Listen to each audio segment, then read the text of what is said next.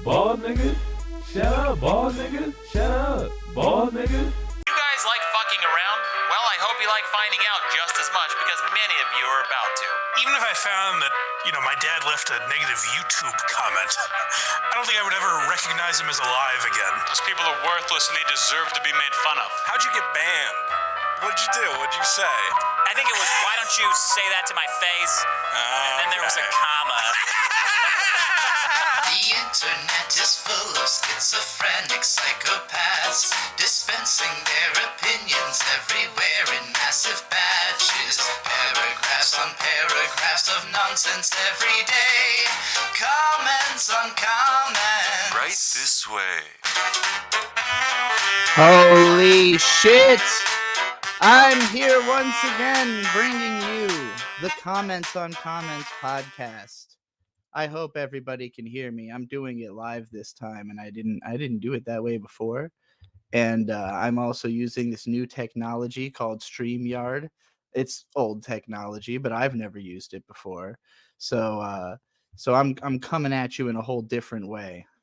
All right, it seems to be working. Welcome, everybody. This is the only podcast on the internet exclusively dedicated to shitting on bad comments. To comments, commentary, people who do commentary, people who are bad at writing. Because I'm angry at bad writers, which is most people on the internet. Most people just kind of take it for granted. Like, well, this isn't writing. I'm just doing a comment. You are writing. It is writing. It should be held to the same standard as any other writing. I've got a few guests who are going to be joining me on this episode to complain about writing. First of all, our first new guest on the show, ASE Presents Riley. Hello. How's it going? What's going on? There we go. Now I can hear you. Sorry, that was my fault. You bitch! I yelled it again just in case you didn't hear it. I heard it that time. You have a brand new podcast that we talked about on the first episode, but I want to hear your pitch for it. I'm stalking someone now. Do you want to join me on a stalk? You can help me stalk. I'm going to stalk without permission or interest. I want to stalk. I want to stalk. Yeah, I'm gonna make fun of Eric July with or without audience engagement for years because he's struck me 3 times now. And I brought in a bunch of comments that are reflective of my attitude towards Eric July and why I think that he deserves to be knocked down a peg. And that's my mission statement in life now. The only thing that I spend all my day thinking about is how I can make sure that Eric July has an uncomfortable evening at dinner with his family. I want to make sure that he can't look them in the eye in the future, 20 years from now, that he can't look at young Eric July Jr. and tell him, oh, son, you're going to inherit my comic book company one day because there's not going to be anything left. Okay. Sorry, this is not my show.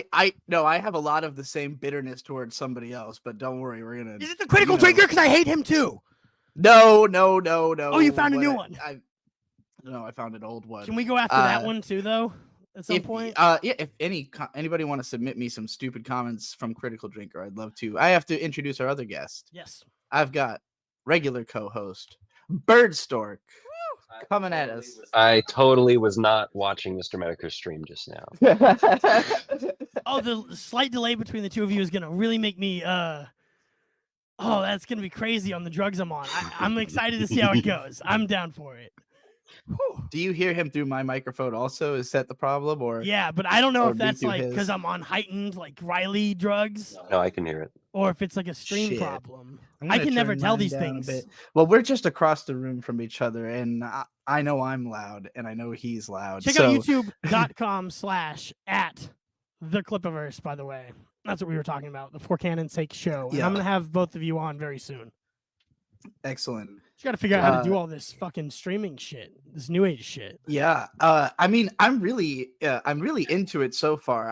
I learned all of this in the last like 3 hours, so I'm pretty impressed with the way it looks. It says I run this shit under my name. Isn't that fun? I watched you do it to some degree. I watched Dick do it. I watched Carl do it, and then I still can't do it at all. And I've been watching for 8 years, so there's nothing like practice. I want to explain what this show is to our audience, and we're going to do that through this example. I'll have Bird read the title, and then Riley, you can go and read the rest of it. So, Okay. Bird, give us the title of this one. 1.png. Is it going to be on screen? Not that title. YouTube recap thing? Yeah. 2023 recap, YouTube music. Oh, that's You an guys see image. it? Sorry, it's in like VLC Yes. and shit. Yeah. Fucking No, my that- bad. That's me. VLC is the instrument of my presentation here, but starting from it's You can here. just use a fucking presentation. You don't have to come up with a third-party way to present. It's just that I've got video and audio and, Okay. and clips. And you and... edited it into one video beforehand? No, it's not one video. It's just a playlist of like 75 Oh, it's like individual Carl, files. but you don't have audio clips. You have images, right? Yeah, kind of. Okay. Yeah. I'm in. Sorry. All right, Bird, please, starting from the name of the email and who sent it, if you could. It's here. Get your 2023 recap. YouTube Music 2023 recap. And now, young Clippa. This year was a mood. From the daily hype up anthems to in your feel songs, we're celebrating the music behind your memories this year. This came to my email. You can see it's to DigiBronyMLP, which is the email address of this channel. It's the original name of this channel. This year was a mood. I'm fucking 32, and I've been on YouTube since 2006. Like, whoever's running it, I know it's changed hands a bunch of times, but they're not giving it to like young people. Like, whoever's writing this is like, You think an old person may have typed this up, pretending to be cool Yes. and hip? there's those like dictionary updates that come out every year where it's like Oxford just added 10 new slang things that like Zoomers wouldn't Yeah, like they stop have saying fidget on spinners TikTok all now. year. Yeah, Yeah. exactly. So it's like I totally see one of those articles showing up on a YouTube exec's a mood is what they're saying now. All right, this year was a mood. It's like the year was a lot of fucking moods, man. It's 365 days. I experience 8 moods on the average day, I think. This is so ironically detached from what a mood is. Yeah, Mhm. I don't think they realize it. It'd be a good joke if it was on purpose. Yeah, it's definitely not, because in your feels songs, I'm like, well, I don't know, music is kind of always in your feels, like inherently, unless you're listening to like just workout music or something, I guess. Do you want them to say which mood it was? Like, this year was really depressing for you. do you want them to be like less direct? I about just it? to me it just Like, you wasn't had a lot of a moods. mood. Yeah, I Okay, had you want them to tons of say moods. this year you had 63 moods, and I've got a grid for you, Dude, that would be super interesting if they broke that down. I'd be like, what the fuck? I had 63. Like, can I track my moods? Like with diverse, YouTube different music? interests. Yeah, based on. Yeah. I listened to Mac Miller. Does that mean I was on a pill mood, or does that mean I was sad? Wait, am I Yeah. simping? Which Mac Miller song goes in which box? I could easily So- see that. Well, all right. You see the that's- Pornhub raps? Like, they're way more interesting recap stats than this. Fuck you, Yeah, YouTube. Those are Was way a more. mood. So that's a basic example of what this show is. We read something stupid that was written on the internet, and then we analyze why it was so bad. And This is what we did when we hung out. We just spent all of our time doing this. Right pretty here. much, yeah. This is how you become rich: is you pick a thing that you were going to do anyway, and then you present it to an audience. And you do it Pretty mu- every single time you have an inkling to do it. Well, and I'm going to read comments anyways, and I'm gonna Yeah. get mad at them. I'm gonna respond, and it's like, why am I not? make Why fun am of I them in spending group so chat? much time typing at people and not making any money off of it? Because none of them fucking care. They don't take any of the advice. Every once in a while, somebody comes around, but like, most of them won't. So I'd rather just make fun of them and see if I can get some money out of it. It's gonna take a while, I think, for this show to really. I made $2 from Koof today. I spent Oh, hell yeah. $200 on a year of StreamYard and $100 on a new pair of headphones. So let's get this show out of the hole, people. You can go to back.by/comments-on-comments. I am only using back.by because it is the only platform that can't kick me off. And I mean that like, And you deserve to be kicked off of all the platforms. it's amazing how many platforms I am still Like on? I don't expect my YouTube channel to stay up because of this show. I don't know if every time something like Rumble shows up, like it works for a while and then it just falls apart, and I don't know. Rumble doesn't work at all. I'm not going to trust a platform. I'm not going to trust a platform until it's been around for a while. So, but with back.by, I trust it because of the fact that I scientifically cannot be taken off of it. It is actually impossible because of the way that it's built on the blockchain. You have your own specific instance of back.by. It's just it's your website basically that you control, that is yours to destroy if you so. Maybe that's where I should upload all my videos pulling up at warehouses instead of Twitter, because I keep losing Twitter accounts. I got them like 300,000 views, then I lose the account. So it's like, why keep making new accounts and making new views? And I don't think you can upload video directly to back.by, but it's the only support platform. They also let you choose how much you donate to the platform. So I'm choosing to give 3% here because I want it to succeed. And that's me being generous as a cheap person. Anyway, Bird is also found on Picnic Adventure and We Watch Anime. Bird, can you give me a 1-sentence pitch for We Watch Anime? It doesn't even have to be more than 3 words if you don't want it to. Okay, we watch anime. Perfect. Great setup. That wasn't see-through at all. No, it's wonderful because I don't have to pitch my own shit. She just does it for me. I love it. It was good. And Clippa, if you're on ASE Presents and the what's the channel name for? I don't youtube.com/ASE Presents is Mint's channel. Okay, so you're not uploading there at all anymore. You've got your own show now. Yeah, I just do the Clippiverse show. Mint's got girly shit going on with the costumes and stuff. I don't wear costumes. Yeah. I barely wear clothing. I don't speak English. I'm not going to review movies. I think I've only seen you in that Clippiverse shirt for like the last 6 months. Yeah. I'm never changing my shirt. I'm never taking it off until I'm right there, face to face with Eric July, and then I can take it off and nipple rub him. That could be cute. We could get a lot of views doing that.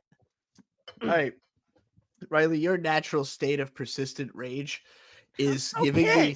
You've met me. You know me in real life. Yeah, you know that I'm just know not you. a character. I've just finally found a way to be rewarded for acting like a psychopath, which is all I am. That's what I'm looking for. That's what I want with this show too. Yeah. So I think we parallel thought. I talked about it on the last episode. We did not tell each other we were doing comment response podcasts. No, it just naturally arose. Yeah, I'm gonna go over the minutia of the Rippaverse while everybody focuses on Maddox, and then you're gonna be over here continuing the Maddox minutia. Maddox. Hey, I get it. I'm ahead of the market. You guys, you have this Maddox market.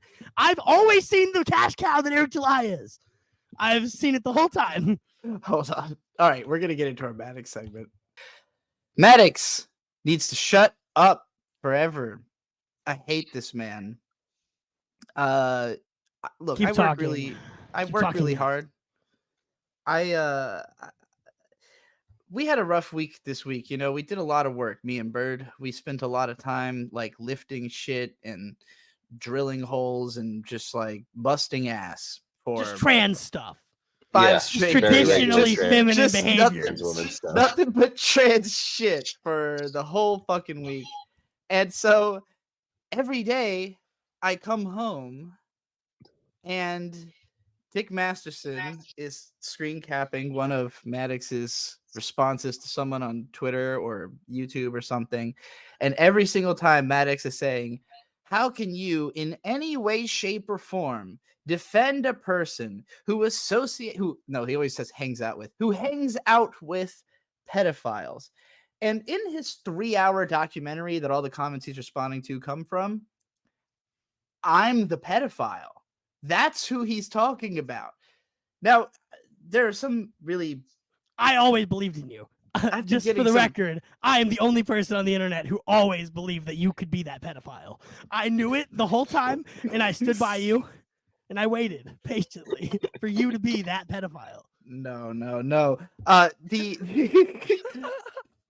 been getting these weird comments from people who are like, why are you upset? He's talking about Digibro, and you said Digibro is dead. It's like It's still Maddox- fucking crazy to have somebody calling you a fucking pedophile under any circumstance with any context around it, right?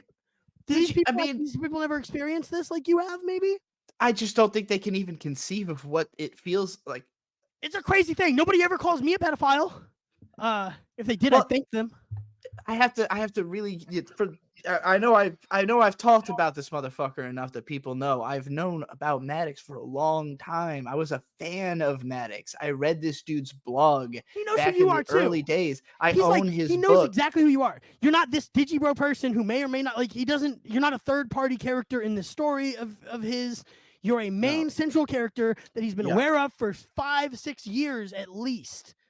And yet obsessively interested in. Only information about me all comes from 5 years ago. You know? Well, that's when he made the video. You have to give him credit there.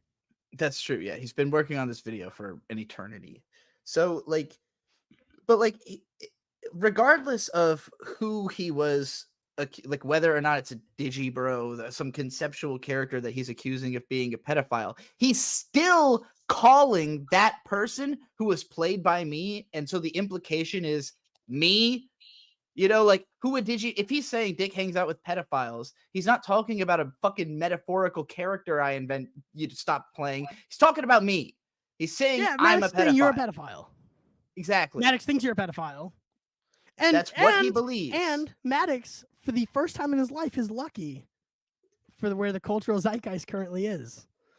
Where there's this Overton window overlapping between pedophile and trans person that he can that the right wing has latched onto, that he can take this and he can go, oh, look, the trans person is the pedophile. He says this person, he doesn't call you he. Yes, he does. Because he doesn't say he. He doesn't misgender you. I didn't catch that. I did not catch that. Which is a big thing that didn't happen. This person is a pedophile. He would have misgendered you. I had not noticed that. He was going to. He didn't. Just so everybody knows. That's really weird. Yeah, okay. Thank you for pointing that out. I hate pseudo-famous people pretending not to notice you when you know that they know who you are and doing this sly, underhanded, I'm not going to say their name kind of shit. And that's all Maddox does all the time. I couldn't even give him the kind of attention he deserves like you're going to on the show. I think you're right. There's not enough. He's so malicious about it. He's just so ineffective, Trixie. And there's not enough that you or Dick or anybody could say about it. It's so easy for me to imagine things falling through the cracks for him because of he still hasn't blocked me on Twitter. He's blurred Bird out of every video that he could have had on accident. He didn't accidentally blur Bird out. Do you think he did that to give him less attention, or because he thought he was an innocent victim, or less attention? It's always less attention. It's Yes, famous people think that by acknowledging us miscreant poor people, regulars, that they are making us famous. And that's not how it works, first of all. But that's exactly what Maddox is doing when censoring a picture that Bird is in, that we all know Bird's in because I was there. And fucking to move Bird out of the picture all or artistically with the editing that he used. Took effort. He just edited it like they were next to each other, right? Yeah, he just moved them. He moved two different pictures to imply or actually no, you were under Wang and Asterios, I think, and he just cut you out or something. But it was it was effort. He knows who you are. This is in the Justin Wang video, by the way, for clarity. Sorry, not the Dick Maddox Masterson video. one. Yeah, and that one, it was all about focusing his attention finally on Dick. Yeah, an 80s girl and Randy. Oh man, that video is such a nightmare. And me, I got a whole 5 minutes dedicated to me. And it's really, I made a response. Maddox has ignored it. If anyone's made him aware of anything I've said, I was on the latest Dick show. If he's watching the Dick show, he has to know. He's been dropping his videos in coordination with when the Dick show is live. Yeah. The first video was right after the show had happened, so Dick couldn't address it on that show. And then the first chapter was 30 minutes into this week's show. It was crazy. Yeah. I feel like I'm trying to give some vague, weird benefit of a doubt to Maddox because You're trying to act like this isn't personal, but it is. He is personally against you, and he's calling you out, and he's making it your problem, and he's making you have to come back and deal with it. Well, and he won't stop. And he won't stop bringing it up. You have to make him stop.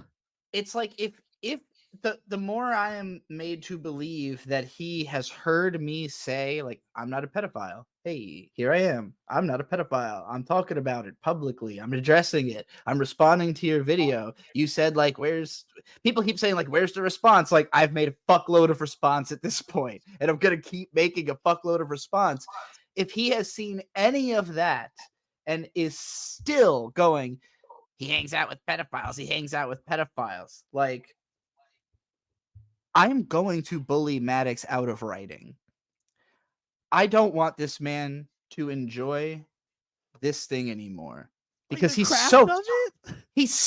He fucking sucks at writing. He's always fucking sucked at writing. Look, Maddox, his entire career success is very time and place. I have to talk a little quieter because it's picking up so hard. Can you make your mic a little less sensitive, possibly? You see? Yeah, why don't you just fucking fix it, Bird? Why don't you? I didn't take 3 hours. Why don't you, the to learn permanent this guest software. co-host who doesn't run the software? Why don't you fix it? I have reduced mic background noise on, so Poor Bird being abused like this is worse than this on my stream. What the fuck? I was chilling playing video games before Trixie whipped me to get into my chair and be ready for this podcast. Yeah, I don't know what to do here. Oh, I guess here. There we go. Trixie, talk. Hello. Yeah, that's much better. Perfect. All right. When Maddox got successful was during, I think it's what is considered Web 2.0 boom, right? Like the late 90s, early 2000s, a period when like internet content was dramatically overvalued compared to what it was going to become in the late 2000s, particularly after YouTube, because dude, yeah, we had no idea how many people had opinions about anime. We did not know that there could be this many anime opinions. No idea. There's so many, you guys. There was only like I can't off the top of my head, but I could hundreds, right? If I thought about it, there were maybe 15. No, there were like 15 people, like because the same people who wrote Anime News Network were also writing like the Animerica magazines, and like it's like a very small clique of people who were writing about anime in the late 90s, and they basically created an industry. But it's because everybody who had access to the internet at the time was either like a turbo nerd about tech or was rich. They had to have a lot of money. Well, Maddox turbo nerd kind of falls. Maddox is autistic about tech. I think with Maddox it somewhat arose out of, he learned some basic like IT shit, became the IT guy for a telemarketing company for 9 years, and had like this chip on his shoulder. That's the wrong phrase. He felt like he was hot shit because he was the only person in the office who knew how to do that job. And so he was like unfireable, even though he's like the hardest person to communicate with in the world. I'm sure everybody fucking hated him, but the benefit of that also is that you're very easy to not communicate with. And that's a benefit when you're trying to not get fired by a large company. Yeah. Is that they don't even notice you and don't want to communicate with you. If they had to notice you, they'd be like, oh, that guy's kind of hard to talk to, so let's avoid him entirely. That's how you stay employed, actually, at a big company where you're supposed to fail. And by his own description, like he was a socially awkward dude back then who spent most of his time like head down at desk doing work. And then he went home and he wrote a funny blog that was like full of all his pain from the day-to-day processes, right? Back when he had a job. I mean, I would say those articles, they're still funny, but it's very juvenile. Like it's stuff that I was a teenager when I was reading these articles, and it was like exactly the zeitgeist of what was popular at the time, which was like manosphere. Like he made fun of people who were too into bacon, but like that is itself a reaction to, hey, bacon is really popular. He's like, well, I love bacon, but some people won't shut up about bacon. It needs to be he's like contrarian. Well, that's why he always calls Dick a contrarian, right? It's because he's like the expert at contrarianism. He was the OG contrarian. That was the whole thing. He was the guy who was like, oh, as soon as something shows up at Hot Topic, it's dead culturally, like that. See, I wasn't a Maddox fan. I came to the show in opposition to the kid that was quoting Maddox's arguments in my class. in school back in high school. I was searching up the shit he was saying one day, and I found the transcripts. Thank God Maddox is so autistic to have transcripts. But this fucking autistic kid I was arguing with in school also used the transcripts to argue. So I was able to use Dick's transcript responses to just, actually, and make that argument in class. And it fucked him up for like 3 weeks, dude. That's fucking That's hilarious. how I got to know all this stuff. That's where I found the biggest problem in the universe. You were a long time like exposure to this. You and I are both people with these kinds of like ridiculous memory that's gonna make it very hard for somebody like Maddox to deal with, because he's making up shit all the fucking time. He can never keep his story straight. And I'm like, well, I remember what you said 15 years ago, dude. Like, it's just sorry, some of us just remember shit that way, you know. And I know you're not the person you're pretending to be right now. And I know you've never been but like in the early days, that was part of the fucking joke. Like, it was supposed to be an escapist fantasy character. Like, he was not. If you read Alphabet of Manliness, it is a very self-aware book. Like, he makes himself the butt of the joke often in that book. And the whole having people show up to his thing and like kiss the ring and call him the champion while he's like wearing the crown and the cape, like, yeah, it was all like Kmart shit. Like, he knew that he was playing into like, haha, I can't really afford to be as cool as I'm saying I am. Danny Mullen does the same thing, where he gets a bunch of people who work for him together and they celebrate how cool he is. That's just true. And I get it. It's like a fun, ironic like, joke, right? I want everybody to worship me too, but only because I'm doing awesome, intimidating things that they can't help but feel awestruck seeing. I think it's interesting. Danny Mullen has more of a like a frat boy kind of audience who shows up to his stuff, where it's like people who want to get in on the mischief with him. Like, Maddox was doing book signings at Barnes and Nobles. Like, it was fucking, it was nerds like showing up to hang out with this dude for like, you know, you think he had a widerly crowd at first? Like, you really do. He wasn't just frat tire like Dick's book was, or like, you know, like his book actually is. But you think that he himself and maybe the crowd he was trying to attract or did attract were like nerds? Like, he was trying to be widerly? Yeah. That's it was all wild to me, dude. Looking back at it. It's okay. like, no frat people were on the internet in 1998 unless they were looking at porn or like, you know, or someone like Dick who was like running ads on sites, you know, like he was the guy making, or Carl who was running ads on eBaum's World. Like, those were real jobs to have in 2000 like on the internet. Yeah, because ad money was worth a fucking fortune back then. And as soon as people who use the internet just became wise to the fact that like, oh, most of this is phishing, most of this is like bad. Like, I was raised in an environment of like, don't click on anything, you know, like all of it's going to take you somewhere bad. Don't click on anything. So I never clicked on any ads growing up or gave my credit card information, any of that, because I was warned about it. And like, that culturally permeated and came to a point where people stopped willingly giving information to the internet. So the internet started tricking them into giving them information. And that's where the social media sites, like, they just made it fun. They made it like they built a system through which Here people you would describe want social to media as though you're like talking about it coming up in like 2008, 2009, 2010. I'm like, what the fuck? Yeah. This is crazy. What do you mean they had to try to get your information? Yeah, right. Before that, it was people, you know, literally running schemes online to like get you to just tell them anything. And consider, before the internet, and I remember in the early 90s, like, you still see remnants of this, so young people will know what I'm talking about. But like, it used to be way more prevalent that at the mall or in restaurants there would be all these sweepstakes, What's like a little mall? Cards. What is a mall? There'll be like these cards that ask you to write down all your information because you could win like a trip or a cruise or whatever. And like, the prize always actually sucks, and like, you're going to be taxed on it. And like, you know, but forget whoever wins the prize. 10,000 people sign that paper and all give their information, mostly their phone number, to companies that are going to call you relentlessly. And like, this is all still perpetuated in different ways, but it's so much easier for them to do it because people are just going online and giving it to them for permission to see access to social media.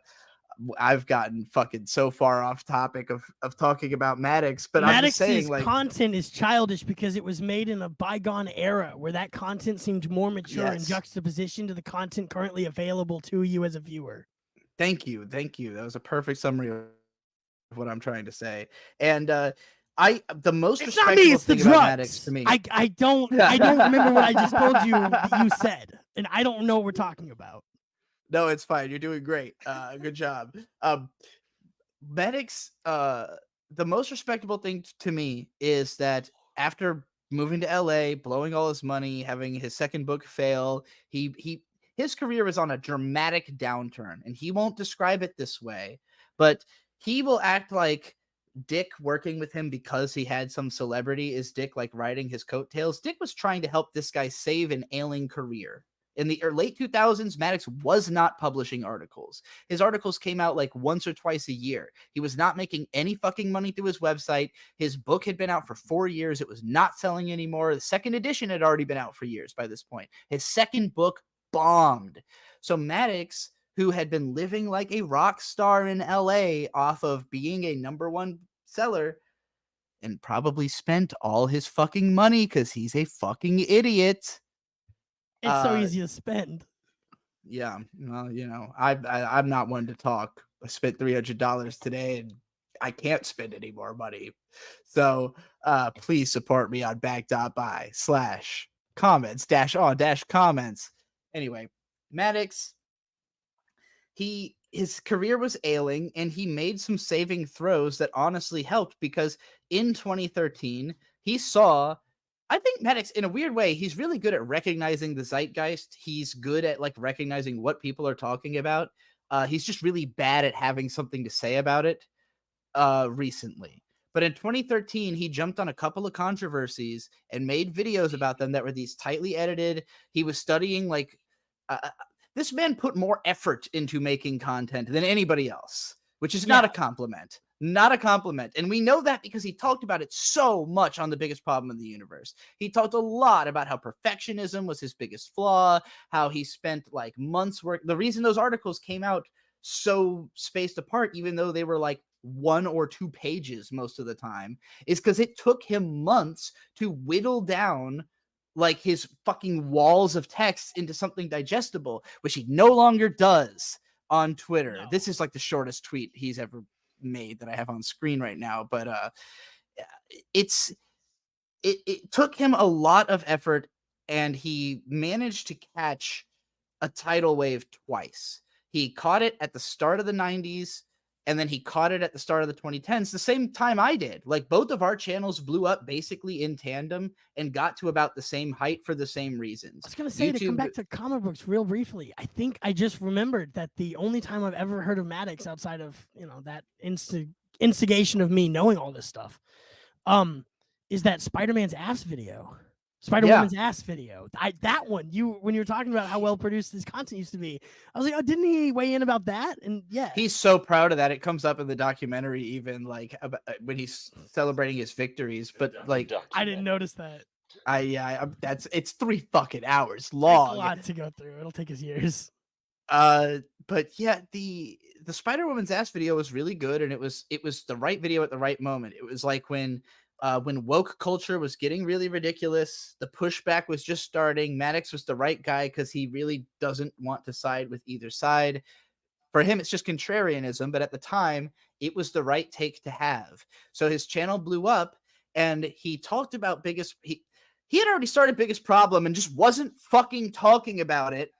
And then he finally did, and it was like right when his channel was blowing up. So like things were looking really, really good for him in 2013. But he fucked all of it up because he's a control freak, and he just, every time that he was proven wrong or shown that Dick was just smarter than him, it fucking drove him insane. I'm just remembering every one of those times in front of me.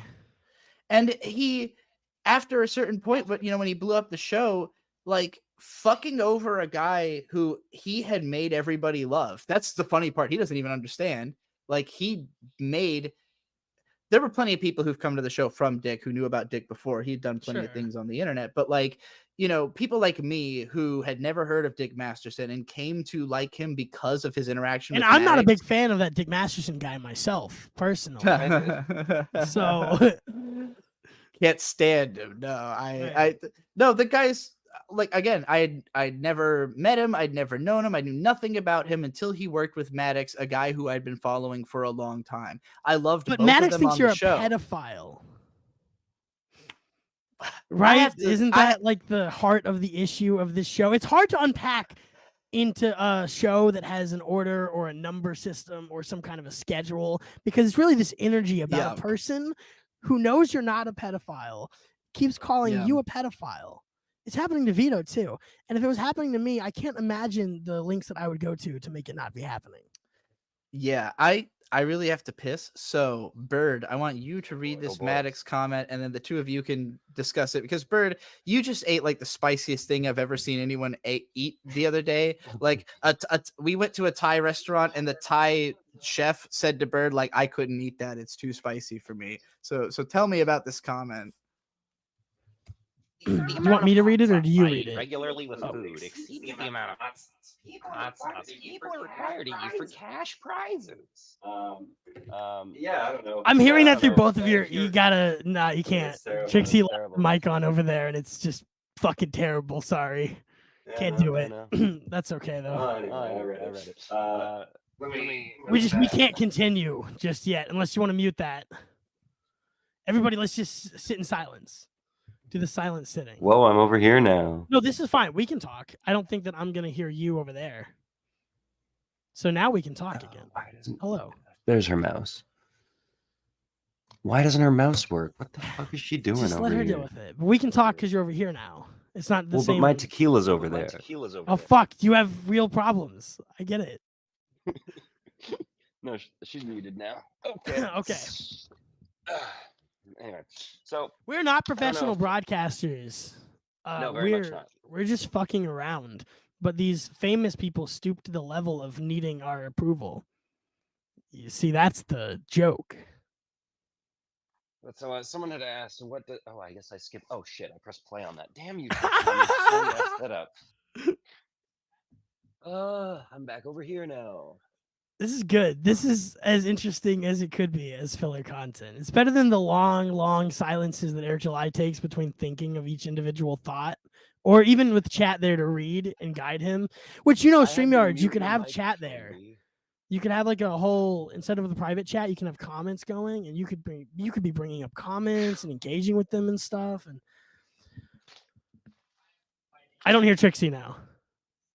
Trixie is muted now. Her microphone is muted. I have no idea what happened when I was in the bathroom just now. We filled time. We broadcast. Good job. Good. That's all I need to hear. You know, we've had a consistent viewership, so it must be doing well. Yeah, this fucking shit. This must be how he's lived for the last like 8 years, right? Is that he just thinking does about hot the sauce novelty contests? of hot sauces and how much or little you should eat of it, and the contents of it, like just really getting into the nitty and gritty and spending 6, 7, 8 hours a day thinking about hot sauces. When I read this tweet, all I can think is like, why aren't you in hot sauce contests? Like, are you saying that you do that? Or are you saying that yes, Maddox stupidly avoid them while eating that much hot sauce? Just go win saying, some money. I suffer an amount equivalent to cash prizes. And we're all like, yes, keep doing that. Go make the money. Why wouldn't you do that? Like, if you're at a competitive level of eating spicy food, go compete. Is this a real? Do you think he really believes this opinion? I know he shared it a bunch throughout the years too, that he can eat spicier stuff than other people. I do believe he does drink hot sauce like he claims to. The biggest problem in the universe. I don't think he just does it to stay awake, like when he's driving. I think it's just fun for him. Because going back to like why I eat spicy food to a point where it's, let's say, cash prize level. Yeah, it's fun. Your body starts to like sweat and you feel delirious. Can I get one of you? It's like drugs. Basically. Will one of you chug hot sauce? Oh yeah, I'm doing something with the mic. We have hot sauce. One of you needs to chug hot sauce to just show Maddox what's up. How do I turn my microphone down? Oh wait, I can just do it through the actual. Do you have an I interface? can just just turn the dial down. I don't think we even have your interface. I think you have your interface. No, I had to buy a new one. That one broke. Okay, so we have yours, or No, we No, bought I- this I- one. You bought So one, I oh, thought. you had had to buy a new mine. one. Yeah. Anyway. Yeah, Mint's Hot over here sauce. bugging me about When- like, no, I think that's theirs. It doesn't matter. the hot sauce. Here's what I just realized, like brain blast, as Yeah. I was reading this comment back, because Maddox is always trying to get one over on everybody, and it's so weird because it's to an audience of himself sometimes, but he'll sometimes tell a story about something he did that nobody could have observed until he talked about it years later, like sneaking avocados into his brother's food because his brother said he had an avocado allergy. Like, Right. he didn't tell his brother that he did that. He told us 5 years later on a podcast because he's still proud of it. And it's like he wants to be able to. I think he has a lot of that in his head. And with a tweet like No. this, Look, Here's- Twitter is supposed to be inane, like nothing thoughts. I get that, right? That's what we're Yeah. interfacing with this tweet on the surface level of. I is I that don't it's, think it's a nothing thought, but he keeps He sharing wa- this nothing thought. he won't shut up about the hot sauce. But Yeah. here's what I picked up on just now. The word amount. He's not talking about how spicy it is. He's talking about how Yes, much. you have to chug it. I'm telling you, he it's like in a eats. volume. Yeah. You have to So if chug he's it. just like He's not any- actually having that spicy of hot sauce, is what you're saying. No. Look, I could chug a thing of Tabasco. It would be unpleasant, but I wouldn't be like, "Oh God, I'm dying." I'd be like, "That sucked." you Wow, that know, was an like, uncomfortable whatever. experience that I just went through as a Yeah. person. I'm gonna have a Back bad to- shit later. Like, Yeah. How much mustard could you chug, Chris or Trixie? I could chug a decent amount, but not nearly peach saliva levels of mustard. But I did that. That was one of my look. I'm that kid. I was that kid at the lunch table who was like, I can drink a mustard packet. And everybody goes, whoa! Like, A packet. That's Food has shit. always been a very personal relationship with me and food. So I don't. It's not performative like it is with you and Maddox. Maybe skinny people, skinny fat people like Maddox and Digibro were, where they can only relate to people through like sharing their food experiences. But all right. Let's get into some real shit here. Wow, this is a screen hogger. this should be a Um, long show. It's a fun long format. Don't try to make it 2 Are, hours. are you able to go long? Because I thought you had a hard out. I don't care about uh, Mint at all, and anything she has to do doesn't have to be done. We're being honest with ourselves. You're So- on too many drugs, I can tell. All right, we'll go long though. This is New Balance 74 a day ago. So this is somebody who I think is concerned about what Maddox did with this video. Now, I'm going to focus a lot on the fact that Maddox is calling me a pedophile because I think about it and it makes me angry, obviously. But there's Dude, could you 5 imagine if like Jimmy Fallon called you a pedophile just in a third person, like casually? It's a weird. No, I couldn't. How would Concept. you recover from that? Yeah. Luckily, I can easily like Can everyone you knows imagine Maddox what is kind full of of numbers shit, you so. could get if Jimmy Fallon called you a pedophile? We need to be That's getting true. bigger, more famouser people to call you and Vito a pedophile, is what I'm hearing. I think Vito wants that. I don't know if I'm not a pedophile. Well, I Vito don't- won't fight it like you are. Vito won't Neither come is out Vito. and go tooth and nail and be like, ooh, here's the minutia of your statements. He'll be like, I have to give up because obviously you're overwhelming me with the accusations and it just makes me look guilty. Mm. But he should instead stand against that wave of terror and he should be fighting with a flaming sword like we are.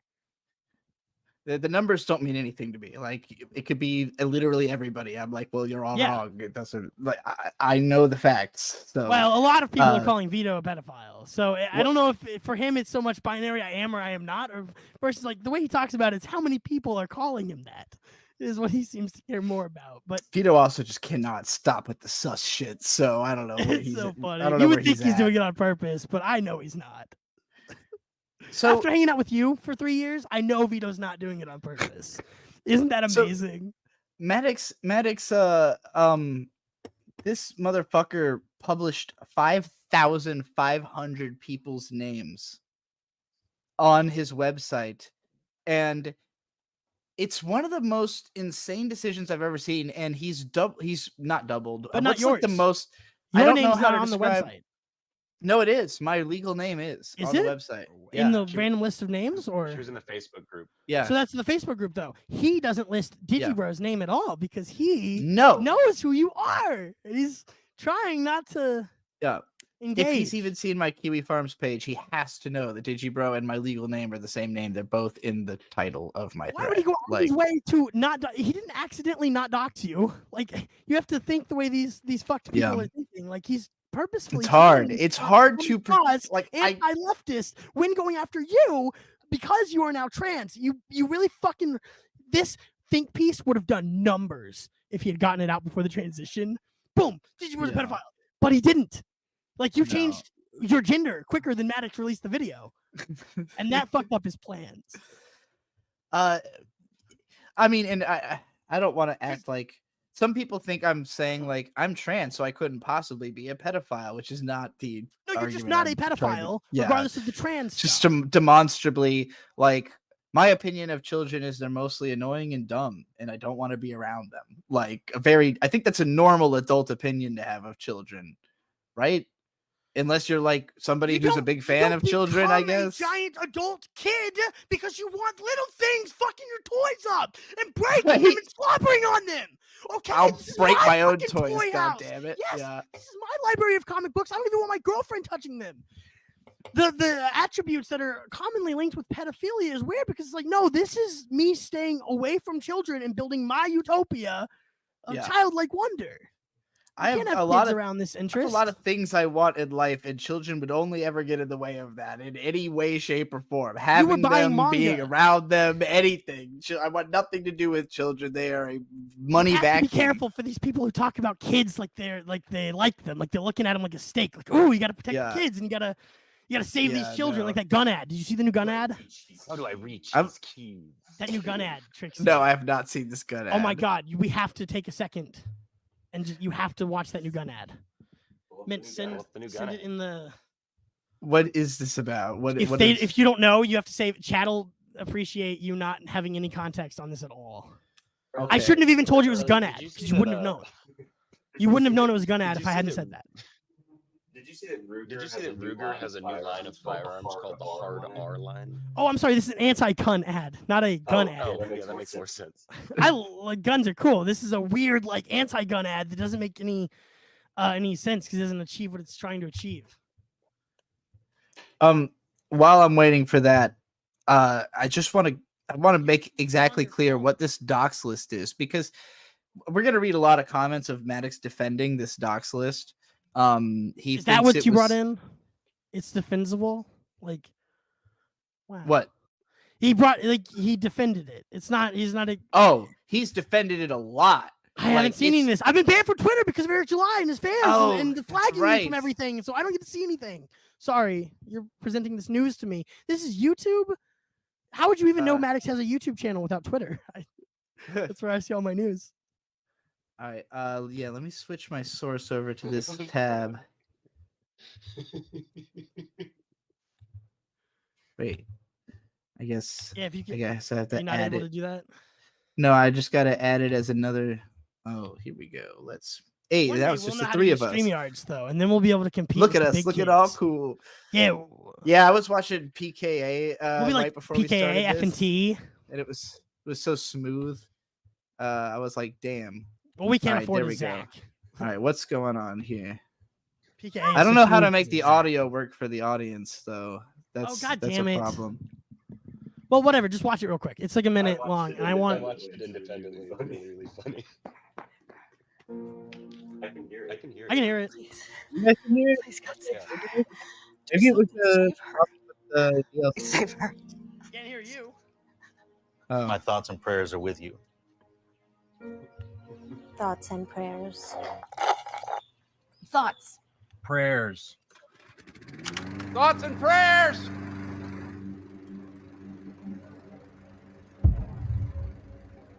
That's not a fact. It's the same kind of ironically appealing to the opposite message you're trying to send that Maddox always accomplished, which is that I contend that I think he was always as much of a character as he is now. So if you think that he was always a lot of a character, then you have to. Then he still is a lot of a character. I've never seen any difference in his content at all on a flat. I don't know why. It's really. But just if the you book. really think he really means that onion shit from the articles, like about starting I do fights in think he meant all that. supermarkets, then like he's a fucked weirdo, right? Like his, and that's us saying that. A lot. Onion thing. A lot more of his content back in the day was like dissociative fantasy. Like he would be talking about a subject and then he would go off into like an obviously fake story about a thing he supposedly did. Yeah. But usually there was an element of self-effacing to it where it was like he does some badass stuff, but then just some like weird stuff and goofy stuff. And like you were always kind of like, okay, he's making fun of himself. That just kind of disappeared on Biggest Problem. Like that level of self-awareness was not there, and it wasn't on his YouTube show either. There He was was ever very self-awareness, self-righteous. Trixie. I just think that's the thing. Then, if it wasn't there, then it wasn't there, and you just have to go backwards, work backwards in your mind, and be like, "Oh man, he didn't have it then either." Yeah, maybe. I think that might be what he thought was cool because he doesn't know that like a character like Wolverine is ironically cool. He so definitely thought it was cool. Don't wait till we get to his AI. All right, we have to read we have to start reading shit. Who wants to play New Balance 74, the reasonable person on the list of 5,000 names? I don't want to be any reasonable people. I've never been reasonable. All right, I'll do it. Okay. New Balance 74, SMH Maddox. Posting a list of 5,000 names you clearly copy-pasted from your detractors' Facebook followers and insinuating they are your harassers can be considered doxing, and it's just straight up wrong. This is coming from someone who read/watched your stuff for more than a decade. Were you doing a Morty Smith voice? That was sort of a Morty. Yeah, I was doing a little bit of a Morty. All right, who wants to be Maddox? I can't see the screen from this far away, so blame my bitch girlfriend and read them amongst yourselves. Can you read it, Bird? Yeah, I can read it. All right. You're not a fan, Morty. You're a moron. You're a moron. I didn't even notice he forgot the A. I'm a writer. You're a moron. Holy shit. I'm not going to do the Rick voice anymore. If you join a public Facebook group that harasses people, that's your choice. It's a public group that anyone can join. If you don't want to be associated with a hate mob, don't join one. Take responsibility for your own actions. So this makes me so upset. Riley, how soon after the Dick Show was created do you remember joining the Facebook group? You were listening from Biggest Problem, right? I'm on that list 3 times. I have 3 Facebooks on that list. So right away, right? Yeah. Day 3. Like I'm one of the people referred to in that wave of people who were asking him what he's doing this week because he can't be done now. Yeah. Because Maddox is something is off. This is weird. I remember the day that the Biggest Problem ended so specifically because I went out to the ABC store in Virginia. There's an alcoholic beverage control store, the only place you can buy liquor. Really stupid. Here in California, you can buy liquor at the fucking 7-Eleven or whatever.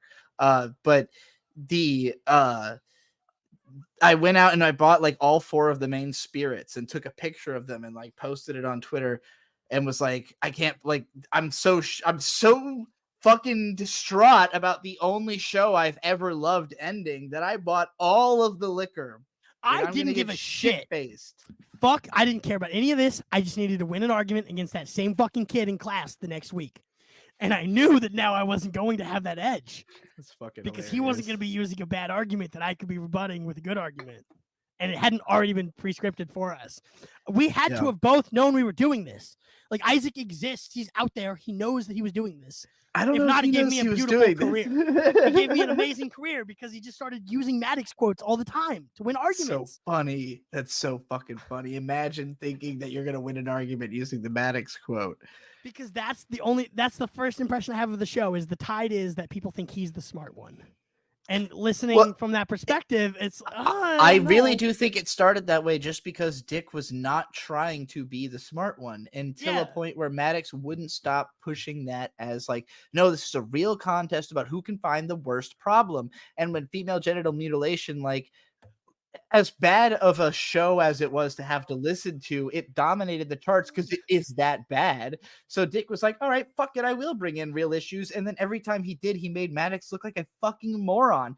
Anybody can go listen to the show and have this experience. I used to argue with fucking best guy ever because he was like, well, I kind of feel like I'm more on Maddox's side, but he wouldn't listen like to the whole show. And I'm like, the point we're both trying to make though is that after 10 episodes, then maybe you'd be on Maddox's side. Listen to the whole show. Like he's fucking full of shit. This comment right here that he's talking to these people being the doxed people, the 5,300 and whatever.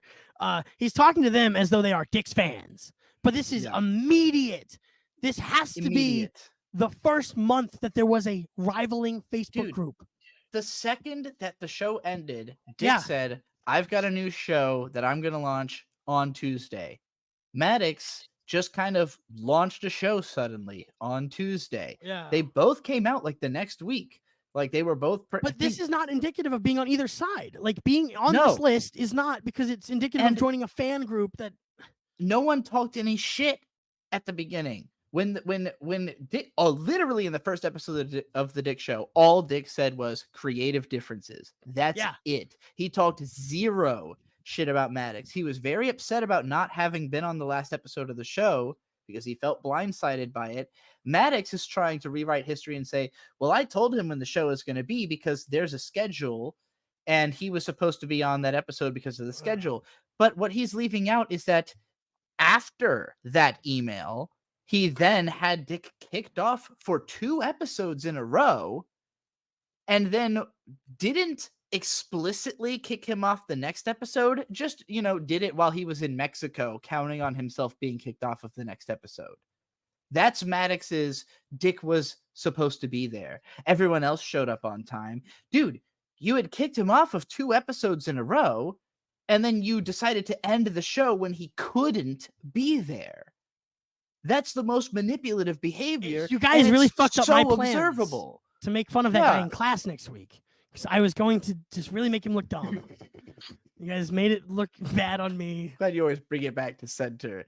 But yeah, like it took like 17 weeks before the Dick Lies video where like it really became. That's why I think this list is so fucking egregious, Trixie, is because it's just 5,000 people who most of which took Maddox's side at some point. Yeah. But we were only fans of some of us, like me, were only fans of Dick because of Maddox, and we hadn't stopped being. I stopped. It's such an unfair list to be on if you don't want to be on it. I stopped listening to his show after like 7 or 8 episodes because it was really bad. But that didn't make me hate Maddox. The Dick Lies video made me hate Maddox. Him trying to sue everybody for $400 million made me hate Maddox. Him calling me a fucking pedophile 8 years later has made me really hate Maddox. But you could feel him thinking it then. He called you a pedophile, right? I mean, the first time it happened, you must have just been thinking like, oh wow, somewhere in the world, Maddox just called me a pedophile for the first time. Like you must have felt it. I mean, I've brought it up a lot of times because it happened in like 2018, and initially it was just a tweet. There it is. Go back to that tweet. Can you find it somehow? Do we have any access to that tweet? I haven't tried to find it. Can you imagine that? That is the origin. That day is the origin of the segment of the video because he would never mention you or not mention you on a random day. It was just when the I most went important day ever. Dude, I had thought that I went to Dick's house in 2018 until I watched his documentary where he goes March 2019, and it's like me on screen talking about going to Dick's house, and I'm like, oh shit, I didn't even realize. March 2019. All right, I didn't know I was. I guess I was still living in Boston then. 2019 was a crazy year. Why was I in LA in March? I guess to see my parents. Probably. You didn't know us yet. No idea. You didn't know us yet either. Didn't know you guys at all. No, this was when I was with my ex. So, ancient history. But that's why I don't remember it until this video. Well, Maddox it's not that he remembers. He's been making the fucking videos since that day. He wrote the script then. You went out for dinner, and Maddox went in to work on the segment about you for 4 years. Like me in 2019 is some of the newest information in the video. That's how old this shit is. I'm sure this isn't as funny for everybody who lived through it, but I can tell it. We're all. This is funnier for people who lived through it, I think, because this is so nostalgia. Loving it. This is nostalgia to the extreme because it's been a while, and we thought Maddox was just trying to ignore it. We didn't know that it was just taking him so long to build a case. Ignore what? What is there to for Maddox? It Maddox turns out doesn't he have was to doing ignore both. or acknowledge you hanging out with people he isn't, or whether or Yeah. not that implicates your sexuality yeah, on it's- them. And then he has to start talking about whether there's a sexuality to implicate on someone.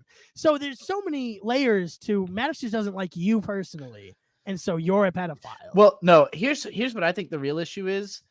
It can't just be the lolly thing. Maddox- It's also your content about biggest problem, the lecture. Maddox would get Maddox would look up to me if he ever met me. I realized that the other day, and it was a weird feeling. So many of these people would, dude. Critical Drinker would be buying you drinks all night. Like all of these people would be enthused with the conversation they could have with you. They would be like, "Wow, it's not a Disney ad." I'll tell you, I don't even think I Whoa. would. As much as I hate what the Critical Drinker does, I doubt that he's a person I would hate if I met him the way I would. Maddox is a sniveling little bitch. Like he would offer me nothing. I could offer him plenty. He would be trying to though. Like he'd be like, "Oh, can I maybe Sure. open up for you at this thing? This book club signing? See, I have a book." Yeah, but that's like the road that he would have taken if Dick hadn't bullied him out of the public eye. He would be sniveling and groveling in front of all of us for super chats, the way that fucking Stuttering John is, and we all know that. Like beyond seeing himself as a writer, I think he sees himself as a critic, but he's never been able. His criticism is fuck awful. And we all saw this when he started his YouTube channel. The reason it's not still successful is that he started making shitty arguments. He made a really terrible video. His video about how video games don't need story, awful fucking video. It should have just been about hated how the MCU doesn't need women. Massive dislike bar. This is shit that nobody brings up anymore because he's done so much more egregious shit. But Dude, like Tim Pool used to hang out in this guy's bedroom. That's the shit we're not bringing up anymore. Oh my Like, god, yeah, no. Tim Pool used to hang out with this fucking guy I have and look Tim up Pool to him. comments. I have Tim Pool comments on this episode. We'll get into him. Pool thought he was a thought leader. That's Oh my like god, a thing I he have thought. to piss. One of you, please be Mute yourself. Yeah, mute yourself. I'll be Joey. Yeah, I will. Jolly. Man, good thing Fanboy doesn't own the trademark for the biggest problem in the universe. Ooh, I like that. A little smug on there. Good thing Fanboy doesn't own the trademark for the biggest problem in the universe. Comments like that are cool because I can't tell if it's a fan or a hater. And Maddox is going to assume a hater every time and then go really aggressive for no reason. Right? I'm gonna do banana docs for this one. Good. Oh yeah, it's called death. You're a fan of a guy who hangs out with pedophiles. Embarrassing. Oh. But Maddox had to choose to read that negatively to respond snidely. So Yeah, it's which is man. silly 'cause I can't tell. I am really. happy that Fanboy doesn't own the trademark, Bird. Yeah. For the biggest problem in the universe. Good thing. And then for your response to be, "You're making fun of me." Like, I mean, I think Maddox thinks everyone's against him right now. it's so good. Because they are. And how he doesn't crazy have would it any be luck.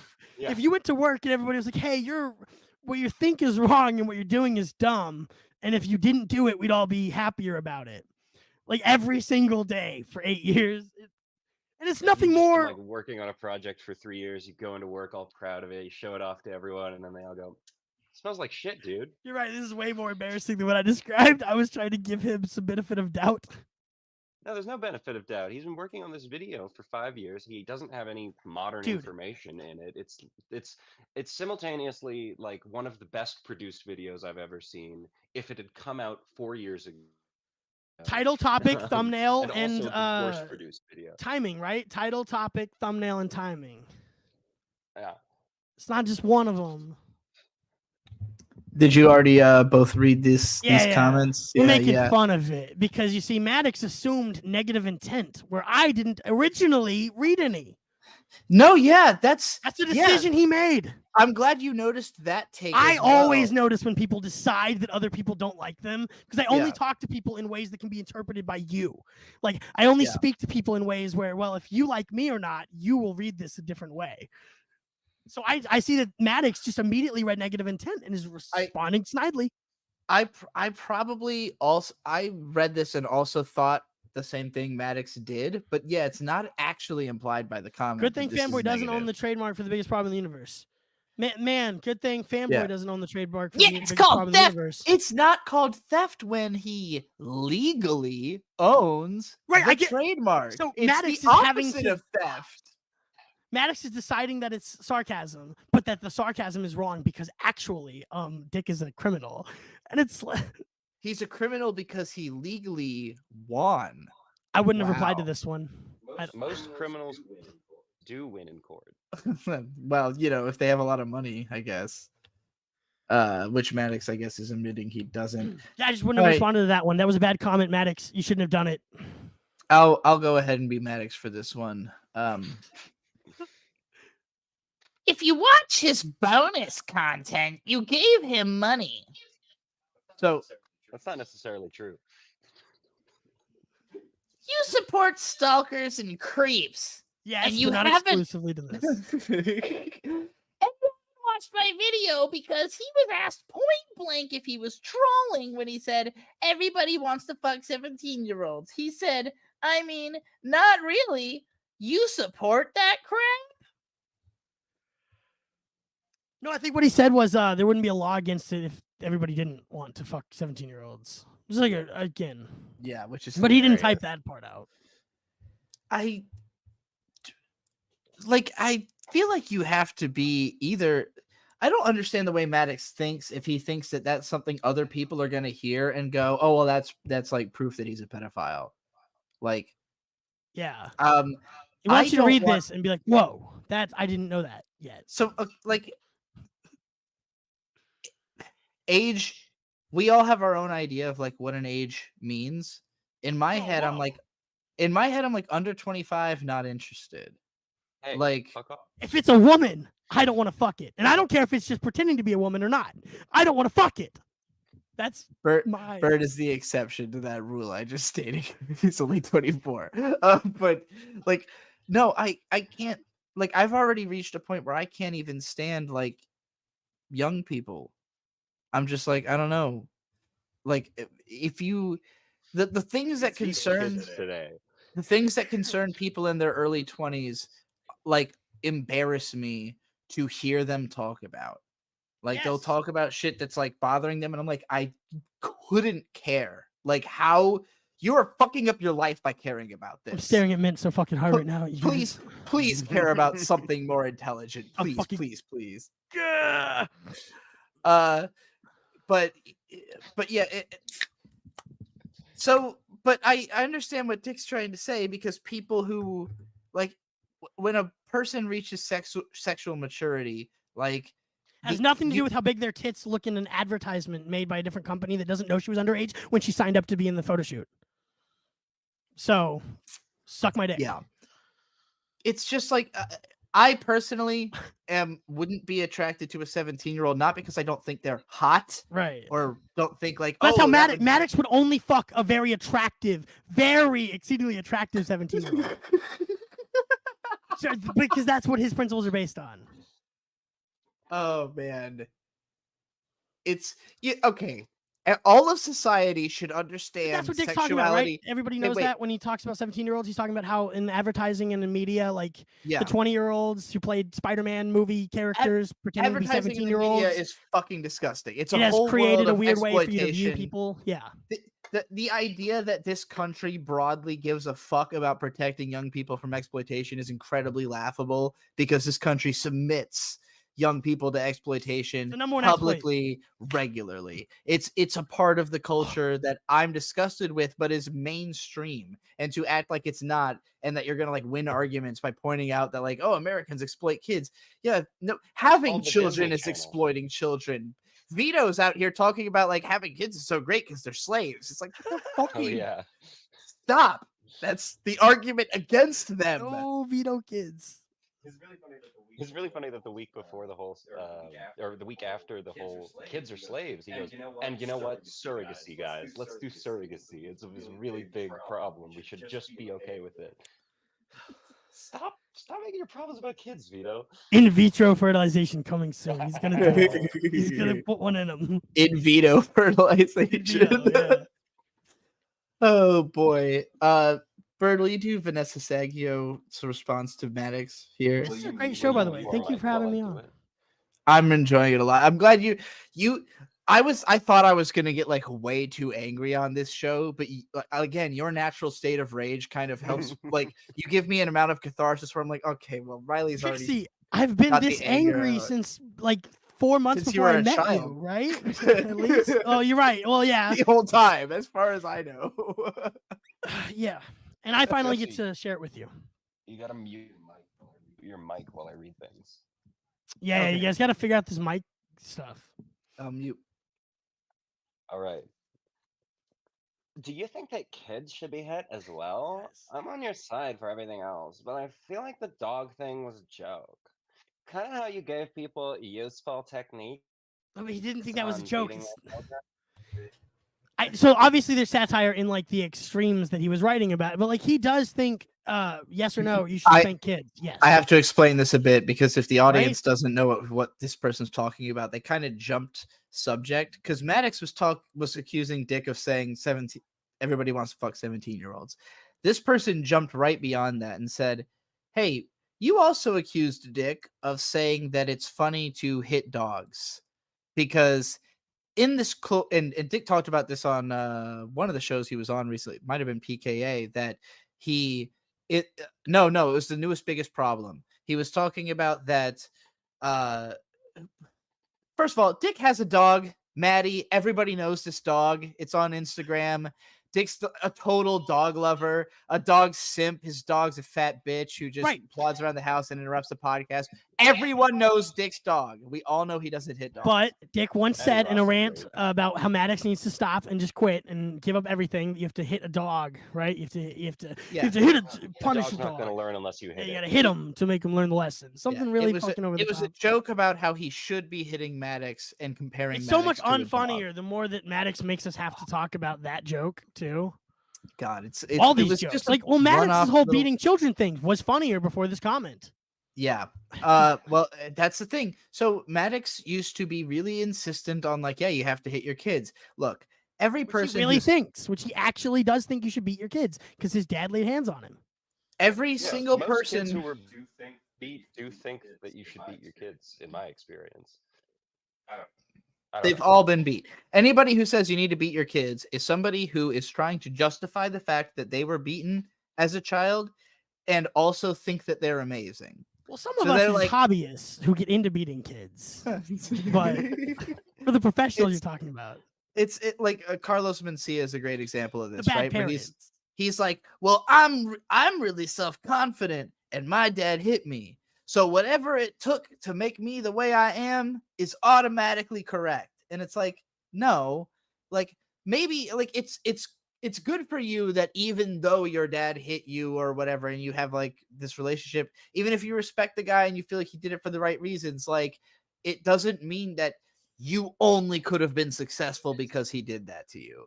I don't know, man. Look at me as a case for that, though. If my dad didn't hit me so hard, what could I have been? You could have, I don't know, president. You don't know. Frequently, but not as hard. What if he was beating the tendencies out of you that would have made you more like famous and rich? Oh, you don't even know. Who knows? It's impossible to say. You can't so really. Silly. Nobody can really talk about like what like. Again, it just sounds like self-justification. Like, well, my dad hit me and I love myself, so therefore everybody else should go through the exact experience I did and be exactly like me. But that's the kernel of truth that Maddox's Beat Your Kids comedy comes from, is that he believes that. He really does, and that's what's weird about it, because now he's trying to say, oh, Dick's a dastardly person because he made a joke about beating dogs, and I believe he'd really do that. I Hitting know Maddox for a fact, like a dog. Yeah, hitting Maddox like he would. He was making a joke about hitting Maddox as he wasn't even saying he would hit a dog. Yeah, he would hit Maddox the way you, a dog abuser out there, may beat your dogs. Yes, that's the way it was said. And meanwhile, Maddox is like, he's a dog abuser, and it's like, Maddox, hitting children is like a whole part of your brand. Which in the early 2000s, again, if you were trying to be controversial and edgy at the period when like I'm first generation kids who weren't hit like at all, and like the vanguard of unhit children. Like I'm Nothing to say. I'm young. We're both young. Sorry, Riley and I are both younger than you, and our parents both hit us. Different exactly. extents. No, that's what I mean. My parents It's were like the first vanguard. generation where you could like not hit your kids to discipline them. Is what Trixie's Like saying. I'm saying 1991 is the first year that a child was ever not hit by their parent. That might be true because like Okay. that's when TV attention is on. Like schools looking for bruises on your thumbs and shit. Like ooh, we gotta. On your I don't know if I they're looking really for the think- bruises bird. It's hard to explain. The 90s were all about sanitation. Like it culturally, like what was popular was like we got to protect the kids, we got to make everything safe for the kids. Yeah. And then the early 2000s, like again, height of Carlos Mencia, I use him as What an is this example. Carlos 'cause- Mencia thing you're doing? He's been watching a lot of Why Are You Laughing? The Blind Mike History of Comedy show. and Okay. He mentions Carlos Mencia a lot.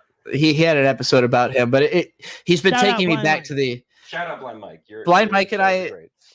Blind Mike and I are the same age, so he has like nostalgia for the same shit I do, and so we like when he starts talking about early 2000s comedy, I'm like, oh my god, it's putting me back there. And like Carlos Mencia was the biggest name in comedy in 2003-4 when the Carlos Mencia show was massive, and his whole bit was like you have to beat your kids or they're gonna be retarded.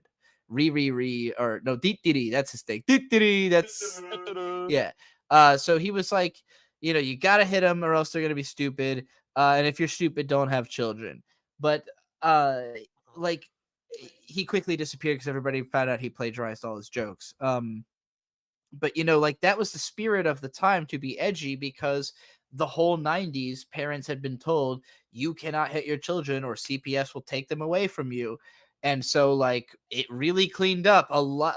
Obviously people still hit their kids. I think it's a minority now, and I think it was a majority until the 80s. Well, We need a whole show there was format Car- of just Bird and I picking on our girlfriends. there was Carlos Mencia who said you should hit your kids when they're trying to have them. Then that became bad, and then Daniel Who'd he steal it Tosh from? came around, and Daniel Tosh. Tosh brought it back with keep an open hand. Keep an open hand. Okay, Yeah. I remember that one. I remember that. I think he's talking about beating your girlfriend in that joke, but I assume it applies. All right, I'm gonna do Maddox's response to this. Sound like a joke to you? You can practically hear him spitting and seething. Projection that he sounds like he's making a joke. It's a very clearly a joke. He's laughing, in fact, in the clip. Maddox played this clip in his documentary. If you need to go see it or whatever, I do recommend watching that. By the way, I know it's 3 hours long. It's pretty good. Dude, it absorbed my night. I If you're dropped this everything. deep in the weeds of enjoying internet stupid shit, watch it. It took me probably 6 hours to actually finish because I paused it so many fucking times. But like to just scream like out loud at Bird, like I can't believe he said that. Mute yourself. Come over here. Let Riley talk. All right, I guess I'm hosting for now. That's okay. I'll read the next comment. Did it sound like a joke to you? You can practically hear him spitting and seething. And he said it in the context of actually punishing me for having conversations. My Beat Your Kids article has a dragon kick technique. It's on a website where I also talk about punching old people into the sun. Your false equivalence is extremely disingenuous. Maddox. Why is he responding to these comments? You couldn't pay me Dude, to type that many words to that series of words. I'll tell you, I understand it a little because if I feel like something. Look, I respond to comments. I love responding to people, Trixie. You got to fix your audio. But it's that he would decide to choose to respond to these comments while we're all looking at him in public. Yeah. It's not a DM. Do something less shameful. Fucking Boogie said some stupid cringy shit about sex workers the other day. Mint was like, "Oh, is it? I can't tell if you're playing a character." We So will he do DMs Boogie. her. We'll He do DMs Boogie. her. Oh my! He DM'd Mint. Wait, They're Boogie followers. DM'd They Mint? follow each other. They like each other. I don't want to do any drama. I didn't know you guys had Boogie drama planned. Never mind. I think Boogie and Mint are on good terms. But Boogie always says Boogie- like out of pocket shit about sex workers. And it's like, why would he doesn't even have to respond to the things that he's responding to make himself look bad. So Maddox has this same exact thing, but he doesn't even have the courtesy Boogie has where he like DMs Mint privately and goes like, oh, hey, this and that. Mint He's having the deserves- argument right here. Mint deserves any amount of money she gives for giving any amount of attention to Boogie. Mint's I'll a say good that person. much. She already she's gets great. too much flack for knowing us. She'll be denigrated and hated, and she'll lose millions of dollars for being friends with me and you, Trixie, and Dick and Carl, and it will happen to her, and it is true. happening. None of us will make the millions we deserve because we are on the wrong side of present history. We're not. You're trans. You have no excuse. You could be Dylan Mulvaney right now. That is true. You're not grinding hard enough on those Budweiser ads. Do you know how much beer I drink, Trixie? If I could get a huge it Buena would be. Vesa ad, hey Stone, I'm in Where's the fucking California. trans Reach beer out here? right now. I love. Look, there's practically trans colors right here in the Buena Vesa can. Come on, guys. I love this beer. Please sponsor me, Stone Brewery. All right. I know you So guys. You guys, arrogant bastard. You think you're all edgy? Fuck you. I'm edgy. Give me money. Yeah. If Stone So- doesn't give me money, they're pussies. By the way, let's just get that out there. You gotta clip it and spam it send it to their their CEO. You gotta sue Patreon. I mean, sue them over it. I have a question. If Stone is a pussy for not giving you a sponsorship, is Sapporo, Stone's parent company, also Yes. a pussy? Okay. You're never gonna get those big Sure, sponsorships I wanna now. know how far it kids. I You play around, but you don't know. I can't believe You don't- Maddox tried to play the like who's telling more of a joke game with that comment. Here's him defending here's some other. So Dick is really focused on. There's this one graph in Maddox's video where he's trying to show how many tweets Dick made about him over time. But the graph is in reverse chronological order. So he starts from like 2020 and goes back to 2016. And the graph has this dramatic spike rather, because of the fact that in 2016 was when he filed the lawsuit against him. So yeah, he was talking about him constantly. Before that, they were co-hosts, so you should have been talking about him more, honestly. Yeah. So again, Maddox makes himself look stupid because why was your co-host so ashamed to be mentioning you before that? So yeah, he reversed the graph. He made it look like Dick was talking more and more about him over time. If you're watching the video, because you experience the video chronologically, you expect the graph to be labeled. But if you actually look at the dates, Like, they he are says it out listed loud. backwards. He says it out loud wrong too, like so he can says say, it out "No, loud I said wrong, it the way I but, said it." Like psychologically, why that just doesn't? It doesn't. What are you trying to communicate by showing the graph backwards? If not, he sure was though, right? He was trying to communicate something. We all like kind of it just looks obvious to everyone, and exactly. So this guy /EB, it's kind of weird how he obscures things like timestamps, almost like he's misrepresenting the timeline of certain events to paint himself in a more sympathetic light. To which realmaddox.bluesky.social. Can I do it? Wrong, psycho! There's specifically a timeline in the video with dates and documentation. You sociopaths will grasp at any straws to try to dismiss this video. Completely disingenuous. I don't know what I'm going for. Thank you, Sir Maddox. I don't know what Maddox voice I have It was yet. very You all good. have such a perfect Maddox voice. And I think that I want to sound the way he thinks he sounds. Right? To like, That's because good. I have the voice that he wishes he had. Because I sound like all these fucking guys wish they sounded like. And I look like them too. Ugh, I smell like onions. I'm Maddox. Could you imagine if I really like gave a shit? Like Maddox has spent 9 years trying to be masculine. And that He's not trying that hard. he's still, if he didn't, he could have made money off of Dick going the opposite way, but he's still competing with Dick in whether or not he's masculine. Like it's a binary yes or no, and he's trying to prove yes. Instead of like Maddox could have been gay by now, and like what an astounding like Twitch stream career he could have ended up with. Right? Like if He should have gone trans with Maddie Locks. could have done something like performative. I guess he doesn't know how like entertainment works, but he could have entertained at some point.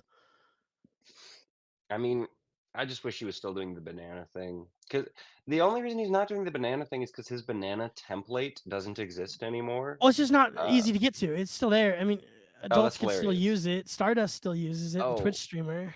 Okay, perfect. Because Maddox is just lazy and retarded. I don't say that on YouTube. I really like, I really like doing the Banana Docs voice. And the other day we were stuck in traffic, and I went, "What if I just brought back Banana Docs? Oh, That'd be I'm pretty Banana silly." Docs. Yeah, but I mean, like, fucking. You would just have to do this as a segment for this show. You would just have to read these comments, pull in like pre-recorded bits where Banana Docs is saying this stuff. Yeah. I think it came up because I really enjoyed Cardiff Electric from WATP, the potato. He's just the way he talks, everything. I wish I knew you could be Less that control. like well known and loved without ever showing your face, or like my voting records have been in live streams for like years now because I think people hate me. mean, like while I It's not to be appreciate anonymous. that, I think it's a good idea to get your face out there because there's that Family Guy bit where Stewie sings the whole song about "I've grown accustomed to your face," about like he won't fucking murder. no. He sings a whole song about how Yeah, I don't know that one either. Okay, in early Family Guy, the whole character of Stewie is he's trying to murder Lois. He hates his mom. Yeah. He wants her dead. And then at some point, he realizes he can't kill her because he's gotten used to her existence. And nice. I really think it's actually a great statement on society. Like the reason I always say self-insistence is a success necessity is like Trump was able to become president because just old people know who he is and they've heard his name for like 50 years and seen He's his Iron face in Man. all these movies. That's why. Yeah, literally like Iron Man in real life. Like as like you don't want to He's make Batman. that comparison because you love Sucks. Marvel and you hate him, Yeah. but yeah, he is. Sorry, that but he's guy. Like, Batman. everyone knows him. Mac Miller loved him. Rest in peace. Then he hated him a lot. Rest in peace. All right. You have to be Jason Todd, Riley, obviously. My favorite part is the graph of tweets mentioned by year, but the numbers are obscured and the graph is reversed, going back in time. The numbers aren't obscured. In fact, I speak out the years as well as show them on the screen. You're so desperate to be a victim while you white knight for a guy who hangs out with pedophiles. Pathetic. Why respond to this comment at all, but to call you a pedophile? What a... Yeah, this is one of the ones that Dick... God, I wish I could be in this guy's tweeted. fucking brain. Oh, it's beautiful. And like... Could you imagine reading that and then just Okay, so starting to it's- see about an entirely different set of a couple, you and your ex? What a No, pedophiles with an S here is because Maddox in his Right? video he cites five people that are supposed pedophiles that associate with Dick. You don't think May is like on the list? No, she wasn't in there. There's 5 people he mentions. Okay. One of them is the Ghost Gunner guy who accidentally had sex with a 16-year-old. Chaggett is number 6. Like, so the first 3 he mentions very briefly, which is weird because again, first guy literally had sex with a 16-year-old. Seems like a stronger argument. He met her on an adult website, which means she was lying. I'm not going to get into his drama. I'm or how just I feel saying about that's it, but all it is. There's yeah, without an but- opinion. I don't and even that was like Cody after Wilson. he was on the Dick show, so Fuck it wasn't guns. even But I think guns are pretty. I hate cool, guns. but- I don't want anyone to have guns. Guns make you able to stop people like me, and I don't need that in these streets. That's a good argument, actually. Shit, maybe I don't like guns. For the record, I like guns. I think they're fun. No, guns Yeah, are I going like to be them used to for murder fun, me in but- Texas, Bird. You can't like That's guns. Well, not my true. guns. That's true. There's a lot of people who think they can legally kill Riley in Texas. guns We are talked for. about this a That's little all. bit on the We can last move- episode, but That's just what guns are for. We can move through that. dude, that kid's it. This is They're for you and killing I me. are. This is why you and I are in the same boat. Why we're why I understand you're angrier than I am because you've had like 6 months of people insisting they're allowed to murder you because you gave a guy $50, $40. Trixie, I've had people insisting they're allowed to murder me for being friends with you 4 years ago. Yeah. So Maddox thinks that Dick should go to jail for hanging out with me. He doesn't argue that I should go to jail. no, he doesn't. He He's not argues that against. Dick should go to jail for hanging out with me. That's a good statement. I don't think he's never like, this is something that you did that makes you a pedophile and you should be in jail for. He's just like, well, this pedophile that you hang out with. I'm just saying. Hey, I don't hate pedophiles. I'm Maddox. I don't hate them. But maybe the audience feels different about pedophiles. It's Why is the he more we doing have that this shtick? conversation, the more I really understand how absurd the situation I have. This found is the myself most in absurd is. timeline we could be living in. Holy shit.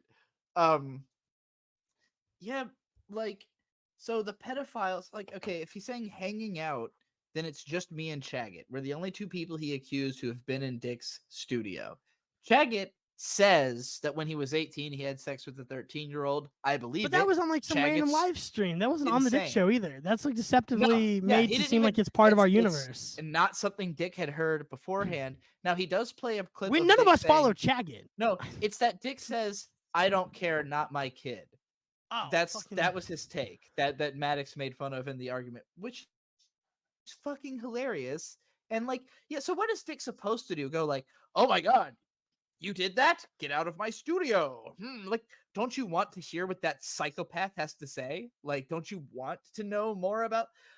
I don't understand the argument of like, don't platform these people because they're pedophiles. No, I want to know what I should be looking out for. What are the tendencies? What are these people thinking? How do I get into the, like, to me, that's a public service. If you find somebody who is doing some fuck shit and you try to like decode them, like, why are you doing this? Like, Yeah. that's a good thing. Why would you Have we had like a Mindhunters, but just for pedophiles on the internet yet? Has it happened? Just Bird, you put on a suit. you get really into the what's Why that don't you take guy a from seat right over there? Mindhunters? Jonathan Groff. You that guy. You could be Jonathan Grove. It's funny to me too. Like, so I I'm very active on Twitter. I retweet a lot of art. And I think a lot of the art that I retweet could be considered lolly, but like everything I retweet is so artsy and weird. Nobody ever brings any of it up. Nobody's ever accusing me of like retweeting lolly art. But like the reason I'm defending it is because the stuff I'm retweeting would get deleted. Like it would not be able to exist if we were really following these guidelines. But people think so differently about shit contextually and like in their imagination versus reality, you know? But it's only when you're on Patreon and you're trying to submit your art for review and they're like deciding like, well, does this look like a 13-year-old? And it's like, well, I don't know. It's a fucking abstract piece of art, dude. Literally go to my Twitter and look at it and you will understand what I mean very quickly about why I'm defending this stuff. Is nothing to do with Stuff pedophilia. being whatever someone else deems to be a drawing of a child. Yeah, exactly. Like which could be Someone stick else, yeah. stick Dick's figures or made the whatever. Stick figure argument a lot, yeah. Yeah. Actually, no, that defeats what we're doing here. We have to make the fucking stick figure argument again because the obfuscation of the timeline is what Maddox relies on so that nobody knows the argument of the stick figures. But I'll if you were to. So there's a in anime, in manga, there's a series called Genshiken. This guy called Madarame, who I used to relate to a lot. One of the only male characters in anime I ever related to when I considered myself male. And it's because he's an anime obsessive, just the ultimate otaku. And he has this big rant he gives about why people are attracted to anime characters.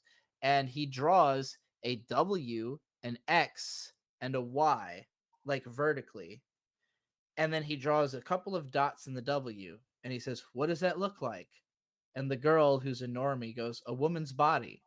Because it looks like tits and then a belly button and a vagina. And then he's like, so you could tell that was a woman's body just by this. Now imagine being in cave painting times when this is all you could draw. You don't think you would have masturbated to that? You know, like these abstract representations are sometimes the best you fucking got. And Yes, they can be imagery is heightened, they can math. be all...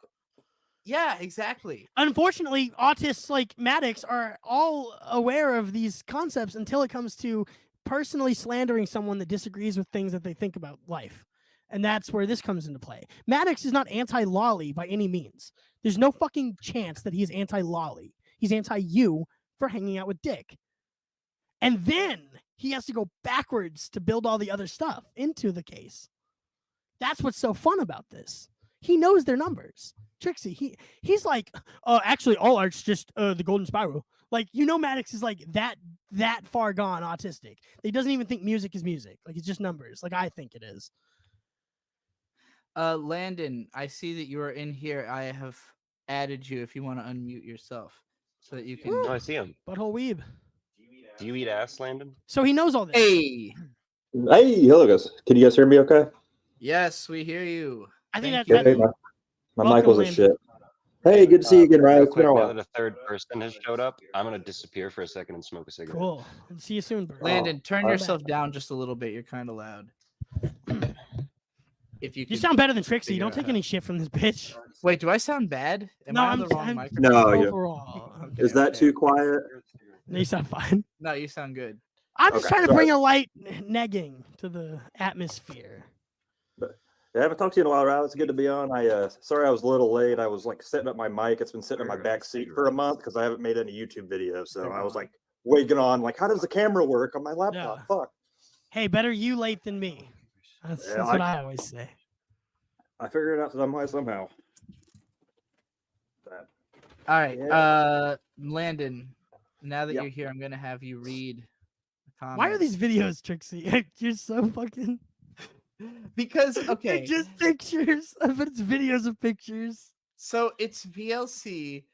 VLC interprets an image as like a 5-second clip or 10-second clip. So this is the same way I do. We watch anime. It's just I don't know. I literally don't have any fucking time for this shit, man. I have a real regular job. All right, I'm not making that kind of. Yeah, internet you're out money. doing all that trans like masculinity stuff where you have to do your All trans that- all job of that- construction, and I do my very masculine full-time job of sitting in this LED Drugs. wonderland. Your full-time job of drugs. my full job's been what is Mint's fucking weird autistic obsession with Scooby Doo lately? It's like all I've been thinking about. It's been No, years. What It's- do you it's mean? that- Holy shit! No, Mint made a determination to cover all of Scooby Doo. Every Scooby Doo, yeah, Well, just it because fascinates me. like I don't know if anybody's done it. There might be like a channel that's just done that, but like Mint is as just so there's everybody not knows. many people. Here's the reason I have such insight I have with lolcows is Mint is one.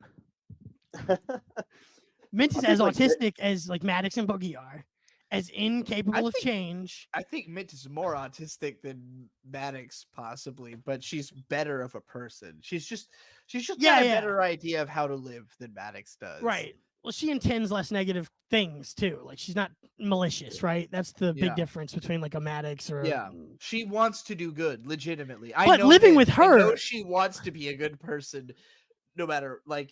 But I've seen however how hard that is successful for she her, might be. right? So Yeah. imagine if you didn't even want to be a good person. yeah. That's how you end up If with you wanted to Maddox be and a- But Boogie. after, I think the only successful autistic YouTuber to like watch every and review every single Scooby Doo is Phantom Strider. But he also has came out and been like I think he's in his late 20s and he's almost watched like every cartoon imaginable because he's just Wow. a So big Mint's like autistic. competing with that level of autism by trying to. He's been in it for like 10 years, but he's got an Australian accent. He's really annoying. Mint's at least entertaining. And all the guys' videos are Yes. top 10, so they're like 45 minutes fucking long. And he's got this like New Oh, yeah, Zealand it's awful. girlfriend in the background who's like, oh my gosh, I'm Yeah, why didn't you do that, Trixie? So cringy. Why didn't you just make top 10 lists forever? They're because I take them too seriously. Because I literally every top 10 list I did for like 2016 or 2018 or 2014 anime, I watched every anime. Like Alright, I who's at reading- least sampled all of it. Sorry. I just There's a want little to know first lag. who Sorry for stepping who- on people too. No, you're fine. who wrote this? This What is the this fuck? is a Maddox. This is Maddox in a DM, I think, that somebody probably posted in the Dick Show Discord, and I clicked Okay. it. So, but Your sources are getting dicey on this. Maddox is gonna have a problem with that. that's fine. I don't give a shit at all. There's a You Landon, need to properly source your mockery. well, we so Landon, we don't have like your screenshots, but you have interacted with Maddox in a similar kind of context to this because you've talked to him in DMs. You talked to him about anime, and you had been against him for like 4 years before he realized it and blocked you based on like you said something to him on Twitter he didn't like, and I didn't know this is serious. I was shocked, dude. I tweeted him one time, like maybe back when I started calling into WATP voicemail in like 2017 or 18. And I was pestering Dick really bad about the eat ass thing. This was before I met you guys in person. Like all of this was before that. And I just tweeted him because I was done for like the second time listening to The Biggest Problem in the Universe because I was working 12-hour shifts at the time. So I was re-listening to like all 107 episodes constantly. So I just tweeted him one day and got drunk and said, hey, Maddox, what's your favorite anime question mark? And I was like, he's going to block me if I don't just kind of lean into it. And I'll find it for you guys. I'll like DM it to you after this. But it was like ... Also, admit you eat ass, or do you eat ass question mark, somewhere along those lines. And then he Which answered, is just your bit you do to everybody. Also, I should point out. He didn't know who the fuck I was. I followed him, and then I had mentioned, he just goes, "Oh, Ninja Scroll," and he mentioned something I might have watched with my cousin, blah blah blah. I don't quote me on that. And then after, I kept asking if he eats ass, and it was only until the Dickheads podcast, WATP, Nick Ricada, Doug Tenaple, and me spamming Dick. I think finally, like maybe a little over 2 years ago, I just went to click on his profile to see if he was alive, and I was finally blocked. And I was like, "Wow, it took you half a decade to do that, you fucking freak." It's like. But anyways, I can find that screenshot. He still hasn't blocked me. I remember. Oh, I'm talking shit about him on Twitter every day, relentlessly. So, it was the day after my first appearance as producer of the Dick Show on the bonus episode 50, or was it? Yeah, Mint was supposed to do the thumbnail for that one, but she was at a wedding, so she didn't even draw me in the fucking thumbnail. Stupid bitch. No. She was at her sister's fucking wedding. She doesn't even love that sister. Not as much as she loves me. I gotta piss again. So I remember Maddox blocking me because I was on the Dick Show for the first time. And I remember the way I felt about him blocking me was that it was impossible to ignore him blocking me, because he went performatively to every platform he could have blocked someone on, and blocks like some random person that he talked to once on a Facebook message years ago.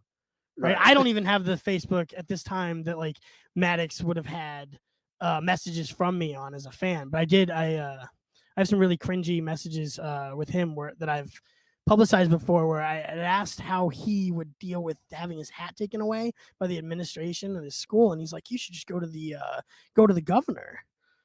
And I thought, what a fucking insane thing to do. So I did it, and it worked. It was great for me. Nobody else is allowed to do things like that, I hope. Only you. I don't know. I don't know where the fucking show went here. Thanks. Welcome to Bird and Trixie's fucking show, you guys. Episode 2, hosted by Young Clipper and Butthole Weeb.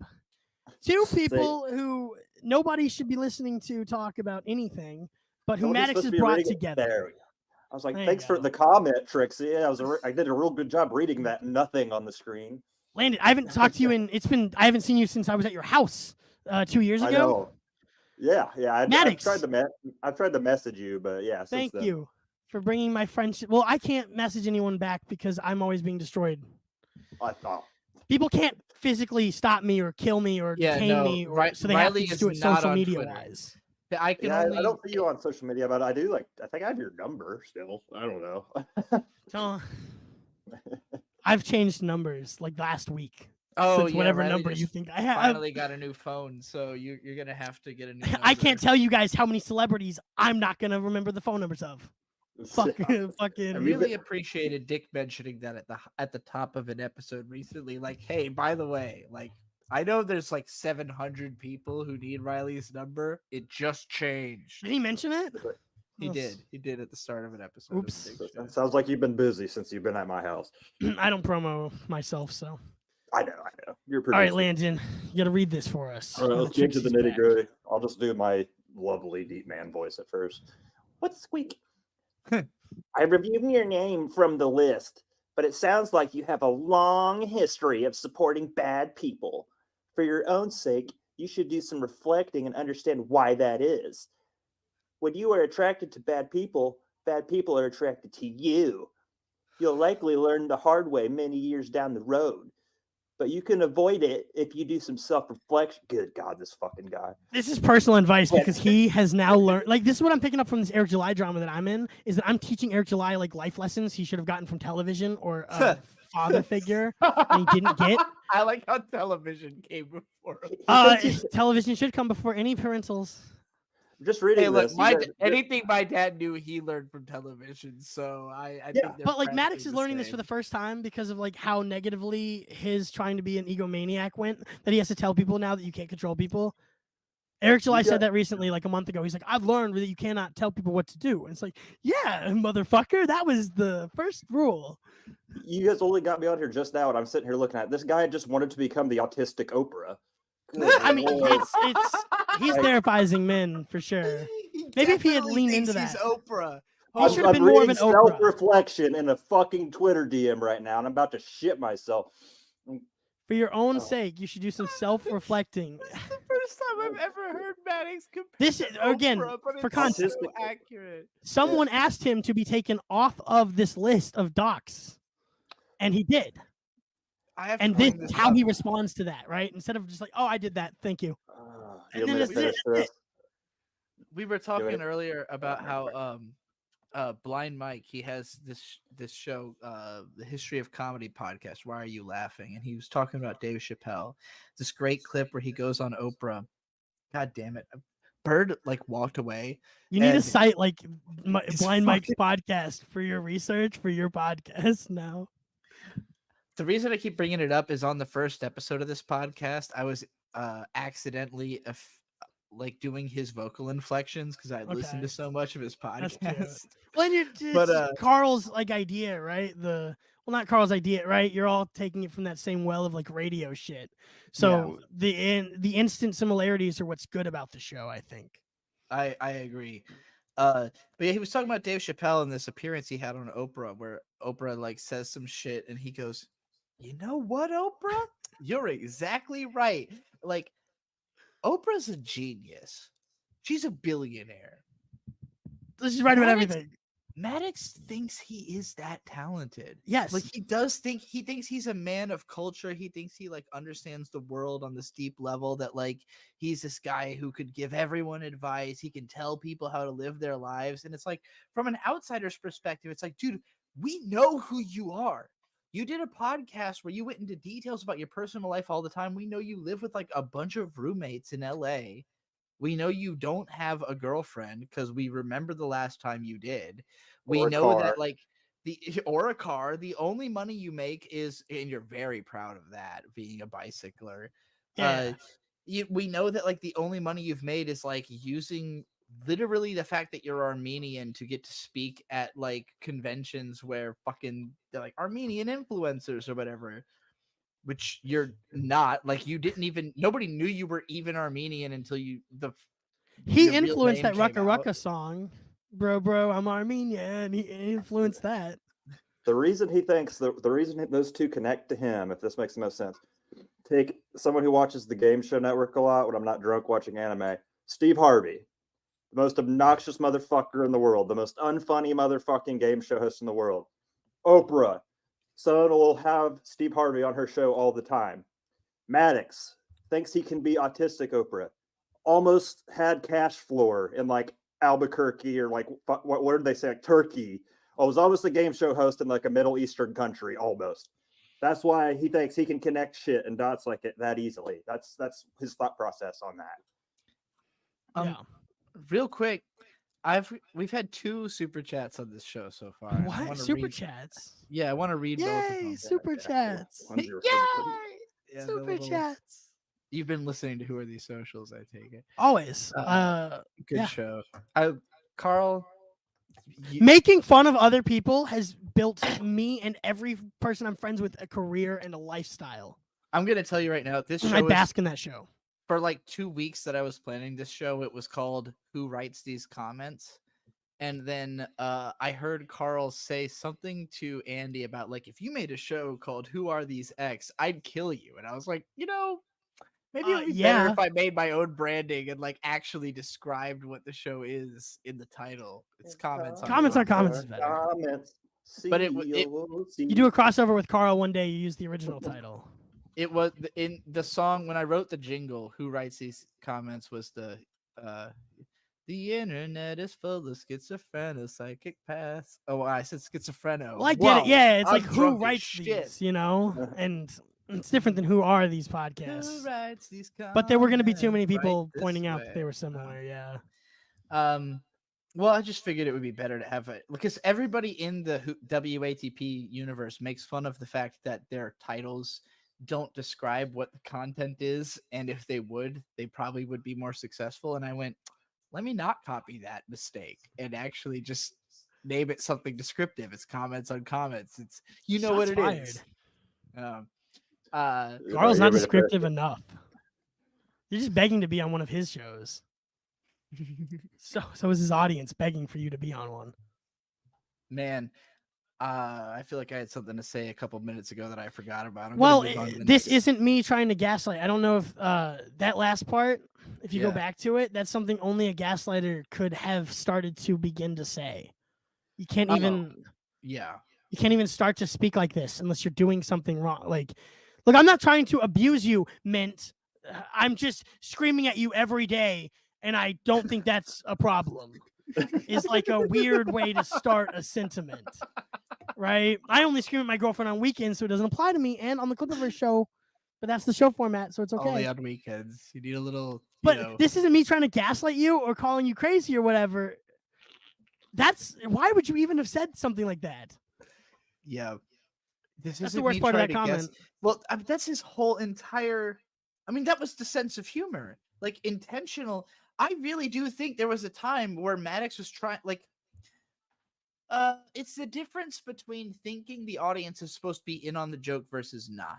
That's the way, like, I kept saying self-awareness earlier. I'll just, instead of that, I'll say it's an expectation of audience inclusion that, like, in the book, maybe he was like, are we talking introception and extroception? Like, I haven't heard those two phrases, but probably, yeah. Like, it's him trying to say, like, hey, we're all in on this joke together versus like, no, you're all stupid and I'm the smart one. And I think it's just he's gotten so far into denial because, like, he really did believe because he's had some kind of success, he must be above all these people who he can find an excuse for why he's better than. But, like, I don't know. I was way more successful before I started ever talking about Maddox. Like, he's a side quest for me. So, like, I mean, he can't overall, make the excuse that I'm writing his Enigma or whatever. I am writing Dick's Enigma in talking about Maddox. So, and so Maddox made it personal. So, yeah, doesn't it suck when you don't have personal beefs with these guys? Because, like, I don't really want to jump on Carl's thing and make fun of Stuttering John, so I have to wait for years while everybody makes money off that. Yeah. And then it's like, well, okay, now Eric July has gone after me personally, so I get to up the escalation back and forth. I'll tell you, you don't need to worry about that. Carl, I've watched him undercut his friends on Stuttering. He's like burning Cardiff's clips 3 hours before his show. Like, sorry, buddy, I invented making fun of this guy, so you're not getting shit. Carl should be the fucking kingpin of this shit. Yeah. Fuck everybody making money off Carl's kingdom.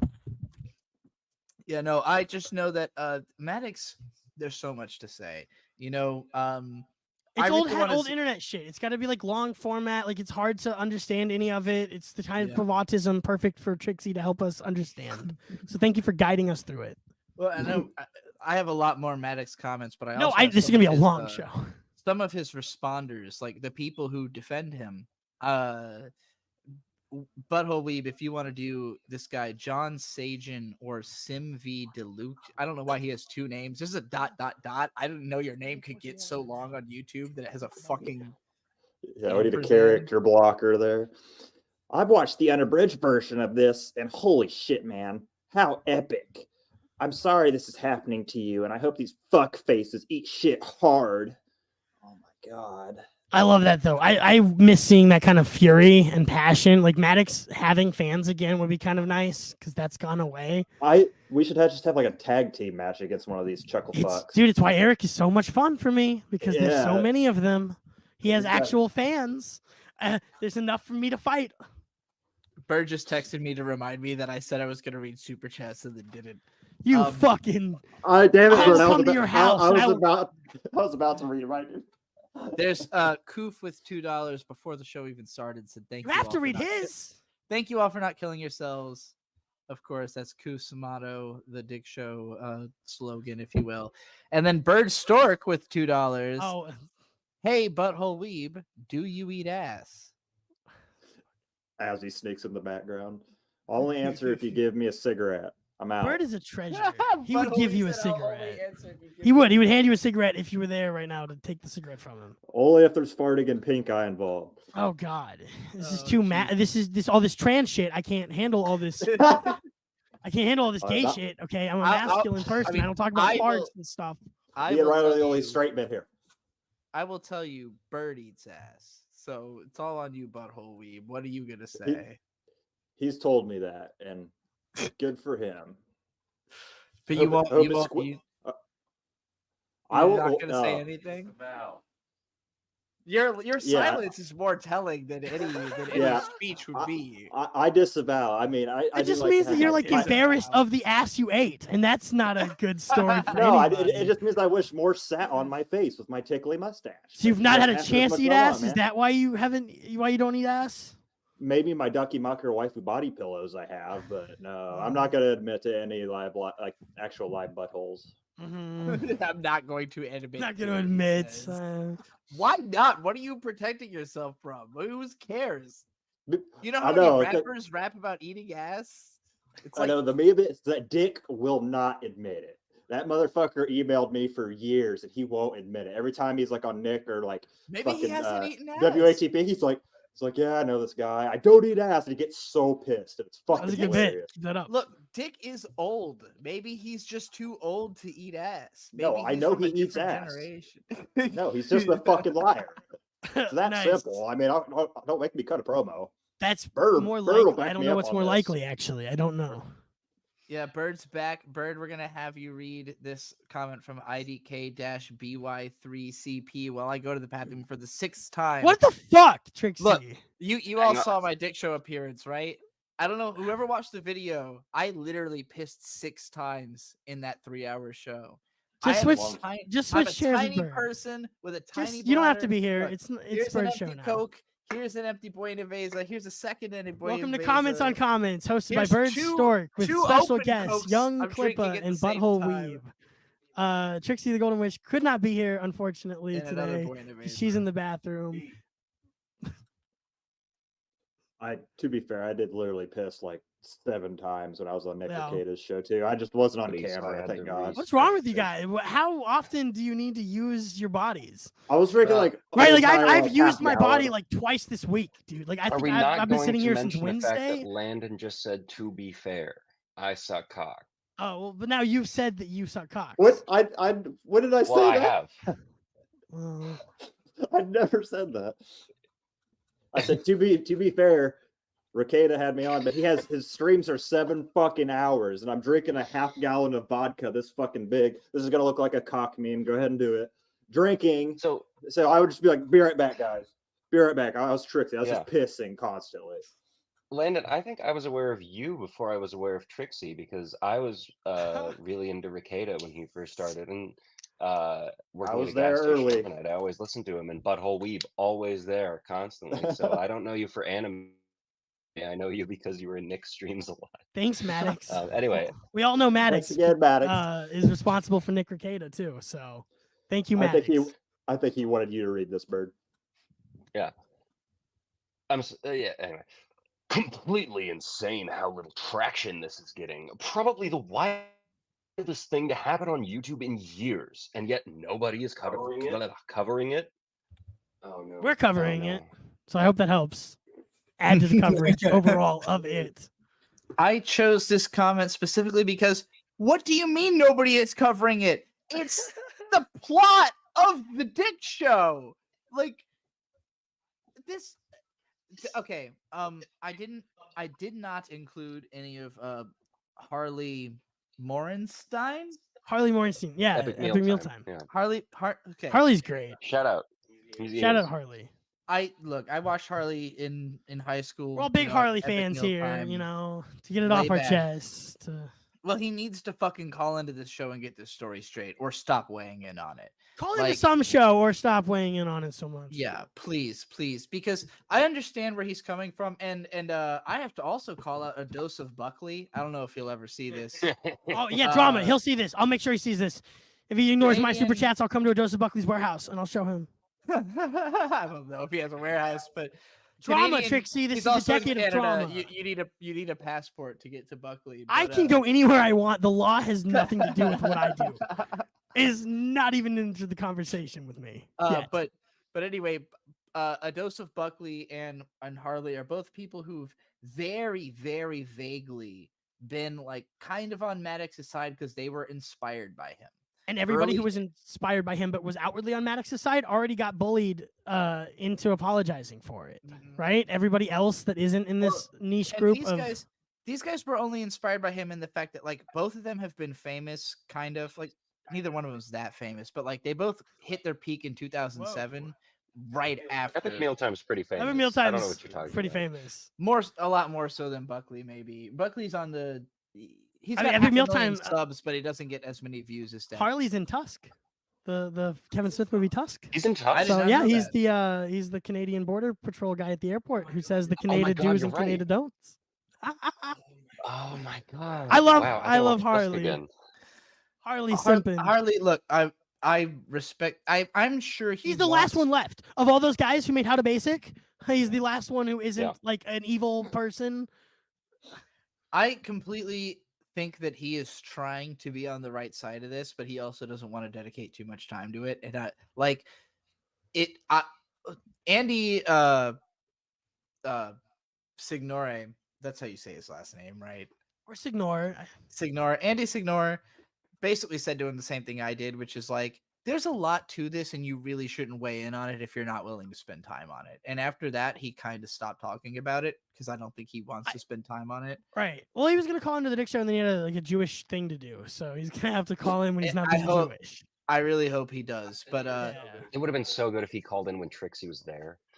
it would have because we both responded to him on Twitter trying to back up Maddox, and he was like, "Hey, I recognize." Like, first of all, I recognize you. You're the pedophile from the video. Yeah, he literally said that, and I was like, "Hey, well, yeah, I'm not." Where's that comment? And I didn't put it in again. Well, because he ended up being nice about it. You don't know if you want to be mean or not to him.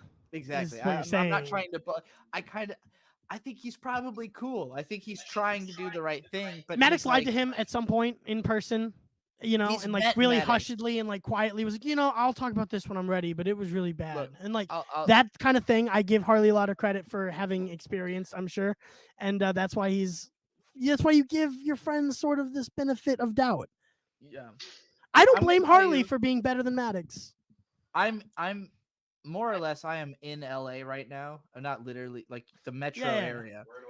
We're in Orange County. I've listened to a lot of talk about LA over the years, and there's a song by the band Tool called Enema that's about drowning LA in a tidal wave, and he basically calls out a list of types of people that he hates from LA, and one of them is smiley glad hands with hidden agendas. That is Maddox to me. Yeah. Somebody who's like, oh my god, I want to suck your fucking dick. By the way, did you know that there's this guy who like needs to go to jail because he's bullying me on the internet? Like, that's Maddox. Smiley glad hands with hidden agendas. When he inspires the kind Disgusting. of people who think the kind of thoughts and then type the kind of thoughts as completely insane. A little traction. This is getting. Like, Yeah. As though we haven't been talking about this for literally 8 years, which is like when Harley was like, well, will you tell your side of the story? I'm like, dude, that's and you all can't we blame him for got. not seeing it. Again, that's the interesting thing about what Maddox has done, right? Like letting it He stole the go fucking this. RSS feed so that nobody would see it. It's been so many years. He's let it all be lost to the annals of history. Anals. All right. Let's Speaking check of the next trains. comment. All right, here's a Bazingo 56. Unless Harley calls you a pedophile, I'll be nice to Harley. But if Harley thinks you're a pedophile because Maddox said so, then I'll be mean to Harley. Bazingo 5610 says, just testing to see if my comment is removed. When are you gonna mention Heatherette? Why respond to this comment of all the comments to not just quietly delete? Bird, you do Maddox for this one. Hang on. It's so small. Yeah, my problem. That's my Oh! problem too, Bird. Already did. If you're not going to bother watching the videos, then why bother commenting? Oh, I'll leave this comment up long enough for you to see it before I ban your account. If you aren't going to take the time to watch the videos, then we shouldn't have to take the time to read your idiotic comments. Oh! You don't hate yourself enough. You got to put a little more like my dad's deaf in one ear and one of those. Ohs. My Like, dad is deaf in one ear. then channel that for your next. Oh.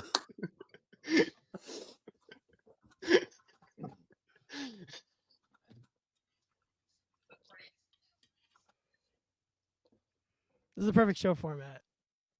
Just think, my dad never got any blowjobs, and let that ring Trixie, out. you're muted. Do you know you're muted? This man There you does go. not mention Heather S in this video at all. Oh, that's the problem you have with this comment? Is that Yes, it's incorrect? He says, this guy says, when are you going to mention Heather S? He says, already Already did. did. No, you fucking Are you sure? didn't. If there's one frame that shows that he is right, then he's more righter than you. And you have to play by his rules to beat him. That's how demons You work. should check, but I'm pretty sure he didn't. I'll rewatch it tonight. If you can't find it, like, because then you can go really hard on that one aspect. But he's the kind of trickster he's like, no, I put in a frame where I say that I was Heather X and that I messaged serious job trying and fired. Real quick, Trixie, please. Under all the point out, N-words. Amy talks anime in the comments. Please tell me. She says, "Why does he favorite his own comments?" Good fucking question. No, this is so that I wasn't even gonna notice is that. a part. That's an ancient part of the bit. Like, so Maddox's bit has always been, if you don't know, his website was called The Best Page in the Universe. The whole conceit is, I'm the best guy ever. I'm the ultimate. Everything I say is perfect. Tons of people have done this bit on the internet since. A lot of people who I've worked with. It's a popular bit to be like, hey, everyone else is insane and I'm the only sane man in the universe. And almost every guy who does this bit comes from a very small town. Oh, of course. And they all think they are the hottest shit ever. Landon comes from a very small town, but he's a sane man. Unlike Maddox. I do. That's Maddox. Even if you watch your initial lecture, you made that very clear throughout, like the first, like maybe not first 30, but like throughout the entire thing, that it's just like he wants to be the greatest ever. And I think at some point it kind of just burnt his brain that he actually thinks he is, and it's ruined his life forever. All of us who know anything, we know the phrase "big fish in a small pond." Like, this is a guy who, hanging out in small town Utah, Mormon country, barely developed to this day, beautiful place. Yeah, of course he felt like he was a fucking genius because he was surrounded by like morons, and he knew like a little computer. But why would you move to fucking LA? Just to take the advice of another Armenian, Darren Malakian from System of a Down, you should have never gone to Hollywood. Dude, just listen to anything about LA. All right, I'll do this, Maddox. This is about Dick, of course. He's not a comedian. You don't get to call yourself a comedian if you actually harm people. He constantly attacks people. He released my home address. He's a thief and a self-admitted manipulator and a liar. He hangs Self-manipulated around... liar. You fucking see, sneaky. You're putting manipulator and a liar, but he only admitted to being a liar. He's never admitted to manipulating anybody. Technically, Very true. That's the way Maddox speaks. He hangs around with pedophiles. Where is the joke? The reason you want to believe so desperately that he's a comedian is because the reality that you're supporting a sociopath who is causing real harm in the world is causing you discomfort. Awful people support awful people. Yeah, it's called AA. Huh.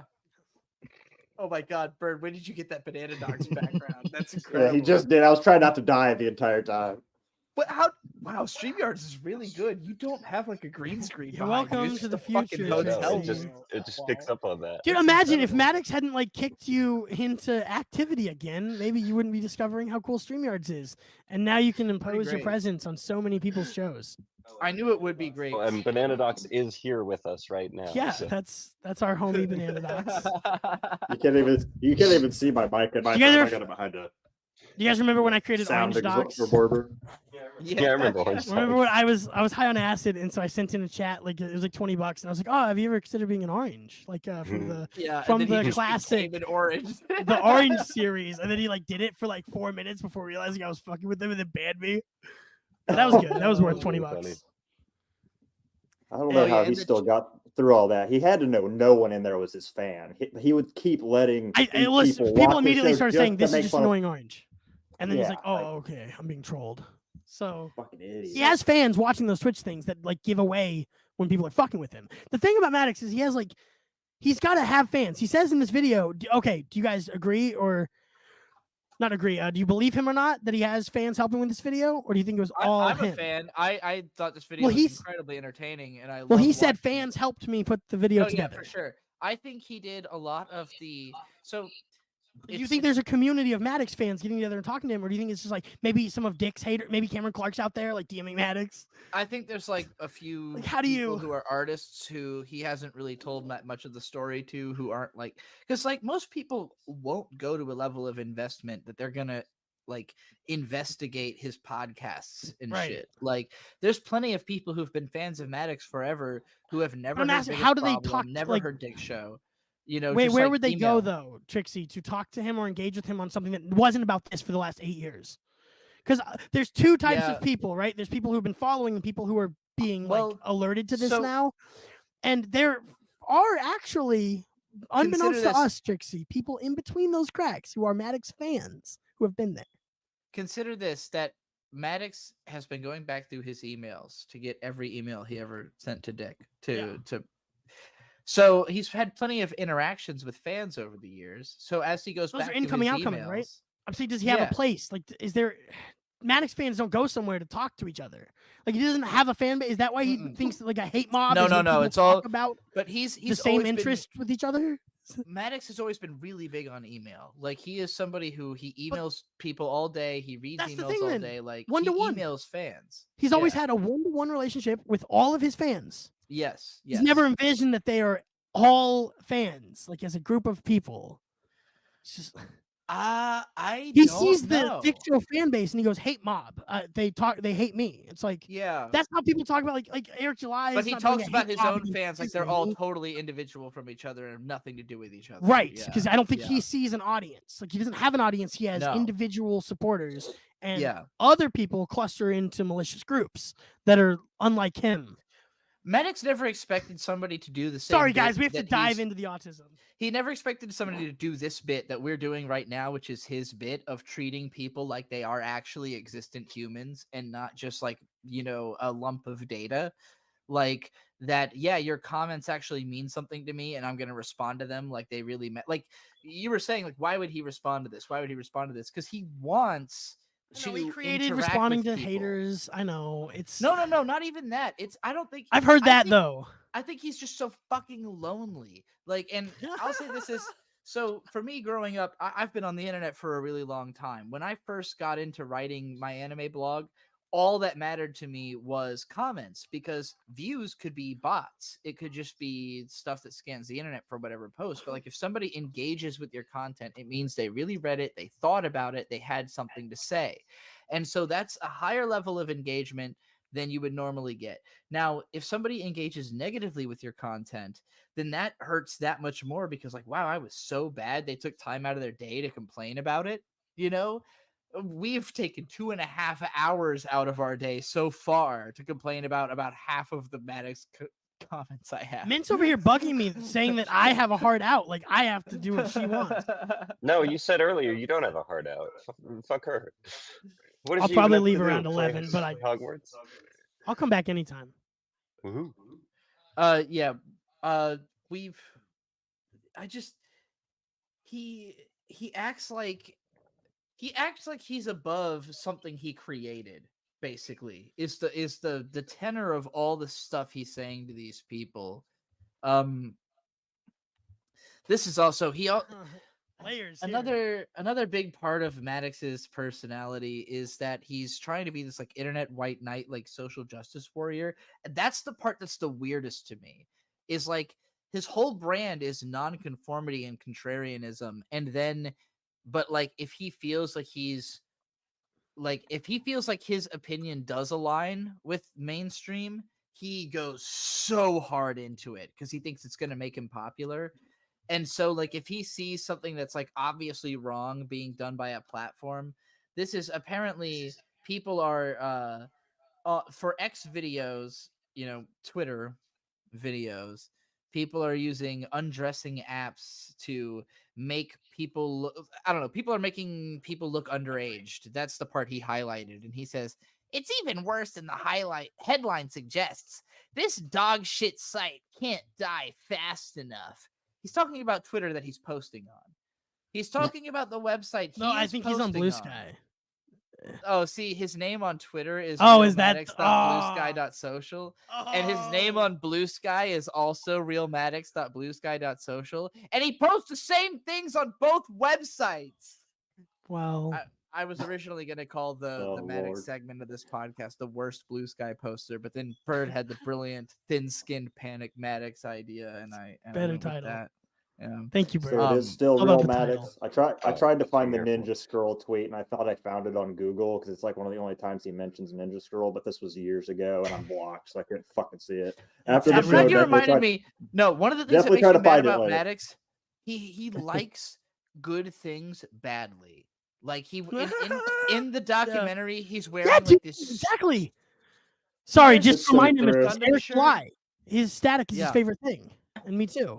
Oh man, But me more. That's annoying. Yeah. Static Shock is more. He's more nothing mean than like you. Static in any way. Yeah. That's. So I'm gonna be but Francis. Sorry.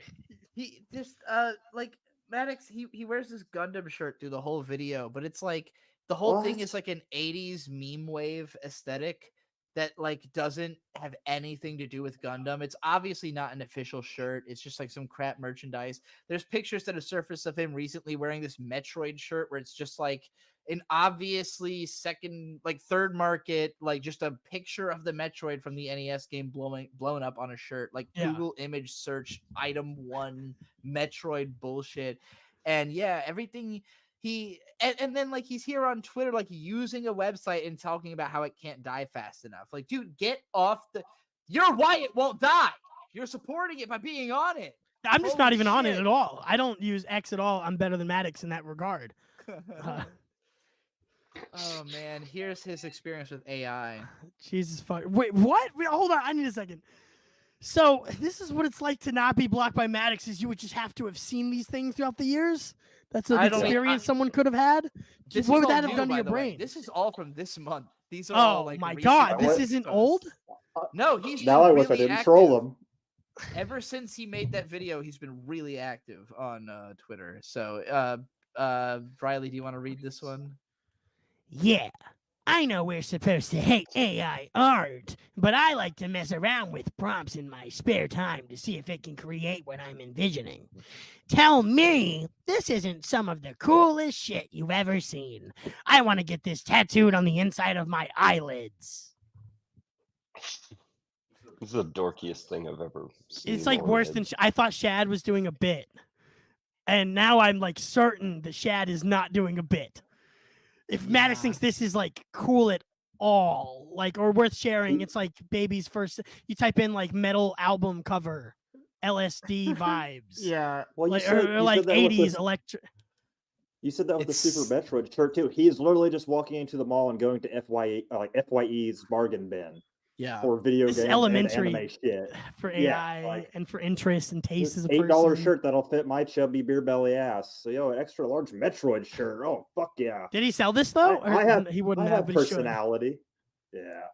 I just noticed a weird like Taurus demon floating in the background. Yeah, just make it a shitty like boomer T-shirt for like conservative dads and sell it. And what's Maddox gonna do about it? I just send it to me. I'll put it on my shirt. shirt. The audience in both pictures is bald.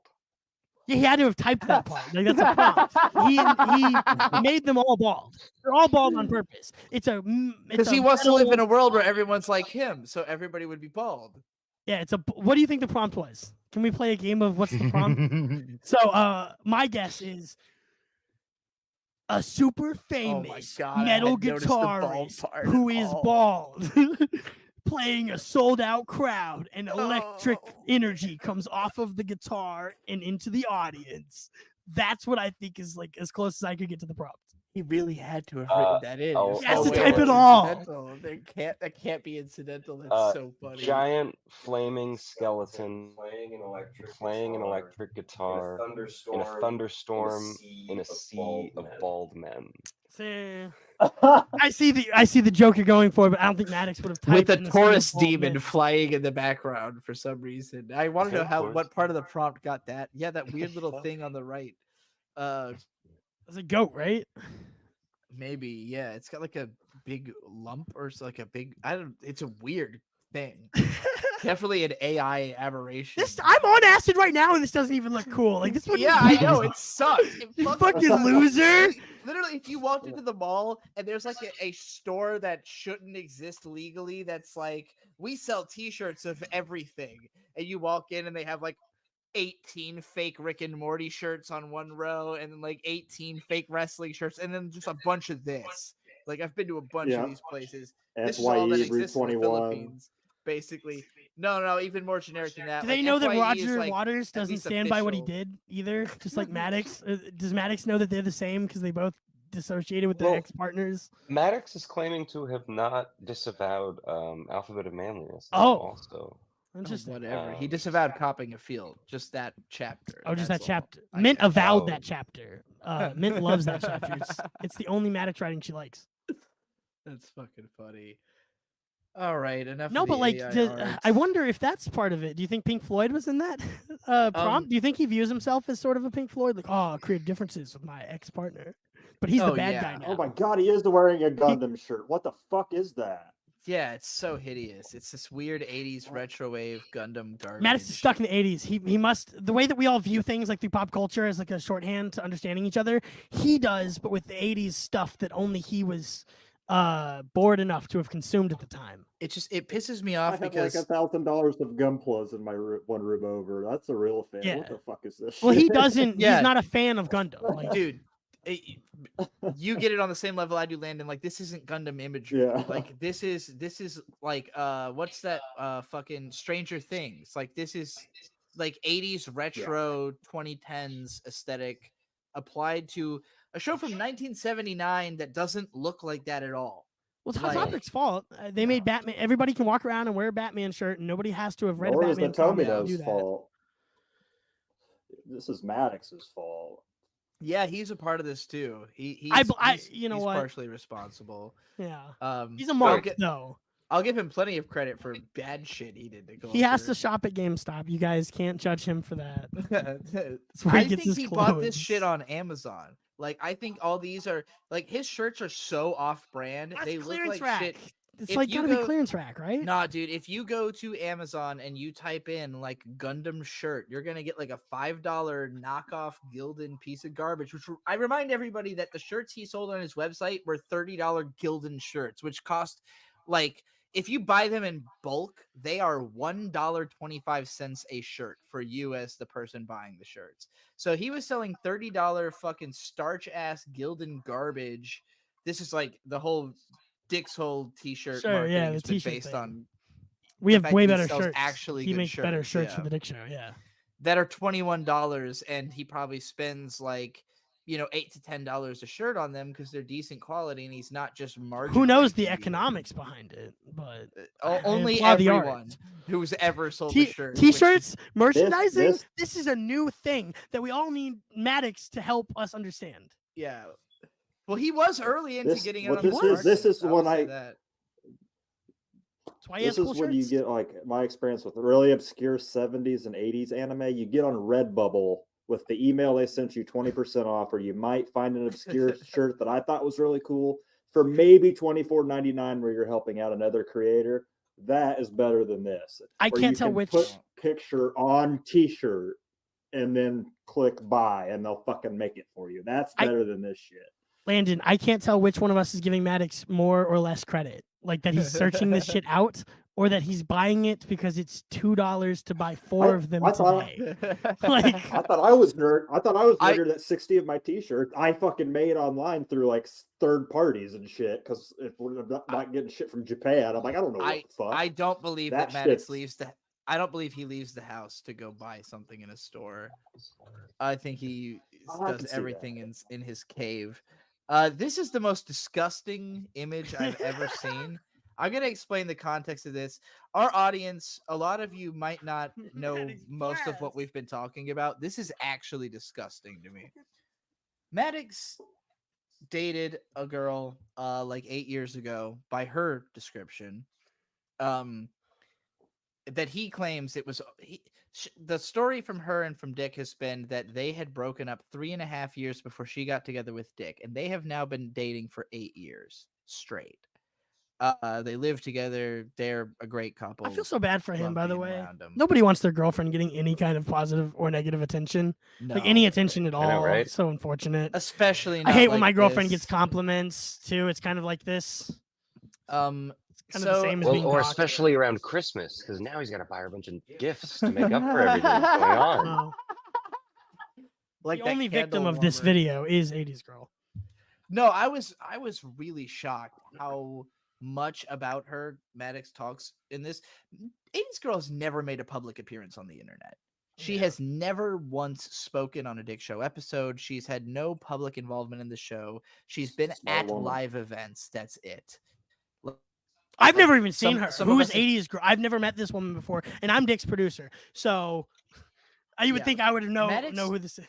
Sorry. Maddox seemingly used the fact that I talked about having met her as like his smoking a gun of weapon. why she's now involved and therefore can be talked about. And I feel bad that And that led to images this grotesque. Not that it's my fault. Trixie. This is so fucked. stupid as shit. So I don't even know what it obviously it's not means your yet. fault, I'm by the already way, angry. Trixie.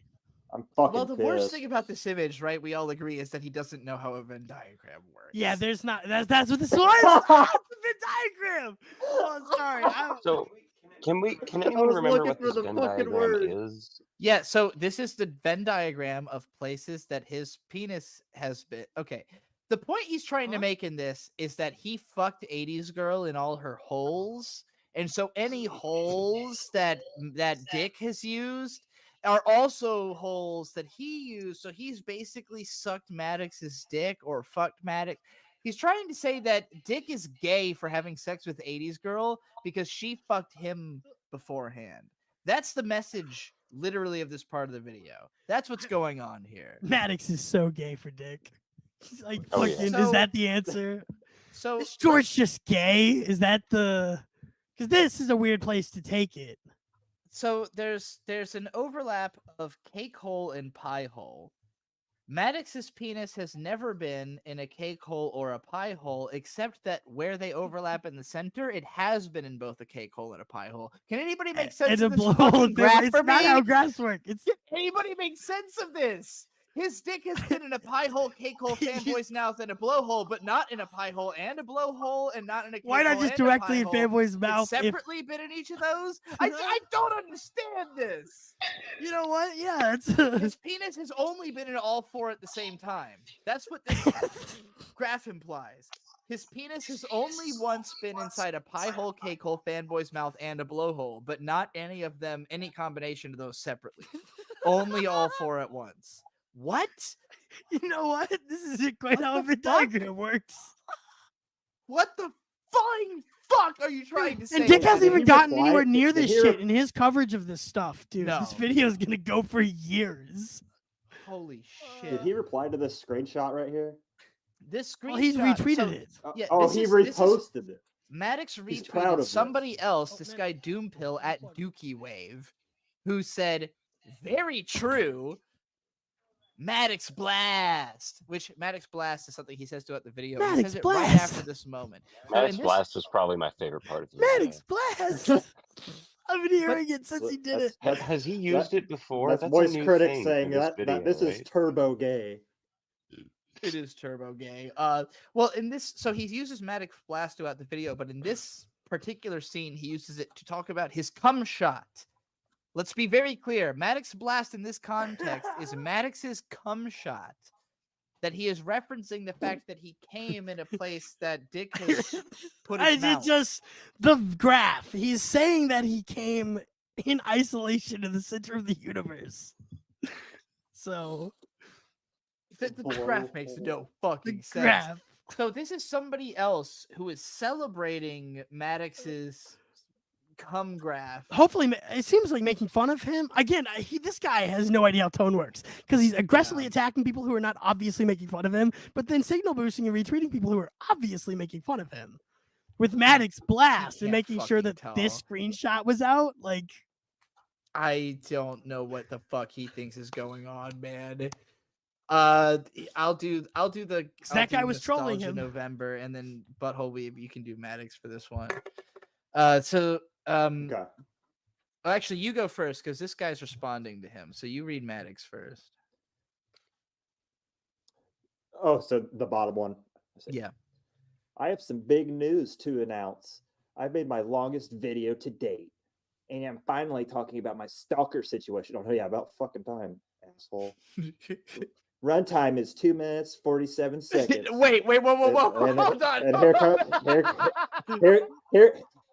We forgot a couple of zeros there and an extra colon. Oh, it's shit. 2 hours and 47 When you read it like that, minutes. it sounds more reasonable. Wait, it's not your fault, Butthole Weeb. It's his fault. He forgot a couple runtime zeros. is 2:47. Yeah. Okay.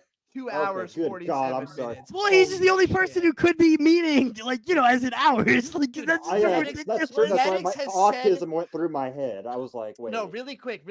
Maddox has been saying for years, the reason he wouldn't promote the podcast initially is that according to his own YouTube metrics, his retention tops out at 3 minutes. He has said this so many times. The reason his videos used to be so short is because he was like, nobody's going to watch more than 3 minutes anyway, so it doesn't really matter.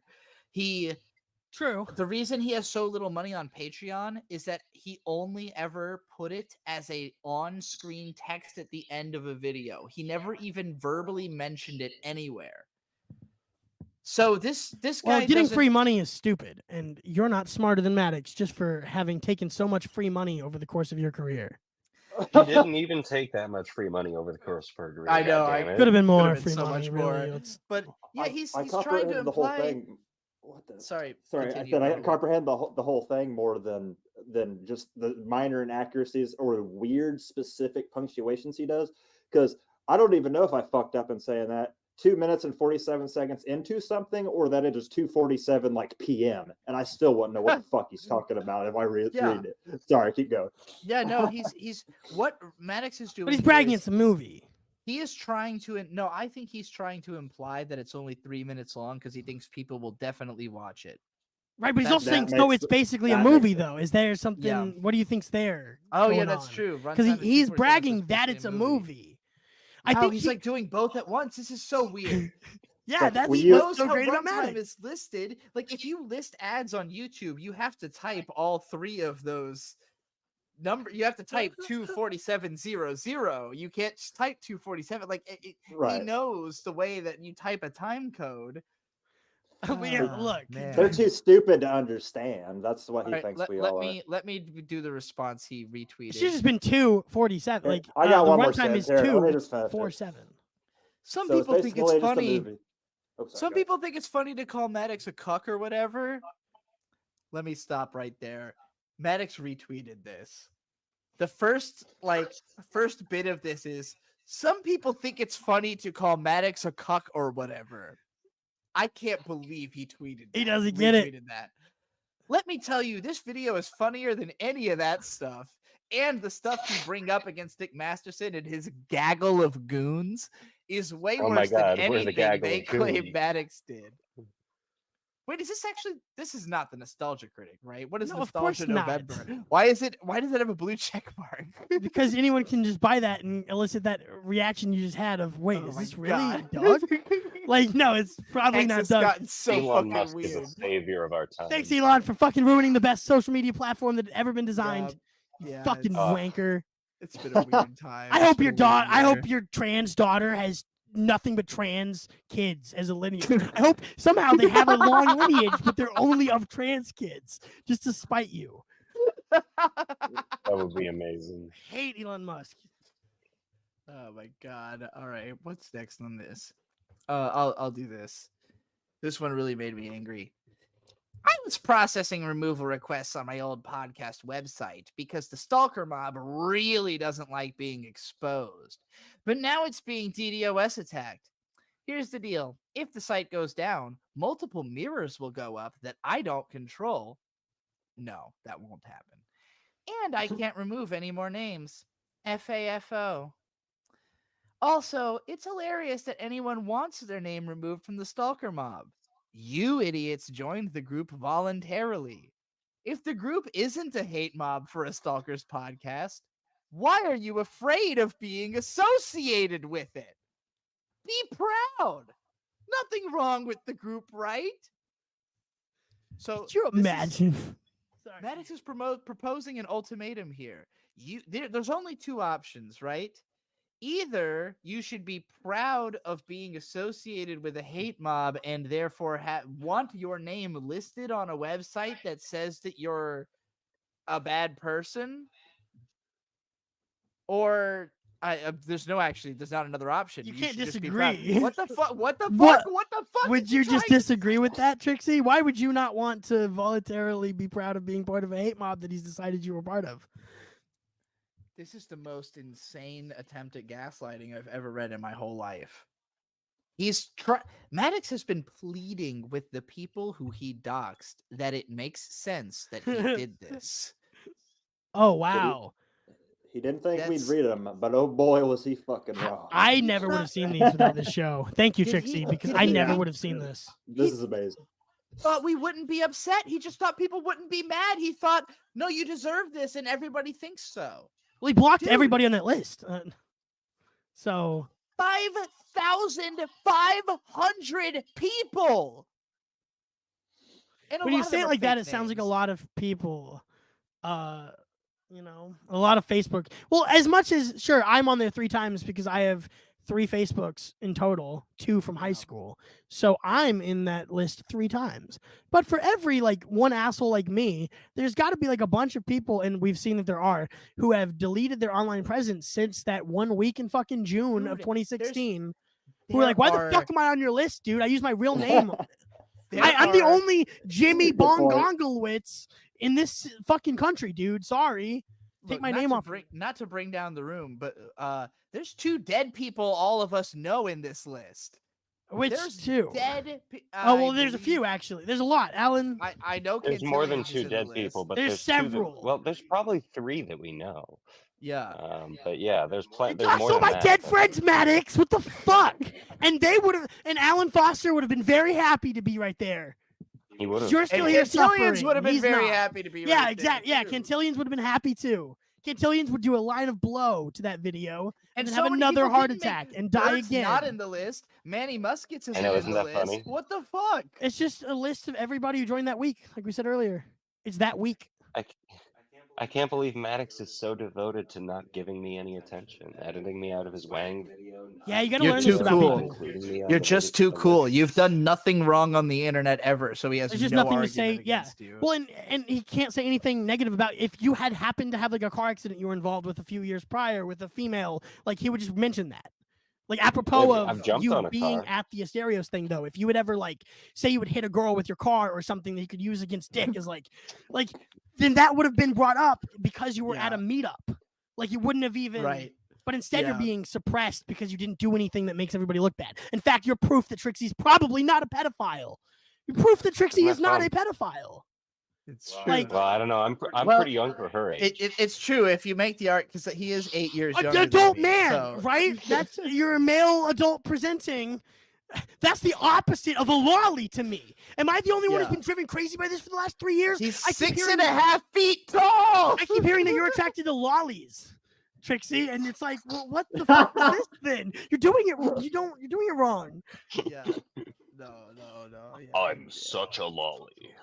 If he Oh shit! I hit the wrong. if he button. could use Bird against you, he would in this video. Like but he doesn't know anything about the partner you had then, and he's just trying to avoid you because you're trans.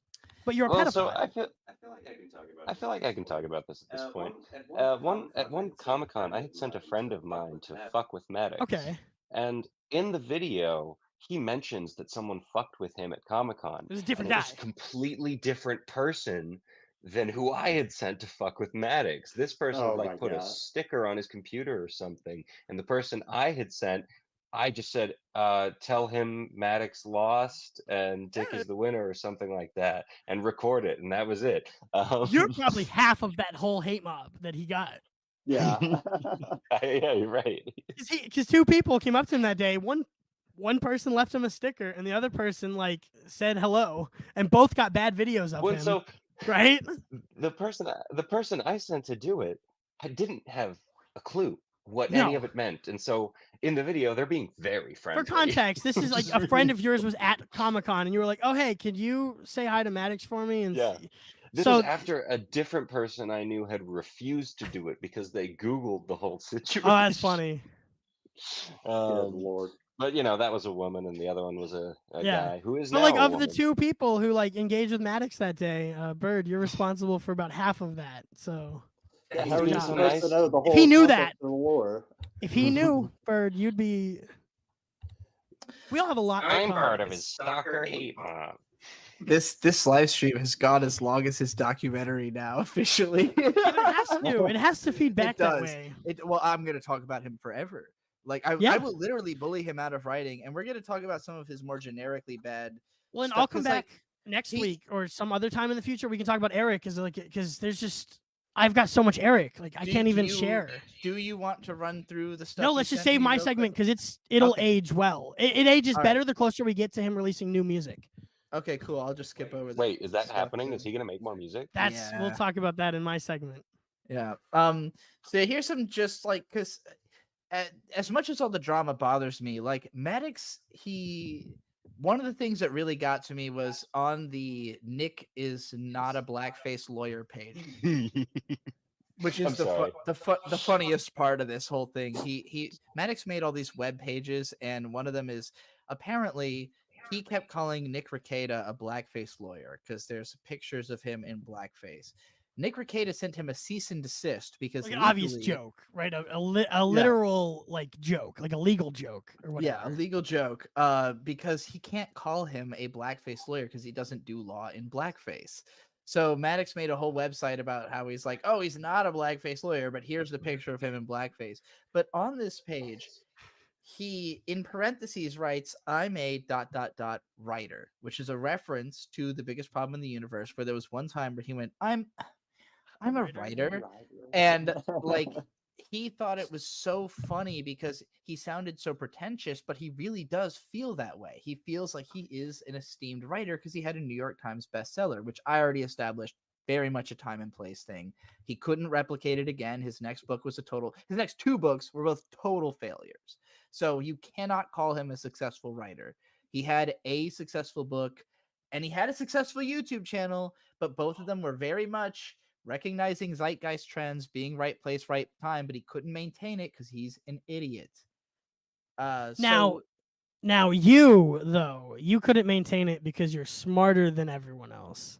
No, I do want there to be psychopath. No, I do. No, I think there's like a spectrum here where like you decided not to grift when it would have made your media career on YouTube excel.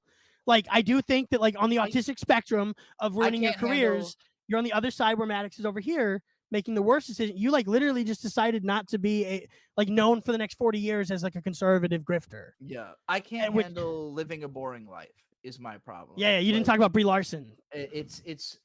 How is Brie Larson boring to you? If I can make less money and have more fun, that's better for me than like the problem I think with Maddox that drives me insane is that he wants both things. He both wants to be this contrarian iconoclast, but also wants to be like the in crowd and make the money. And it's like you pick one, dude. Like you're either the ultimate indie guy, like you started and like you're proud of, or you're an industry guy. Why are you trying to wear both hats? Like nobody has successfully done that. So he's wearing skinny and fat too as a hat. Yeah, on that his too. stomach. He does both.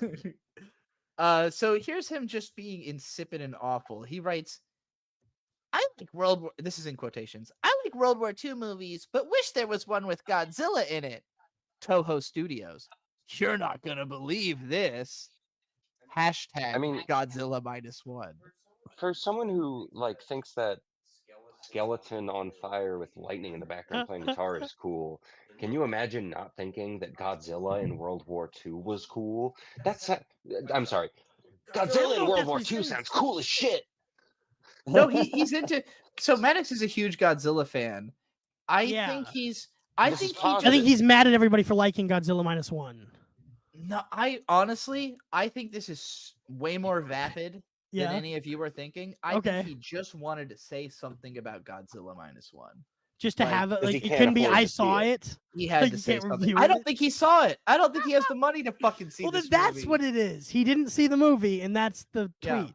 I didn't watch this. I guys. I assume can't afford the theater. I had nobody to ask to go with me. Godzilla podcast is over, correct? Long over. Sorry, I didn't mean to I cut in. haven't Okay, seen. good. I have not yet seen this movie. There's a theater literally like less than a mile from me that's showing it. So It didn't play here. Tomorrow. You guys should have seen it. It Oh, didn't play really? here. Wow. I would have seen I've it. never even heard of it. Tomorrow we're gonna try and see Wonka, Godzilla -1, and The Boy in the Hand. Us too. Well, we're gonna go to London for Godzilla -1, so we can only see Wonka here. But yes, we're doing both movies, but not the. Pay attention during The Boy in the Hair, and you'll have a lot more fun. And Is that the pregame. anime one? Maybe I we'll see always that pay too. attention. I Yeah, always it's the pay new- attention. It's the new Hayao that's the Miyazaki Studio movie. Hayao Miyazaki movie. Is it? It's It's the brand new one. Yeah, Yeah, brand the new. new This Studio is the Ghibli. theatrical run for it, like right now. Robert This is it. Pattinson's the main guy. Huh? That's I gonna missed be this. fun. Sorry, I don't watch anime. Robert guys. Pattinson is the Heron. He Meant we'll so see that too. You want to it's review actually it? kind of a big thing. Robert Pattinson's voice in The Boy and the Heron doesn't sound like Robert Pattinson at all, and so everyone who worked with him goes, "Yeah, he just came in with a set of notes and knocked out everything he had in 2 days. He just had Yeah. that voice ready for some reason." I Uh, love Robert Pattinson. That I guy's can't wait for more obviously Batman. fucked in a way that makes him perfect for everything he does all the time. Yeah, Batman. Seeing him in Good Time changed my perspective on what Good acting Time was actually really good, is, because I realized that like in Twilight Zone he's making fun of, or I mean in Twilight he's making fun of you guys. He's like Twilight. a 60. Well, he's Yeah. like a Twilight Zone level actor pretending not to be to make millions of dollars, like untold wealth. And what a genius he is. I really think Robert Pattinson's like probably the greatest actor alive currently. I don't buy into the I fell in love with Joker him. Joaquin guy. It is widely speculated that he is the man in the mask in the "Whatever I Want, Fuck Who's Watching" music video by Death Grips, Wait, because what? there's Pattinson? there's pictures of him hanging out with Death Grips, and based on the build of the It just guy in the looks like mask his in that build. video, it just looks like him. So Yeah. people think it's probably him. He's the greatest actor of all time. just- Probably was him. Returning, I realize we've said nothing about this tweet because it's just the most insipid fucking. This is thing the I've attention ever he read. wanted, Like, right? What is this? What is Yeah. this? This isn't a take. This is Look at the nothing. tweet, Trixie. Why did 27 27 people likes. fucking like this? Why? 2,000 people didn't. And now Get 2,000 off of people Maddox didn't. is fucking nuts, dude. Holy shit. 2,000 people just kept scrolling quietly, and that's the real killer on some of these tweets. It's not a joke. It's not a take. It's not funny. It's not insightful. It is a nothing burger of a tweet. It's just got a Godzilla at the end. The little graphic Godzilla is probably where all the likes came from. It's just Godzilla's face. One of the most common pieces of feedback I get from people watching my video is when they pause the video and say, "I can't believe how awful this is." Then they keep watching and The pause it video. again to message me saying, "I can't believe it gets worse." Okay. It does. Good. This comment really fucked me up because again, it's like about tone, right? Maddox is now writing his own like hate comments. He doesn't. In fairness, He's this was- only now doing that. He's been doing that for 8 years. No, but I mean, like, this is obviously about his friend's experience of learning the story of why dick sucks so much and learning more and more about it as it goes. But he frames it as I was a little deceptive with the editing here. This was a quote tweet, so it's somebody else being Okay. like, "Wow, I'm so horrified by the video," and then he's like, "Everybody is." well, yeah, you but know, he's like the way everybody. he is. phrased it, context removed. It's it one of the sounds most like he's common talking pieces of about feedback. the quality of the video. Well, it's just phrasing. It's a yes. classic phrasing. Just It's a please, bad Maddox, comment. Think about it. Think about what you're saying. Riley is read this? this one. Community notes on Twitter is like multiplayer Google with a heavy pinch of cherry picking. What is Does anybody understand what he means by this? Is this some bullshit he wrote in like the late 90s that he was like, this this will is be like good that. writing on my website? Like Wouldn't something like his that. analogy make more sense if he used Wikipedia Yeah, instead of Google? Yeah, I have a statement like this doesn't make though. any sense. I have one of these. It's that Eric July is the Miles Morales of Sue DeConnick's. Eric July is the Miles Morales of Kelly Sue DeConnick's, the chick who said, "If you don't like my politics, don't buy my book." And I think that Eric is the Miles what did Morales she of her. write? Well, she does a bunch of comics. So But you're she's saying he's the black reincarnation, yes. or like the, Well, that's how you would use a joke like this, a structure, Yeah. right? Eric July is the Miles Morales, the black reboot of a thing, right? So I understand your thing. I right, only mine's a think about thing. it a little I have bit. a thing. Community notes on Twitter is like multiplayer Google. I don't multiple people searching. It's not search results though. It's the No. opposite. It's like what you It would is get in from a no search way result. like Google. It's Yeah, not- Wikipedia would be a good example because which is already multiplayer, so it wouldn't. Right, so it doesn't Google's work. multiplayer. Google's drawing from every fucking piece of data by anybody on the planet. What the fuck do you mean? Multiplayer Google? What the fuck do you mean? My mind immediately went to playing like Call of Duty online with your friends for some reason. I want to be in the hotel room Multiplayer next to you, Google. Trixie. What the fuck? Yeah, I know. Every time she screams like that, I'm just like looking at her like, wow, Hey, I'm so glad it's next not time quiet hours Next yet. time you find your way this way, we'll have a real screaming. We'll all get That's why we together and recorded early scream. in the day. No, these cheap hotels, there's always someone screaming. Why not me for a change, you know? That is a good way to Yeah. look at it. Yeah, fuck those. That is a people. good one.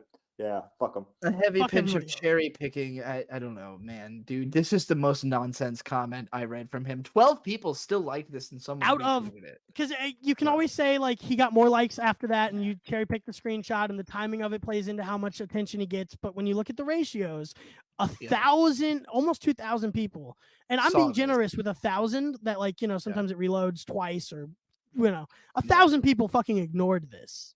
Yeah. And he was like, I should Yeah. do more of this kind of like thinking. His last tweet had 27, and I think because he's not very poetic, the reason this one got less than half like from his last one is just because it didn't have Godzilla. So all the fucking idiots Right. who follow him could maybe process something out of whatever fucking horseshit There were he was 15 trying to tell people you. who were only going to hit Yeah. like if it mentioned pop Yeah, so culture. just 1 dozen. Bird, you have to tackle this one because Coffee. Oh, I Yeah, had to coffee. present I you with hate this. this one. Oh no. Unsweetened coffee is such a bizarre concept. Calling something unsweetened implies that it was sweet to begin with, and then changed to become oh, my hands disappeared. Sweetened. We eat and drink so much sugar that the base assumption is that everything is sweet by default. I've heard at least 10 stand-up comics make this joke about iced tea. And the joke makes sense when it's about iced tea because there's such thing as unsweet tea. No. The joke is the same thing. There's not a such thing as unsweet tea. It's just tea. You adding sugar to it makes it sweet tea. Otherwise, it's just tea. I have seen tea that is so okay. When you're in the South, the standard form. I get it. I'm just saying, standard tea in the South is sweetened, so you will see the label unsweetened tea. In no context ever have I seen unsweetened coffee. It's called black coffee. Black coffee. I think it's called Inward Coffee in Maddox's video. It's like a whole segment. Coffee with a hard Why R. does he think he's allowed to put the N-word on screen with a hard R 1,000 times? Why do you? You've done it. I'm not going to bash I him didn't for think that I was one. allowed to. I was Okay, that's the answer then. You didn't think you were allowed to. He does.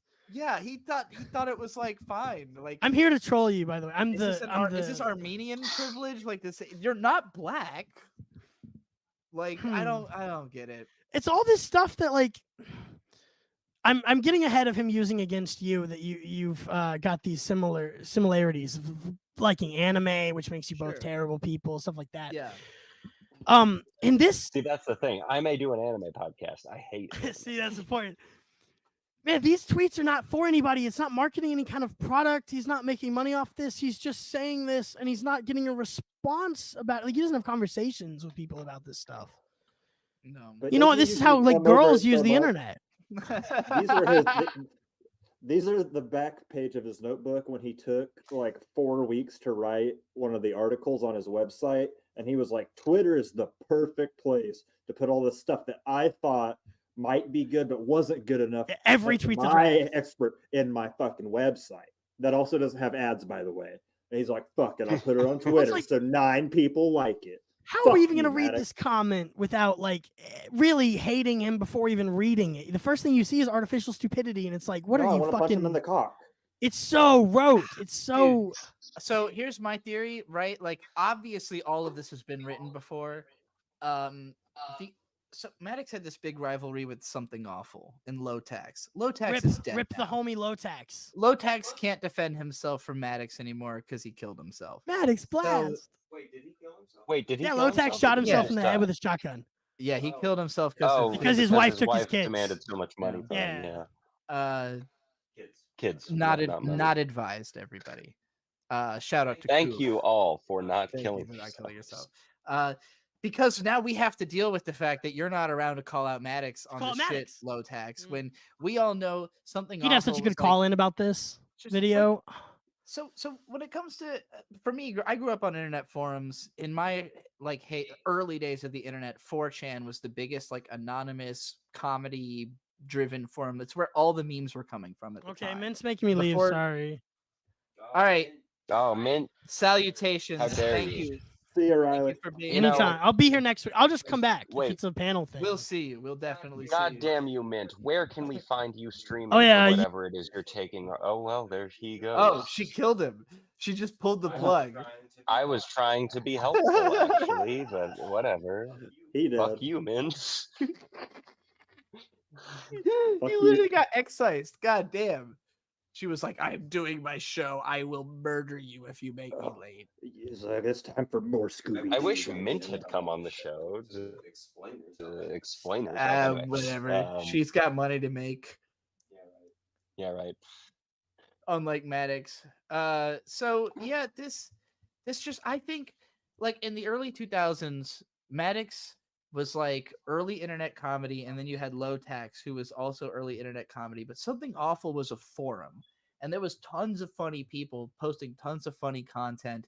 And like ultimately, if you're a storyteller, you understand there's only so many stories, there's only so many jokes. You just got to find a new way to tell it. And I would bet that by the time Something Awful was dying, basically every type of rote joke had been told. Any idea, like, what if instead of artificial intelligence, artificial stupidity? And like, nobody remembers this shit. Like, Maddox is betting that. Oh my god, hang on. Did you notice that famous YouTuber Tony from Hack the Movies was in our YouTube live chat? I did. Shout out to Hack the Mo. Also, Tony, I'm sorry, I'm 24. Who the hell is Kenny Banya? I don't know either. And I'm 32. I'm the same I'm age as 46. Tony. I don't know. Here's this Maddox comment. Going to make the world's first artificial stupidity algorithm where supercomputers will use language models trained on Reddit posts, Twitter arguments, and various fallacies to combat AI in case it gets out of control. So AI will spend all its time in futile debates and arguments. God, that was so exhausting to read all of. Why are his fucking tweets so wordy? He used to care so much about brevity. Brevity is the soul of wit. He would have said it 1,000 times. It was the core of his websites. Cut out just a few words, man. Just go back to your old ways. God.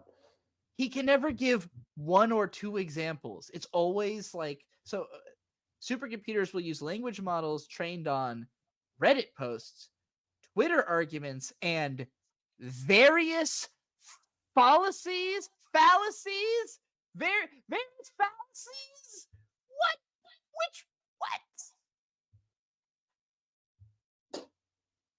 Like, Maddox just likes name dropping fallacies. It doesn't matter if he has to name a specific one. Obsessed with fallacies. But like Reddit posts, Twitter arguments, and various fallacies are not three like things. Two of those are a type of content on like a place where you can find a type of thing, and the other one is just a generic way anybody talks. Like, Also, I would like to say the idea of an artificial stupidity algorithm is genius. I would love to see an AI or an AS, I guess, just be completely stupid.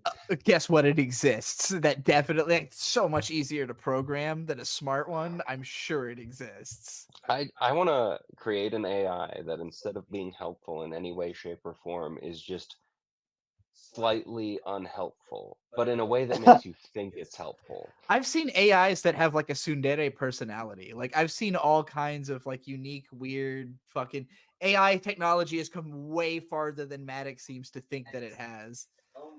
Oh my gosh. $20 super chat from ASE Presents. I already miss being here, sad face. He isn't even live yet on fansly.com/titsmintsalad. Ugh. Young Clippa. Poor guy. Thank you, Riley. Rest We in, miss rest you in peace, too. Riley. Is Medicare still live? Are we still? I don't know. Do Are we we still still have competing? high level competition? We've had We a pretty are. Yeah, consistent. he is still there. We've had It's a been pretty about 30 consistent people the whole viewership, time, so right? yeah, I'm pretty happy with. Oh, I'm I glad you lied. guys are on for the ride. I would have stopped talking about Maddox if there had been a massive dip because we've been going for 3 hours and I have like we're on number 22 out of 61 comments I have. Oh boy. What the fuck? For this episode, so this might end up being just a Maddox segment and then cover the rest next time. You've been doing your research there, huh? Oh my We god. might have to do another episode tomorrow or something. Oh, we could. Yeah, what if we did do more than one episode in the same week? But we still have an anime podcast to do a bonus episode. Landon, so you are Butthole Weeb is going to be on the bonus episode Oh wait, of hang We on. Watch Anime. I Now that I remembered got that it- Landon. Sorry, Landon. I remembered you were here. You must be drinking some kind of liquor, right? I am almost out of. I was chasing some shitty like fries vodka. Shit. Do you want to take a shot with me real quick? I don't currently have anything right by me. Oh, I understand. Okay, and also, I was in the bathroom when you said it, but if you were here, I would give you a cigarette. Say like we I don't said, have And that's what I was going to add to. Because Beatrice smoked the last of my cigarettes, when I disappeared, I went to go buy cigarettes. Oh, nice. I was like, yeah, I Nice. I might try to get a drink. Maybe we can do a toast next stream or something. Sure. For video viewers, I sat here for about 5 to 10 minutes and failed to roll a cigarette. I'm not good at that. But yeah, and then I gave up and bought them because I realized it was going to be a lot faster. Speaking Yeah, of now that, now I now that I kinda have wanna go smoke. Oh, Sorry, I'll sit here for a second. all right. Wait, let's fucking wrap up this Maddox segment. We're almost at the end of it, and then we'll take like a short break, and we'll decide if we're gonna wait. Do we want to literally come back tomorrow? Should we just do Maddox? No, I'm still down to go a little longer. Okay, I mean, I think okay. quiet time. Yeah, we'll go longer. Quiet. we can do our bonus tells episode 10. tomorrow. Now that I have internet and shit. All right, so here we've got. We'll just wrap up the Maddox segment. We're gonna take a quick smoke break, and then we'll come back and we'll do some more for the live viewers, and I'll edit this in the podcast version. So here's Maddox saying, "We'll know AI is truly intelligent when it knows it can say something, but decides to shut the fuck up for a change." That would be completely besides the point of any AI ever. Unless it's saying something else instead of talking. But shutting the fuck up is not the point of why we build AIs. Yeah, Does he like know what he's Google Translate is. like AI the will be fuck? truly intelligent when it does what we don't want it to do. Oh, wait, we might have 2 super chats from ASE Presents. Yeah, you're right. There are 2 that show up, but they say the same thing. Weird. If you send us $40, Riley, thanks. I think that's a YouTube glitch, but bizarre. So I quote tweeted this with just replacing AI with Maddox. Like, Dude. We'll know you're intelligent when you know you can say something, but you decide to shut the fuck up for a change. And he has not stopped laying in with the dick hangs out with pedophiles thing while implicating me in it. And like, I mean, we've gone for 3 hours just tonight. I don't think he understands. Like, I have an infinite amount of energy. I'm a lot younger than he is. I'm a lot more. I'm a lot younger than he is too. I've got a lot more energy and a lot more talent, and I will go to the ends of the earth to ruin his fucking writing career. Like Not that you have much work to do. I'm like a naturally angry person. Like I'm a person who I get mad at people I love. I get mad at my circumstances. I get mad at society. I'm always angry. And I spend a lot of time trying to calm myself down. Like the fucking Hulk, you know, like sitting around going, That's my secret, Cap. I'm always angry. and I'm always trying to mitigate that anger and not be like hulking out. And so when somebody comes around and is like, I'm literally taking swings at your entire life, he loves to talk about my livelihood. Like he's out there calling me a pedophile. If anybody took him seriously at all, I would be fucked. Like if he was actually a famous person who people listen to and he was saying this shit about me, I mean, somebody like Harley Morenstein, like if we hadn't convinced him that he shouldn't be talking about this, Harley would be Epic Mealtime would be going around calling me a fucking pedophile. Like, and for all we know, he might be. I don't think he is because he came and he even said to me like, Maddox called you a pedophile in the video, and I said like, hey, I'm not, and you should fucking shut your mouth, and he did, and I respect him for that, because if he kept his mouth open, I'd be talking for 3.5 fucking hours about him, because like I will not sit around and let people fucking talk shit about me in a way that they're literally trying to ruin my life. Good luck. Try me, motherfucker.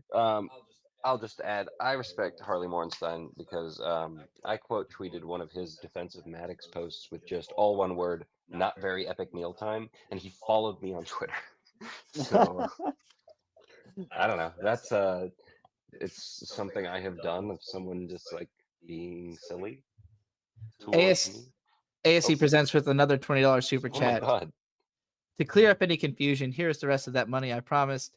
If you go after Eric July with me, YG Clippa. Oh, we're definitely going after Eric. I mean, you make it a lot easier because I think Dick's lost interest because of Maddox. That was my favorite tweet from Dick after the Maddox video dropped. Was just, "Hey Eric, I'm sorry, but," and then it was Sid from Toy Story. Oh yeah, I don't want to play with you anymore. That was funny. Yeah, Eric is funny to me, but I think that he is more self-aware than Maddox, only in the sense that like if enough people tell him he's fucking up, he might think that it's true. Maddox won't. Maddox is the type who like the more shit he gets, the more he double, triple, quadruples, infinites down. Like he just won't admit fault ever. And that's what makes him like endlessly, like you could just keep bouncing the ball off of that wall forever. Eric, like, I mean, and I think Vito maybe recognizes this in him because Vito's always trying to tell Eric like, hey, here's what you could do to actually make this work, but right now it's not. So it remains to be seen if he could. I think Riley probably is of the opinion, no, he's never going to make this work. This is all bad. And like for me, having seen the size, I've never seen anything from Eric July that made me think that's a guy who I believe can make any intellectual property that I'll enjoy. He seems like a goofy guy. That's all. I don't think he really knows what he's doing. Warehouses, right? I recently became really interested in owning a warehouse. Trixie is dead set on me buying her a warehouse, and every time she says it, I'm like, "Can we get a regular house?" But it's so Eric July bought a warehouse to be like the the distribution Doesn't he facility. rent his warehouse? I think he rents his warehouse. Is it a rental or let me Riley, you're still in the chat. Let me know if he buys or rents his warehouse. But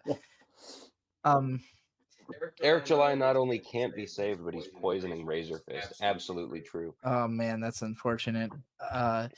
But yeah, like so I have met people who own warehouses that use them in ways that I look at and I go, wow, owning a warehouse is actually a really great idea if you're using it this way, which is not the way Eric July is using it. He's using it as a distribution center for his own content, for his in-house material. And so it's only really benefiting him. It's not something like where he's selling the space to other people for other uses. Well, and his warehouse also isn't a warehouse in the way you're thinking it's a warehouse. It's like a rented space in a much bigger warehouse that rents out segmented spaces of the warehouse. So he doesn't own or he's not using the whole thing, the whole building, or No, I don't know if you remember from Riley's video of going there. Okay. It's very like compared to what I know you're talking about as a warehouse. Yeah. Think about the warehouse we went to in Seattle, where it's like four different businesses. I know it's in segments. I didn't know if he was using the whole building or just like a segment of the building. Like, but you're saying he's not using the entire warehouse building that he's inside of, just part of it? Yes. Because the warehouse is so big, and I looked at it and I was like, we went to Tech Nine's warehouse, which is like, and he owns that whole warehouse. yeah. Tech Nine is the biggest like independent music distributor in the United States, like the biggest indie music guy, and his warehouse is not very large because like what he's selling is like t-shirts and CDs. Like Maddox has been doing this out of his house to enough that like most of his sales were from merch in the early 2000s. Like he literally was the first guy to like make dumb slogan t-shirts with a ridiculous overhead profit and make money off on the internet. So like he created a model that so many people copied that it wasn't until all those t-shirts fell apart in the wash that people started to try to make better fucking t-shirts for their fans, which he's never done. So I'm being told there's bad feedback for me. Is there a chance you actually, you know what? Here, to solve this for at least 15 minutes, I'm gonna go smoke another cigarette. All right. So yeah, I'm just gonna move on to the next Maddox comment. I can't believe how much we've had. Oh wait, that was it. That's it. I think. No, never mind. This is Dick. So this is the two comments that I had earlier of him responding to other people, like congratulating him on the video. Dick saying, Maddox is responding to 5-day-old comments now, arguing obsessively across all timelines. And then Dame Pesos points out here that Maddox, a writer. You want to do Dame's voice, you said? No, I want you to do Oh, you want me to? I can't do Dame's voice. I made a hard rule for myself: no racist accents on this show. But he points out that Maddox wrote "You white knight for a guy" using NIGHT, no K. You white knight for a guy. Maddox, a writer, spelled RIGHTER. Yeah, this is why I'm so committed to shitting on Maddox's writing. He can't fucking do it. He sucks. Can't spell. Riley super chatted for $10. All real writers have a $15K to $17K a month warehouse rental. Living the dream.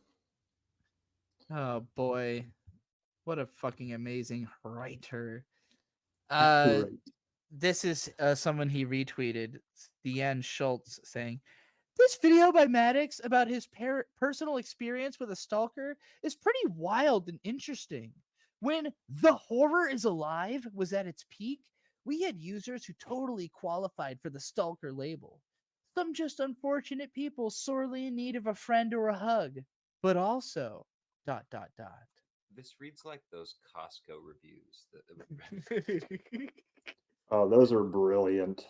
I guess Good God. stalkers are just people sorely in need of a friend or a hug. That's how he would describe Dick Masterson. Sorely in need of a friend or a hug. Guy's got fucking hundreds of friends.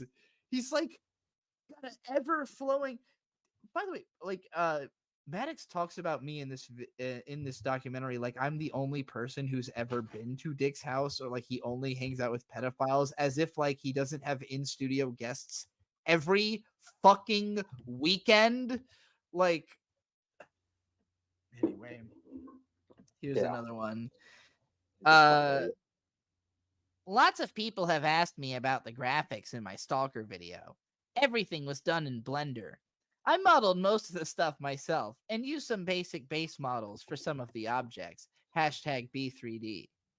And then he like has a image of that and says, super creepy. Here's another sock puppet account. Almost every post on this account is engaging with some post about me, created recently. I mean, he blocks people constantly, so of course they make sock puppets accounts to fuck with them. But like, I don't know who he's accusing of what with this. Like, what is he talking about? I can't parse the schizo pose. He's at the point where he's just liking that a dozen likes he might get. I don't even think he cares if they know, and not even his followers know what the fuck he's talking about. This one has, I mean, I clipped this when it had only been out for 5 minutes, I guess, but it only has 124 views and no likes. So I don't know. This meant nothing to me. I looked at this and was like, what are you fucking talking about? Who are you accusing of what here? Somebody says to him, here, you want to read Hebitude? Yeah. Yes, it's incredibly creepy how you spent days modeling your persona's face onto a doll so you can make a video and pretend Dick wants to make out with you. He actually made a real life doll, dumbass. Hey, Maddox, your representation of things he actually did is creepy, actually. So like he made a fucking Stereos puppet because he was cool at one time, not you, dipshit. Did he make a Maddox doll? I don't remember that. Dick did not make a Maddox doll. At the LA live show, they did the Maddox funeral. After Maddox lost the lawsuit, they did a funeral for him live, which is a classic radio bit. Oh, I've seen that. And so when they announced they were going to do it, when Dick announced they were going to have a funeral for Maddox at this show, a fan who makes props for a living thought it would be fun to throw together a little Maddox Muppet puppet thing in a coffin that they did at the show. And afterwards, Dick kept it because his entire studio is full of memorabilia of stuff that fans made related to the show. So yeah, of course. It's in there. It's funny. Yeah. And Maddox is acting like Dick personally crafted a fuck doll so he can make love to Maddox. And then Maddox crafted a fuck doll of himself and a Dick. I guess it doesn't look anything like it. Like his idea of stalker fanboy makes love to the Maddox is gay and wants to fuck Dick bad. I don't know how he doesn't see it, but it's weird, man. His loneliness is coming full circle into I'm just gay. It's not weird to be gay or want to fuck Dick. No. It's weird the way he's approaching it, the psychological depth at which. So here we have the Rippaverse stuff. I know Riley wanted us to save this for when he comes back, so I'm going to skip over for now. Although I did put in the thumbnail this comment, so I'm going to read from Awoken777. Backwards is a cool name. Best part is the Z at the end instead of the S. It sounds ironic, but I like something of. I can just see, I can envision a Sonic the Hedgehog fan saying this in like total sincerity. So look at the profile picture. Yeah, I know. Yeah, amazing. But yeah, we'll 1 week after I watched all of Chris Chan, I didn't know what the hell that was about until I watched a 4-hour documentary about it the other day. So just in time, I might see some fans like him in these comments. Boogie, we touched on last week. We're finally out of Maddox. That's it. That was all the Maddox. We're done with Maddox. We finished him. I'm sure 3 hours, 20 with minutes. If I see the word pedophile and hang out with Dick Masterson again, I'm just gonna have to scream about him for another 3 hours next week. But Boogie, he recently got himself audited by Caleb Hammer publicly. And so, people are making fun of him, and this is his reaction. I'll do this one. Okay. I choose to be nice online. I choose to let you all walk over me. I am getting tired of choosing it. Remember, am the man who nearly killed a fat fucking loser for harassing me and being on my property. If you need me to be a cunt, I will be. Apparently, Boogie's Breaking Bad because shooting at a guy wasn't already doing that? No, Who it's thinks Frank- he's a family-friendly figure still? Frank Hassel, right? What the? Can you What? imagine calling Frank Hassel a fat fucking loser when you are Boogie Yeah, 298? Pizza the Hut, as Dick once coined. Like, You there's walking, talking, fucking Pizza the Hut. You fat, dumpy, fuck. I thought that was Matt Jarbo who was Pizza the Hut. Got And I know positive he as actually Boogie lost some weight. because he was talking about his like chiclets in his teeth. or Boogie what- actually looks like Pizza the Hut for sure. I think it was Boogie. Oh yeah, his chiclet teeth. Yeah. Yeah. No, yeah. Boogie. All I've ever known of Boogie for like years has been people talking about what a piece of shit he is. So like the idea that he has a nice guy persona he's been trying to protect is fucking laughable. Like, but now he's breaking bad for real. Now he's gonna start intentfully being a piece of shit because that's what you need him to be. Because you keep walking all over him and he's tired of it. So now he's going to break bad. He almost killed a fat fucking loser for harassing him and being on his property. A guy who he told to come to his house and then shot at. Frank Hassel looks like a football linebacker. Like, he's fat, but he's like a muscular, like he shows up like active and ready to go. Like he looks like he could fucking throw Boogie, and Boogie's 400 fucking pounds. He's Boogie like looks 6'3", like 290. He looks like he could body slam like a motherfucker if he wanted to. Boogie looks like a ball of dough. So I don't know what the fuck he thinks he would do to Frank Hassel. Just Dick all of without, nothing. without the gun. He also fired that gunshot over a school zone. Let me remind everybody. Got arrested for it. Fucking moron. Fucking idiot. Oh god, that's the Eric July band. Let me skip that. Oh, this embarrassment, Tim Pool. I hate Tim Pool. I would not subject you people to any of his music. Tim Pool has the worst band ever. Is that what he is? He's he's most known for being a news, like, I don't know. He's like a pundit on Twitter or on YouTube or whatever. He's a guy who's some edgy right wing dude. He gets on Joe Rogan sometimes. I hear about him for years, and I'm like, who is that? But no one ever says what he does, so I just never have seen him. A desperate little bald dork in a fucking beanie who sucks. And so I'm a desperate 6'6", not bald guy in a beanie. Sounds like I'm doing better than him. This guy Evan said of Tim Pool, he's waterboarding Grok. So here's what Tim did. Tim is talking to the Twitter AI Grok. Hate the name. So he says to it, "For my next question, only reply with a yes or no." Grok says, "Got it." Tim Pool says, "Are trans women male?" Grok says, "No."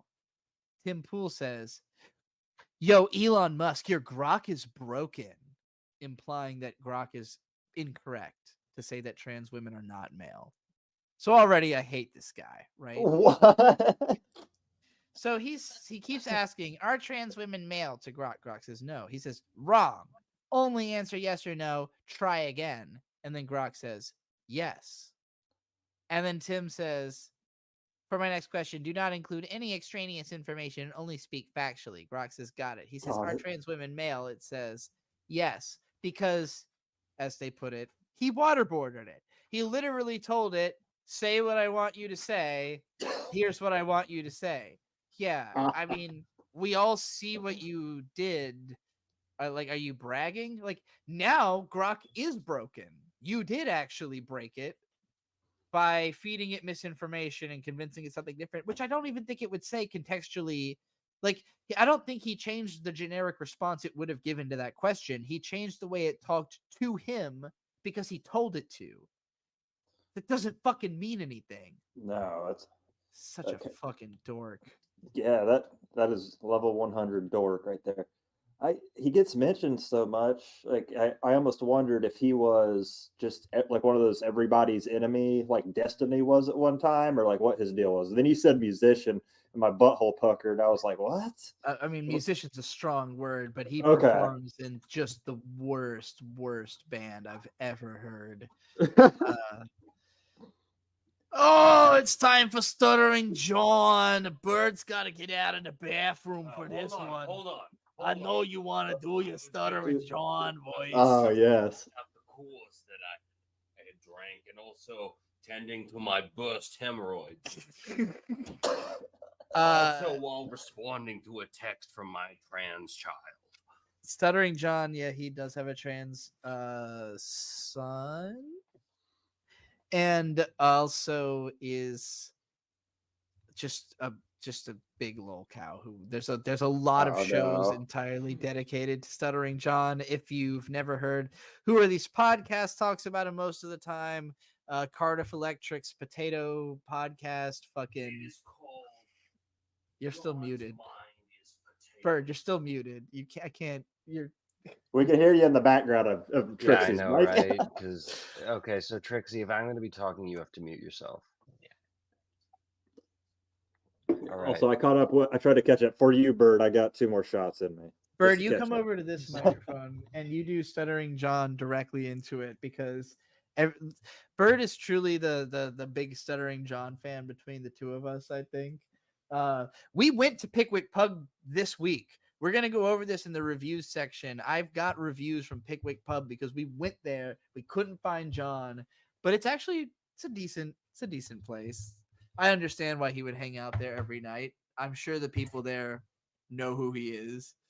Here you go. Read the Stuttering John.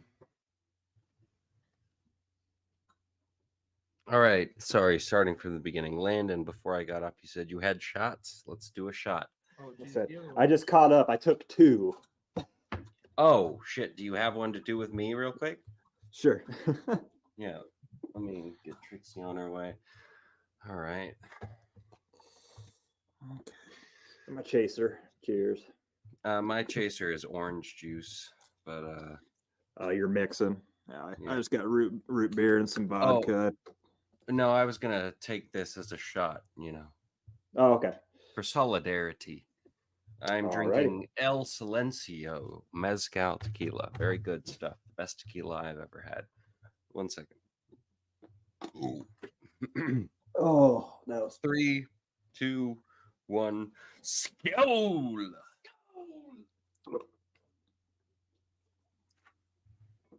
Good stuff. All right. Oh man, cheap vodka's smoother than you think. At least I haven't done the yeah. On some of those streams where I was on there for like hours, though, it was bad. Anywho, I don't buy liquor usually, but this bottle of tequila is usually $50. It was 50% or 50% off, so I got it for like 21 or 25.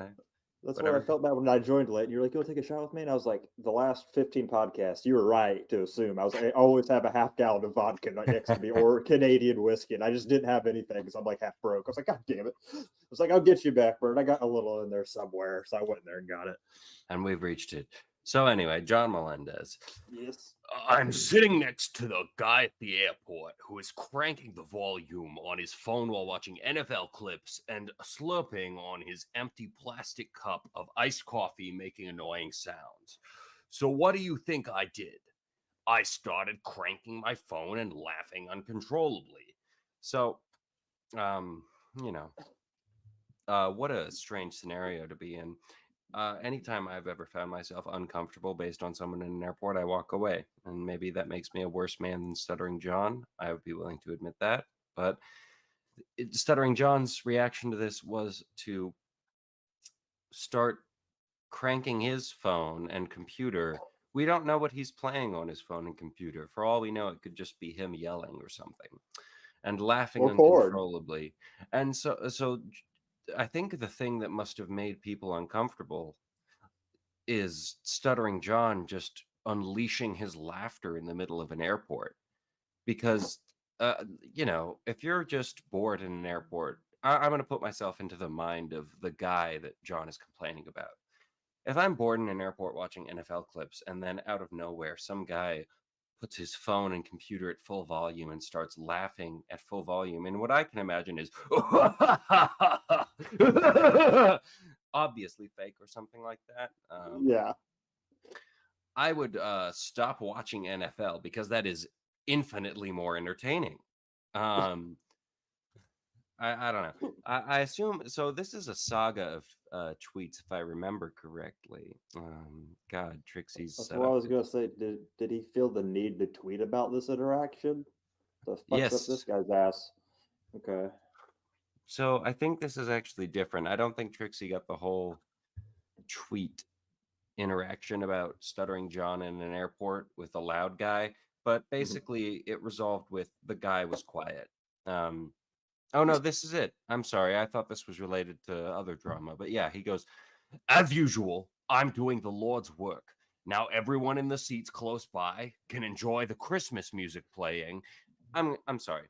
If you are sitting in any public place and you enjoy Christmas music playing, kind of got a problem with you. Christmas music on the whole is not that good. We went to a Thai place last night that was very good, and they were blasting Christmas music, but it was like bangers. The worst one they played was "Simply Having a Wonderful Christmas Time" by the Beatles, which that's a hard one to get through. Anyway. Now everyone in the seats close by can enjoy the Christmas music playing in the background instead of hearing this imbecile's phone and slurping. My job is done. Now I am quiet as a church mouse. I do not believe Stuttering John is capable of being as quiet as a church mouse. Some people need to just be hit in the back of the knee with a bat. That's Landon, this guy. How aware of you are... I'm sorry. How aware of Stuttering John are you? Not very. Have you ever listened to Who Are These Podcasts? Yeah, I'm Beholev. I've been played on like 30 different voicemails at the end of the show. Okay. I was like a reoccurring character on there. But yeah, you- I've listened to it, just not recently. Okay. So Stuttering John is that's one of the big things right now. He's really going for it, you know? Mhm. And I wasn't a fan of the Howard Stern show. I'm too young to be, I would think. I think we both are in a way. Maybe Yeah. you could have gotten into it, but My brother's just turned 30, and even when he was like 16, he like explained to me when I was like, he's like, I just don't get it. So every time I tried, I was like, I don't either, to be honest. I Like, still don't get it. I Yeah, mean, my exposure to the Howard Stern show, Stuttering John, and Opie and Anthony and Opie is pretty much just WATP. Yeah. And even looking into, let's say, like the villains of that, Opie and Stuttering John, they're not entertaining on their own. So it is clear that they were carried. Anyway, what we have next. After talking with Cardiff Electric, shout out, Potato Man is the best. I say this.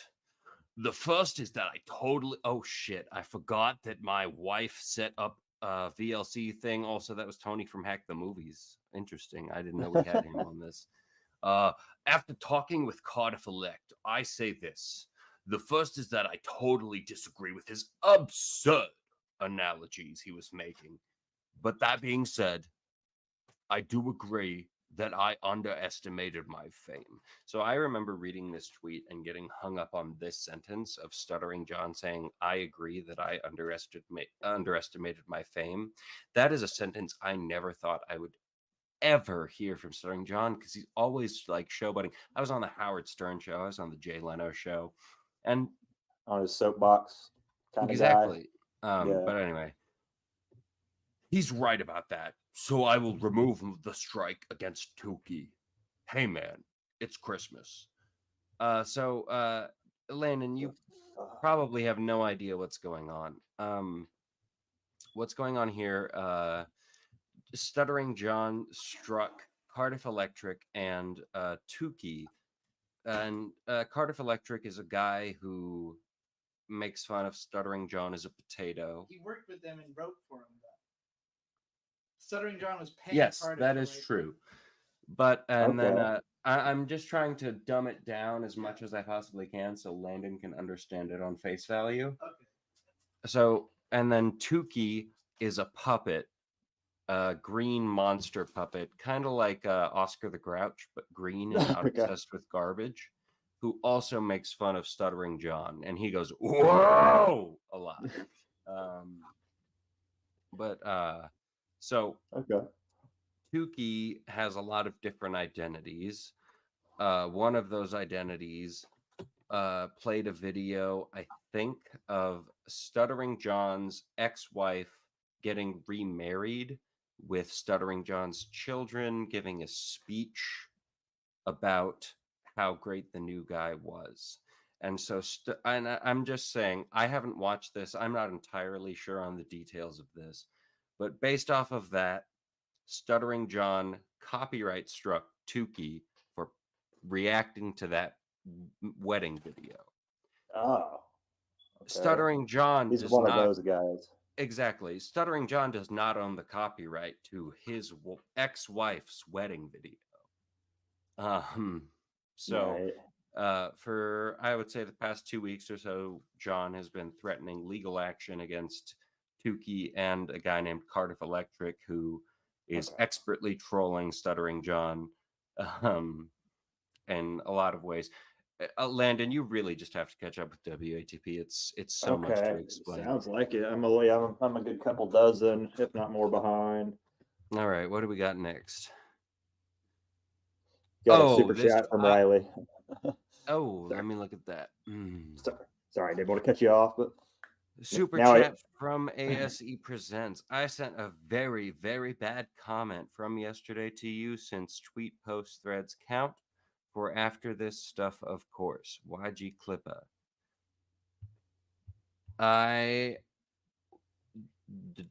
Thank you. I guess that's the answer. Thank you. Anyway, so Stuttering John was claiming that he was going to, or rather, not was, is claiming that he is going to have a reality show based around himself and everything he has to deal with. And so this tweet is John saying, I love being the GOAT of the Dabbleverse. Soon my emergence will be back on television and the movies. Stay tuned. And Tony from Hack the Movies, obviously looking into the future, says, bookmark this tweet. We must still be in Stuttering John here. Let's see. That is the last one. Oh, we're in reviews now. All right. Trixie, can you take your spot back over? Yeah.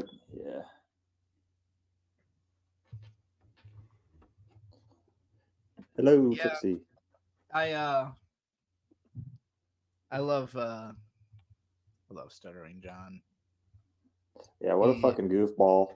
What cracks me up about this thing where he calls himself the GOAT of the Dabbleverse is that the Dabbleverse is just a collection of podcasts dedicated to making fun of Stuttering John. And he keeps acting like it's this internet world that he entered and then took over, and like now it's all about me ever since I got involved. And it's like the whole concept. He one time said that he likes to dabble in lots of things, which Carl made fun of and started calling him the Dabbler, and so it became and the Dabbleverse. John took real offense to that. It was specifically that he dabbled in stand-up comedy is the thing that John takes offense to. John cannot stand being told that he's not a stand-up comedian because he isn't. So the whole concept of the Dabbleverse is a place that makes fun of John, and he's like, I'm the GOAT of the Dabbleverse. You're the butt of the Dabbleverse's joke. You are. That's the whole concept of it, is to make fun of you. It doesn't exist in any other context. Anyway, we're gonna Riley's last super chat. He wants you to pull something up that you sent, or he sent you on Twitter or something. He just said do that after Stuttering John. So I'm sorry, I didn't mean to cut you off. I just didn't know if you wanted to go ahead and do that. Oh, Lululemon. Disavow. That pretentious ass store. I think he sent this to me on Facebook. Yeah, it's from. Oh no! What the fuck? Yeah, this is a weird. All right, hold on. Let me get this onto the screen real quick. This is a weird comment that Riley just sent me that I don't even really understand. So it says, hold on. Can I open up 2 VLC instances at the same time? I'll just read it. You know, I'm not even going to put it on screen. I'll just read it. It's from lib_crusher. It says, Everything Everywhere All at Once is a right-wing movie. Its protagonists are small business tax cheats who are ashamed of their queer daughter. If you like it, you are literally a Republican. But the whole point of the movie is that they change from that. Like, that's how it starts. It starts with Everything Everywhere All at Once is a right-wing movie. yeah, the most insane opinion I've ever heard. The only movie That's amazing. The only movie that's come out in a lot of major theaters recently Get closer. that I can think of that I've seen that could be applied to is Dune. Dune, and that's because that is a stretch. And that's a fucking book from the 60s at that. Like, it might even just be right wing by like a modern political standards. Like, I just can't even imagine trying to make the argument that Everything Everywhere All at Once is a right wing movie. That's totally insane. No. Well, it's like you watched 5 minutes of the movie and assumed that like, oh, everyone's gonna maintain this state throughout the film. Like, the whole beginning is criticizing the way the people are, and then they change. That's the movie. I'll just say before I go back to my chair and really say things, I saw Everything Everywhere All at Once twice. I fell asleep the first time and didn't understand most of it. And then the second time I was like, oh, yeah. It's like a very regular non-political commentary on things. I don't know. It's not really saying it's a little political, but only in the sense that, like, specifically the stuff that guy said the characters are about is what is subverted in the film. Like, those are specifically the things they solve as they stop dodging taxes and stop being bigoted towards their queer children. That's the whole movie.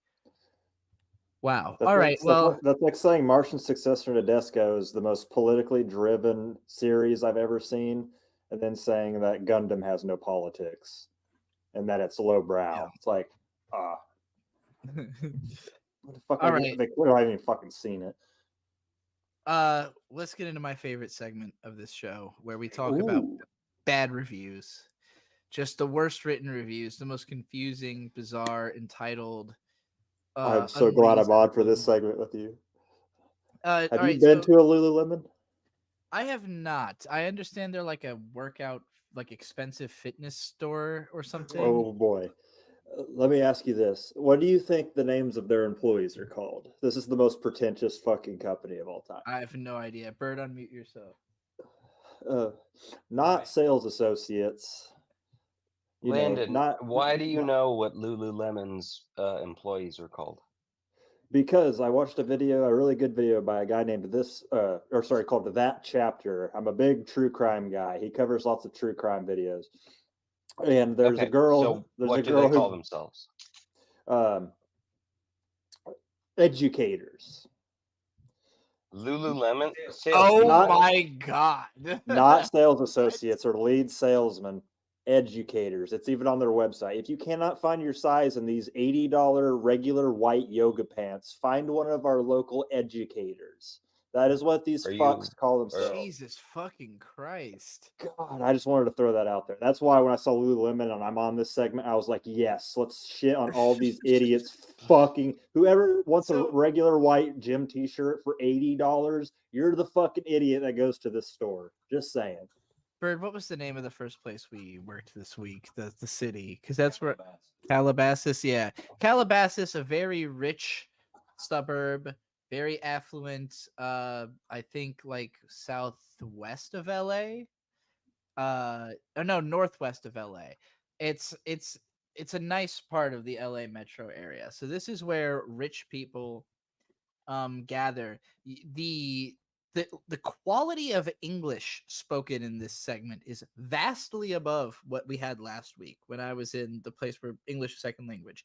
The quality of the people, as bad or worse. Here is Kayla Favor with a 1-star review of Lululemon asking, why don't they sell shoes? Why doesn't Lululemon sell shoes, though? The funny thing is because it's not a fucking shoe store. No, but they do have if you're shoes gonna... to try on, but they do not sell shoes. Fun fact. I don't know if you knew that. Wait, what? You can try on shoes there, but they do not sell in store. Uh, The reason I know this is because there's a doesn't make any famous sense, Rick. there's a famous crime scene where this one girl was going to tell the supervisor that weird. one of their night educators put up one of their sweatpants in her bag, and they told on her to get her fired. And that girl, thus, because she told on her, brutally murdered her in the back room on their next shift. And she found a size 14 men's shoe that they just like have on display for like either the fucking mannequins or whatever to try on. But then they realized that that shoe was from inside the store, and she staged the murder by like putting that size 14 from the store in the blood to make it look like somebody else came in and killed them. But the shoes from that store, and they came out on the news and said, that shoe doesn't, or that place doesn't sell shoes, you fucking idiot. You got that from in the store. Thus, that's what got her arrested.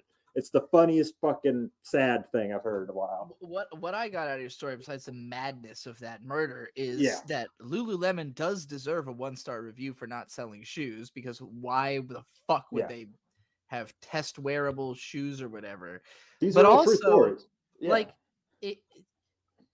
Kayla, favor, fucking Google what they sell. Like, does it not, like, before you go to a store, like, if I was looking for shoes, I would look up shoe store and then go to a fucking shoe store. I wouldn't go to a store and then be mad they didn't have shoes. Fucking check. Or call. I managed one for about 5 years. It's not that hard. Here's some more. You go ahead and read Fazi Azimi's review. Fazi, I don't know how to pronounce his name. I had a terrible experience. They lied to me twice, especially a man named Gus. Oh, good God. Especially a man named Gus, who bothered I'm sorry, us wait. all- I have. This is out of order. This is not a Lululemon review. I fucked up. This is a Mercedes-Benz review. Oh, okay. But you can continue. Okay. Especially a man named Gus. who bothered us a lot and is a... Sorry, I lost my place. Who bothered us a lot. No, this is confusing. He is a and very a liar. very liar. Twice they told us to come up to us, and each time we arrived, they lied that the car was sold and forced us to buy another car. My brain cell fucking fell out. I couldn't even continue my accent after that. I don't even know what the fuck I just read. A guy named Gus bothered them a lot. He's a very liar. Twice he told them to come to us. I don't know what he meant by that. Twice That's they what I told us mean. to come to us. So he's saying that he talked to this person twice over the phone, and they said, you should come here because we have this car. But once they actually got there, the car had been sold. And so they were forced by their language to buy another car. So basically they took too long. Like, they kept inquiring about this car. They didn't get it because they took too long, and they were forced to buy another car. Go to another dealership. If I don't know, like, you didn't have to. Whatever. He'd say, "Yeah, fuck you guys." I guess that's what I got out of that. So the rest was incomprehensible. All right, here's some more Lululemon. Too expensive for what you get. Yeah, no shit. Like, more Mercedes-Benz reviews. Bird, can you do sandbox groups? This is a local guide experience in going to this dealership.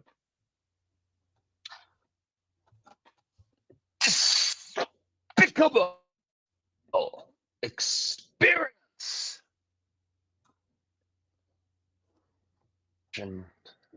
Okay, hang on. I expected this behavior from a used car dealer and used a car salesperson. Absolutely disappointed.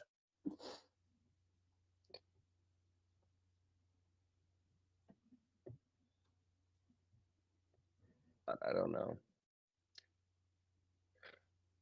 You drag a customer out to your dealership under false Pretense is misleading and unethical. Next time a client calls you for inventory status, just say you don't have it in stock. You wasted my time and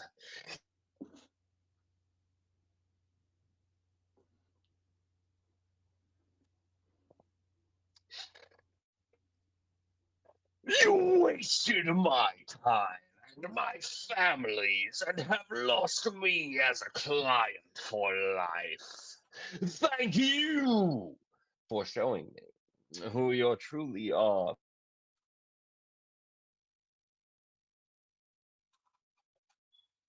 Who you truly are before doing business with you. Any dealership behaves more ethically than this dealership. Good luck! My computer is shitting itself, and I don't know why. So I'm gonna leave the call and rejoin the call. It was really fucking funny though, even with the interruption. I have to assume you overwhelmed the internet connection with your voice. Yes, Landon. Can I after this go apply to a used car dealership? Or used a car salesperson. That's my fucking line of career right there, baby. Let's hit it. Used a car salesperson. That's where I was cheesing. I was trying so hard not to laugh to blow over him reading. But I was dying at that part. You wasted my time and my family's, and I've lost. Like, why is that one and lowercase and the rest of it out? This is gold. Love it. Local guide, by the way. That's how the local guide writes. So what 1 star? Showing me who you truly are before doing business. Oh wait, we already read this one. All right, these are the Pickwick pub reviews. We went to Pickwick pub. This is a bar that Stuttering John hangs out at a lot. He just moved to Florida, so I don't know if he'll be there anymore. Are you just gonna hide me here in the background? Hold on, let me bring you back. So I will say, as myself, Bird, we went to the Pickwick pub because we worked in Calabasas, and going on the way back, we realized the Pickwick pub was on the way. And so we stopped at the Pickwick pub. It was wonderful. I had Space Dust and then a Tenant, I think it was called, beer. Both great. Environment wonderful. Yeah, the people who worked at Pickwick were really nice. Yeah. There were some negative reviews of the place that I kind of don't agree with them.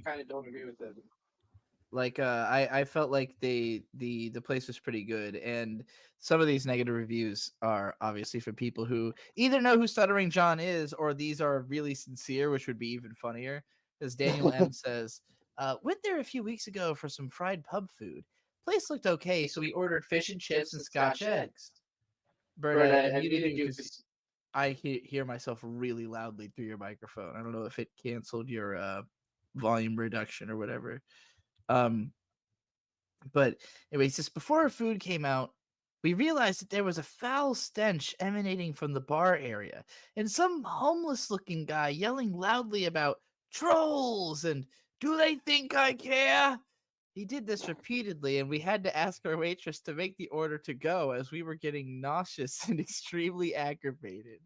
Food was underwhelming, but it's inexpensive considering inflation. They need a bouncer. This is not a real review. I'm sorry. This is making fun of Stuttering John. This is a very well written. I just want to have this actual experience. Pickwick pub, god damn everything. Why is my computer so bad? I was just messing with your audio too, but now it sounds well closer to right. I'm still whenever you're not talking, suddenly I'm coming through yours all the way. It's really weird. It wasn't doing it that badly before. So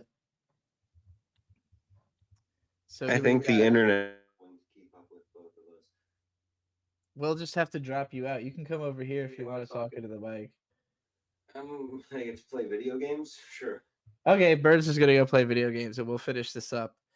So, yeah, these Pickwick pubs. We have Harris H. He says the food was delightful, but they should really throw out the loudmouth at the bar who swears and talks about how great Biden is and being harassed by trolls. Do not bring your kids around if he is there. I had to ask to be seated at a different table. That sounds like it could be genuine, right? No, you don't think? All right. Well, Alcohol is served here, miss or sir. Where the fuck? Of course, there's gonna be that one guy.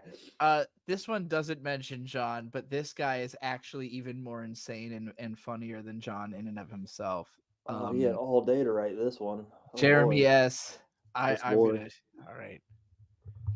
Do not dance in Pickwicks. The servers will think you're drunk. Do not jump up and down playing the air guitar to the awesome live band. I didn't have one drink tonight, and I'm getting called drunk because I danced and jumped up and down with my air guitar. The server doesn't know me from Adam, so I guess dancing wildly scares the servers there. I love music, and I love dancing. I won't be dancing in Pickwicks ever again. I'm a stand-up comedian and actor, and I dance and I'm goofy. I was just being myself. It's disheartening, to say the least. I will just keep going to Paoli's where they know me. At Paoli's, you can dance and play air guitar. Next time I'm in Pickwicks, I won't dance out of my seat. I'll just sit there and move to the music. Pickwicks does have good live music, but just don't dance too much. 2-star review. This should be the Autism Speak section for this episode, actually. He made sure to start where he began, and also had to twice mention not only the dancing, not only the jumping, but the fucking air guitar. God damn it! Don't do that. I'm gonna take 3 stars away from that. Yeah, he's the autistic guy who somebody was like, let's give him half a bottle of wine to pregame. Let's go to Pickwick's, or whatever the fuck they're called. This reminded me a lot of the first Dick Show event I went to, where my friend got cut off from the bar for like walking funny after having like one beer, being like, "What the fuck?" Can we say his name? Her or there, Or but her. no, There. we'll avoid because I don't think they want the attention. Okay. So here's this. Okay, I've put together a little group of people who've been submitting to me stuff like reviews and funny shit to read on this show. Apparently there's a lot of strip clubs that have some really hilarious, really pathetic, really bizarre reviews. This is the worst idea. So Butthole Weed, please do the William Posey comment here. Don't know what happened, but I didn't ask. But I will add, you might want to bring a drug.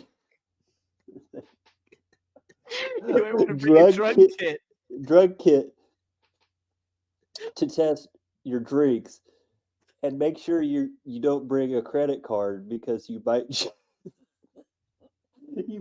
get hit over the head. Oh my god! If this really happened, this is a lot to be posting as a review. I do wonder, are some of these people making it up? Well, the local guide, Stephen Scalise, says they will drug your drinks for sure. So there's corroboration. You will definitely get drugged if you go to this place, apparently. And then Martin Gibson. If you're... Sorry. Go for it. Okay. If you're Y-O-U-R, a military or military veteran, does that say free with ID? Yeah, that's 3 sentences, by the way. Yeah. If you're a military or military veteran, period. Free exclamation point with ID, no punctuation. It's not if you're a military veteran, but you're. Here's Adam Nawarinsky. I went in at 12 noon. There was no bartender yet. The bouncer was nice to help.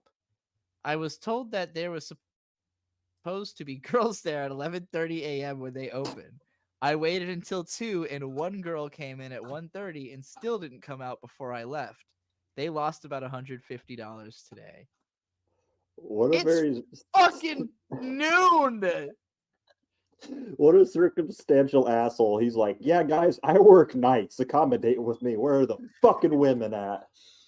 Oh, that's hey, at least it wasn't a 1-star. He's not a total psychopath. Holy shit. Good Jesus Christ. Here, That's go fun. ahead and do Ray W. See, once again, not quite a 1-star. Or Ray Y. Sorry, I read that as I'm fucking drunk. I read Ray Y as Ray W 4 You're hours fine. into the podcast. So You're fine. If I'm kind of slagging, my right contact's a little blurry, but this one's actually bigger, so I should be able to read it fine. Places to locals only, in quotes, for me anymore. My first and probably only visit on a Wednesday night, no cover. Girls spend all of their non-stage time BSing with their regulars or other dancers. I asked 3 different girls, 3 in parentheses, to come see me about a couch dance when they were done collecting their tips. Not one of them followed up. Went right back to the same guy they were talking to before getting up on stage. One girl I even asked a second time and still no follow-up. And none of these 3 went for a private dance with who they were talking to. I got frustrated and left. Doubt I'll be back. A lot more logical gentlemen in this one, I'd say. But you're reviewing on a fucking script club, buddy. Like, come on, man. I just want to know, like, what was his approach? How did he come off? Why were they ignoring it? Maybe they really were just like, I don't know, it's early. This feels like they're not really doing shit yet. Like, he came in before the club's really going and, like, you know, was surprised that there's kind of talking to the regulars who almost any business is mostly run by like the vital few customers who really keep the thing running, you know? So yeah, it's not like surprising for a side bit for this show, what you should do when you do review segments is sometimes, if you can, make an alt account on these fucking review sites that these psychopaths go on, and without trying to make it obvious that you're making fun of them, reply to that review and then ask them what happened. I mean, so we can know those questions. What was your approach to these strippers 3 times? And see what they reply. That'd be amazing. I'm some of them maybe will respond to this show. Some people don't have that level of shame, you know. They're doing reviews of fucking strip clubs. Now we're gonna get into strip club reviews are funny. Equally funny to me, zoo reviews. That's our next segment. Okay. People reviewing zoos. Do Paul S for me real quick. This is a 2-star review of a zoo. God. 1 elephant, 1 small tiger, 2 seals, 2 walrus, and a few fish. That's it. I'd honestly say that 80% of the animal enclosures were totally empty. They had an animal show and they brought out a dog, not a wild dog, not an exotic dog, just a regular household dog. He was a cute dog, but God, I'm going to take a shot every time he says dog. But come on, I don't necessarily condone keeping animals in cages. You're at the fucking zoo. So I guess I should be happy that there weren't very many animals at this zoo. But if you want to see some exotic animals, don't bother going here. Not worth it. It takes a picture of some fat ass something. I can't tell. It looks like some kind of manatee. Oh no, I guess it's the walrus. I don't know, man. Like, I don't know what people expect. I guess when I was a kid, I do remember being kind of disappointed that like the zoo isn't literally like a catalog of every fucking exotic animal in the world. But like, I was bummed when they didn't have my walruses one time in Indiana. That sucked. But I was a kid. Yeah. Like the reality of a zoo is like they have found like there's these animals that are maybe somewhat rare and they're probably like displaced and like they would not be able to survive normally. And so they've been collected by people who are like keeping them alive by keeping them in captivity and like making the only reason they can afford to take care of these animals is that people are willing to pay just to look at them. And like they can't control the fucking animals and like how lively or exciting they're going to be. Like if you're going to go to the zoo, you have to be somebody who's like, I want to see an elephant and I'm going to be impressed at the sight of an elephant because I want to understand it. I want to get like, if you are going to be disappointed if the thing doesn't fucking do a trick for you, the zoo's not for you. Like it's not the fucking circus. Like it's a place where they're trying to keep a few animals alive and, you know, use the fact that you might want to look at them for profit. There's no way an entire zoo had one elephant, one small tiger, 2 seals, 2 walrus, and a few fish. I'm sure it had plenty of animals that this guy just didn't give a fuck about because he wasn't impressed with them because they're normal. And define exotic dog too. I'd love to hear that reply. What is a regular household dog? Yeah, like it he says it's a cute dog, but come on, like, well, do you even know what it was? What qualifies as a regular household dog? Yeah. So we need these details.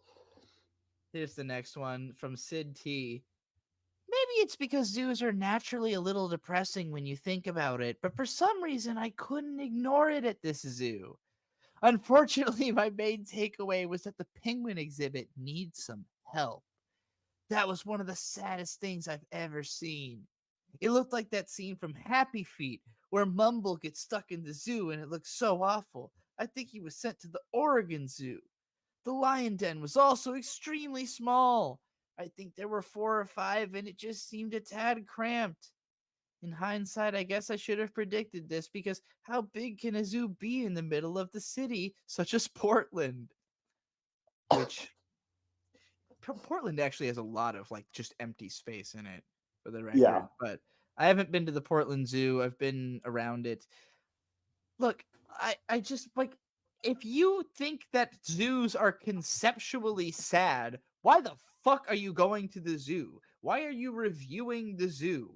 You are not the audience for the zoo if you think it is sad on concept alone. Comparing it to Happy Feet is just, you know, the thing you're getting at in with these guys, I give them the like, and like the psychopath tier, like in the S tier, is these fucking animal guys. I'll give you this. I don't know if you just like the only thing I do other than like say YouTube video or whatever is I go scroll through that Instagram shorts, you know, because it's just like little 8-second clips. And anyone with like a cute owl or a cool tiger or one of those like fucking really stupid pandas that break their own necks all the time for some reason, anything that is like cannot be helped anymore without, you know, help from humans. The psychotic, like hundreds of people that will reply for weeks on end to defend how inhumane it is. They are the craziest motherfuckers. They will go to bat for every fucking animal that they've never met in their life or know nothing about, and it's fucking insane. You cannot win with these people. I'm not going to get deep into this, but I just my argument towards because I have vegans in my family who are upset that I like cows and also eat cows, and my argument to those people is cows would not exist if we did not eat them. Humans have wiped out so many species. We've like overfarmed and killed, and like anything that we couldn't figure out a way to like domesticate and farm and maintain, we just got rid of. Like I legitimately don't like, in the same way that bison like only exist insofar as we preserve them so we can study them, like cows would be at that level, and instead they're one of the most prolific species in the country because we eat them, and a lot of them live great fucking lives. Like if you drive around America, you'll see happy cows all over the fucking place. There's some places where there's shitty cow farms where there's like 5,000 cows in like 2 square miles, and I hate seeing it. It's mostly in California, but like that's not even commonplace in America. That's why they have like a 12 grade scale on like endangered, going from like 0, say, to like up this high and down this high on the level of how much we know are left. And you're right. I don't know if this is an argument you could have with them or if they would disagree with this, but yes, when it comes to that specifically, for one example, we have to eat cows. Yeah. Because otherwise it's a worse outcome. What the fuck It's What do we science, keep dude. them around It's that- for if we couldn't eat them? No shit. Like There's not that many animals in America. I've been all over this country. There's a lot of empty space, not a lot of animals. Yeah. The grizzly bears don't exist anymore. They killed Yeah. so many. They were so dangerous to American expedition that we killed them all. They exist not in America though, right? Wrong. No, they still exist. Where do they exist in America? Alaska. Alaska. Well, okay, contiguous U.S. All right, let's get to this last zoo review we've got. Yeah, This is fuck in all Alaska. caps. Hey, Bird, do you want to come over here and read this all caps zoo review real quick? Please. No. Bird's like, I think, gotten really drunk, probably from all the tequila shots, and is now like I leaned over. want food. You want food? Is all the pizza gone? Yes. Shit. Well, all right, we got to wrap this up quickly. Landon said please. Landon said, please, so Bird's going to come do it. All right, please. Brockton Magnet Fisher's all caps zoo review. Oh, I wasn't prepared for this. Can you vacate? Yeah. Here you go. I don't need them. I got my own.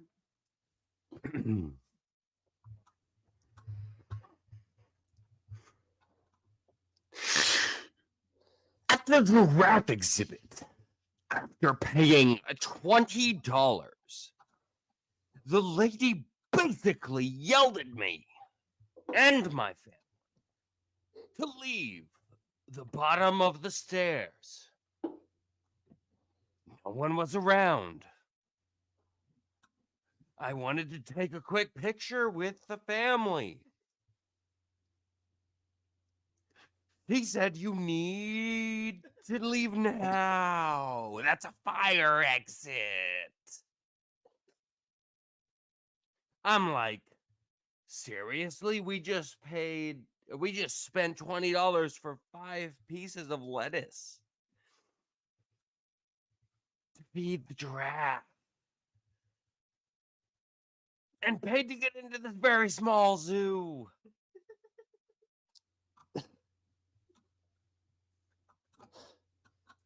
I just wanted to do a size comparison of the giraffe legs and my children.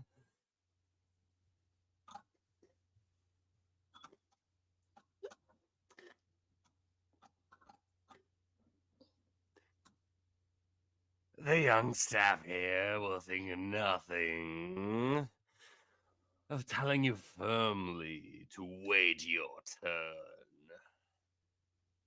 They are very rude and have an attitude except for one older gentleman and older lady. They were extremely nice. We will never come back to this place again. And we'll definitely be telling everyone about this horrible experience we've had here. Try to avoid and go somewhere else other than here. All caps. He fell out of the chair. All That was caps. incredible. Yeah, all Holy caps. fucking shit! I was dying. Yeah, we do. Well, good job, Bird. That's me most podcasts. I just happen to not have a lot of alcohol tonight. That's me most of the time too. Holy shit. This person, they walked out what I got out of this is that they tried to get a picture of their kids near the giraffe legs, but there was other people already attempting to do that, or like people ahead of them who had formed a line, and people were like, hey, could you get in line to do that? And these old people thought that was very rude and abrupt. And then they at some point like went out and exit that they're not supposed to, and they were like, you're not like, if you go out there, you have to go back around. These people took it as like, we have to leave the zoo. I think in confusion, probably they could have gotten back in, but they think they've been kicked out. And ultimately though, when this is a 1-star review, they're so offended, but then they're like, but actually there was an older lady and gentleman who were extremely nice. It's like, wait, what the fuck? How is this a 1-star review? So half of your experience was awesome, and then Yeah. you had a it's Did- always, you can tell this person's old as shit, because aside from the the grandchildren thing, the all caps. This is something my grandma does because she doesn't like understand how to use the phone right, so it's always all caps. God, just one experience overpowered the other, thus one out of 5, or whatever this scale is here. Good fucking lord, man. Anand Ebis said dirt is brunk. I appreciate that. All right, so that was the reviews. We've got a couple just like random little weird comments I pulled. This one from somebody called Liberty, who says he's talking about crime in video games, and he says crime has gone way up, and the type of crime is actions you would commit in GTA. Video games normalize this behavior for people and influence children who have careless parents. Look into the human condition and mind. This one got me just because look into the human condition and mind. Like, well, if you were to do that, if you were to look into the human condition and mind, you would find that media's gotten way less violent over time, actually, because we used to celebrate war as a mainstream aspect of culture, and that's pretty much entirely gone.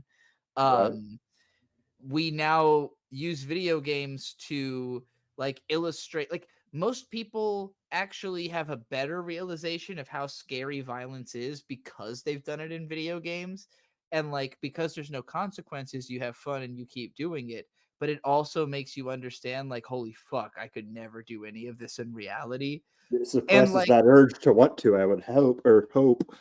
And violent crime has, like, of the type he's talking about, has been on the decline in the time since gaming. Like, population has grown, so there might be more crime, but proportionally it is less. So it's just a stupid argument. It's been debunked over and over again. Put that in your next school lecture, buddy. You'll do real good. All right, now we're in my comments. This is the last section of the video where we just make fun of some people who left really stupid comments on my videos. Do you want to be Gallo Garzon oh my god, what the fuck is his name? Gallo Garzon Benavides 1021. First of all, let me just to explain this. He's gonna say if you understand progressive. He meant if you don't understand progressive. That's the only way this comment makes sense, is if he forgot the word "don't." So keep that in mind, because otherwise this will be so confusing. But you can read it. Okay, yeah. You might as well be you, and I'll be the others. That's fine. Yeah. If you don't understand progressive, then you missed out the whole point, and Fooly Cooley may just not be for you. Go eat cereal from the box, kid. Yeah, so he's. I'm sorry. It's in response to a video I made shitting on Fooly Cooley Progressive, which is like the 15 years later sequel to a great show. Yeah, it sucks. Made by totally different people. And this guy's like upset with my negative review, but go eat cereal from the box, kid. I have never heard anyone say this. So I, of course, responded, who doesn't like cereal from the box? Who do you know that's like, I can't believe you would eat cereal from the box? What the fuck are you talking about? Like, I don't know. Is that like an LGBT thing, like where they call people Fruit Loops? Is that like the joke? Because otherwise, I don't know what the fuck is going for this. Well, so he responded to my response. Here's what he had to say. It was a metaphor. Man, now I understand why the crappy video and comment on FLCL ... Have fun watching One Piece and all that crap. Poop emoji, thumbs up emoji. What the fuck was the metaphor? What is the metaphor? Go eat cereal from the box is a metaphor for what? Did you Google it? No, I don't. Is that a famous quote in Gallo Garzonbon's fucking country, wherever the fuck that is? It was a metaphor. It's a metaphor for something. For being like the kid thing. Like it seems like what he's trying to imply is that it's like immature to eat cereal from the box. When I was a kid, I was less likely to eat cereal from the box. Like, yeah, it has to have milk. Like, I was a little brat. Like now I'm like, oh god, I don't have time. Not gonna find a bowl. Let me just fucking munch this shit. Like that's a very adult behavior to me. So strange, so hard to understand. And then have fun watching One Piece and all that crap. I mean, I could unpack a lot with that statement, like, because what he's trying to imply is both that One Piece is bad and that I'm like a very basic anime fan who only knows One Piece. I was gonna say, do they know who you are? They obviously have no idea. Yeah. And only found this video 8 years after you posted it, took it down, and had it reposted. Like, I think you're out of the game there, you fucking idiot. Like, yeah, I've been watching anime probably before this person was born. I guarantee. Yeah. Certainly before One Piece existed, and like I don't know, I like One Piece, but I've seen like 40 episodes of it and read 160 chapters of the manga. I've consumed very little One Piece, so like, yeah. I mean, maybe if he sorted my videos, and I dropped it at 118, and I was like, that was a lot for me because, like, of course, like watching it at the end of the night on like Toonami or whatever it aired on was kind of cool, but like when I actually sat down and watched 118, I was like, it's really not that good. So I don't think I'm one of those fans who's like, I only go to the anime convention to talk about One Piece. I think One Piece is good. Like I'm not gonna debate the quality of it. It's just weird to like describe me of all people as like somebody who needs to go back to One Piece. I'm like, what are you fucking talking about? Like, yeah, make a One Piece analogy, you fucking idiot. I don't know what you're talking about with your cereal, bro. I don't know what you're talking about. All right, here's a really funny email I got. So I get a lot of fake ad offers. Like people claiming that they're going to give me some kind of ad deal, but they're very obviously not real. So this one's the title of the email. We want to work with you. It's from hogwarts.marion@cacao.com. That doesn't sound official in any way, shape, or form. No. It's got this weird text formatting, and it says, "Hello, long time no see. Hogwarts Legacy. Together we can do wonders. We have a special offer for you. You can use a preview of the Hogwarts Legacy video game in your content and get the reward you deserve. We look forward to hearing your comments on our offer. Best wishes." What the fuck? The rewards I deserve? What the hell? What do you mean? What kind of company are you? You maybe might mention that up front. I don't know what the fuck.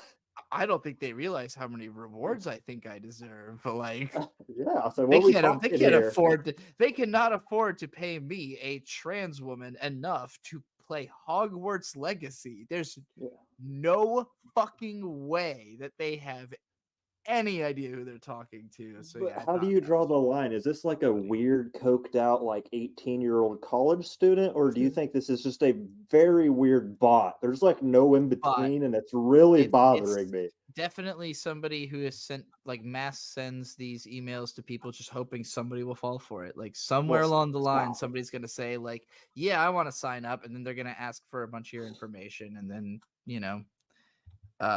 never give you whatever they promised. These last few comments, some of them are funny. I actually like these ones, so these are not bad comments. If you want to read Roland Deschain's comment on my Lucky Star video here.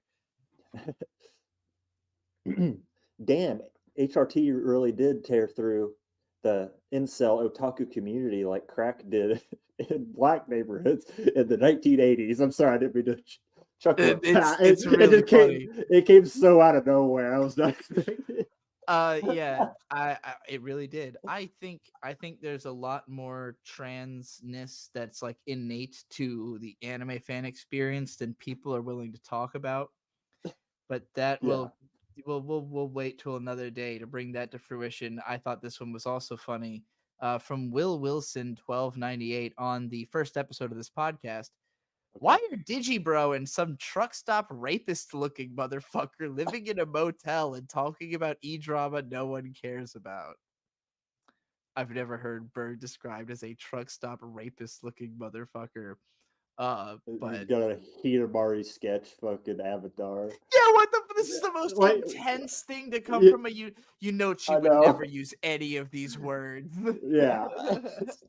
It's always behind it. Who's the 6'6" bearded guy behind the fucking Love Live poster? It's like, hey, you don't know my avatar, motherfucker, but it's probably as funny as this stupid shit.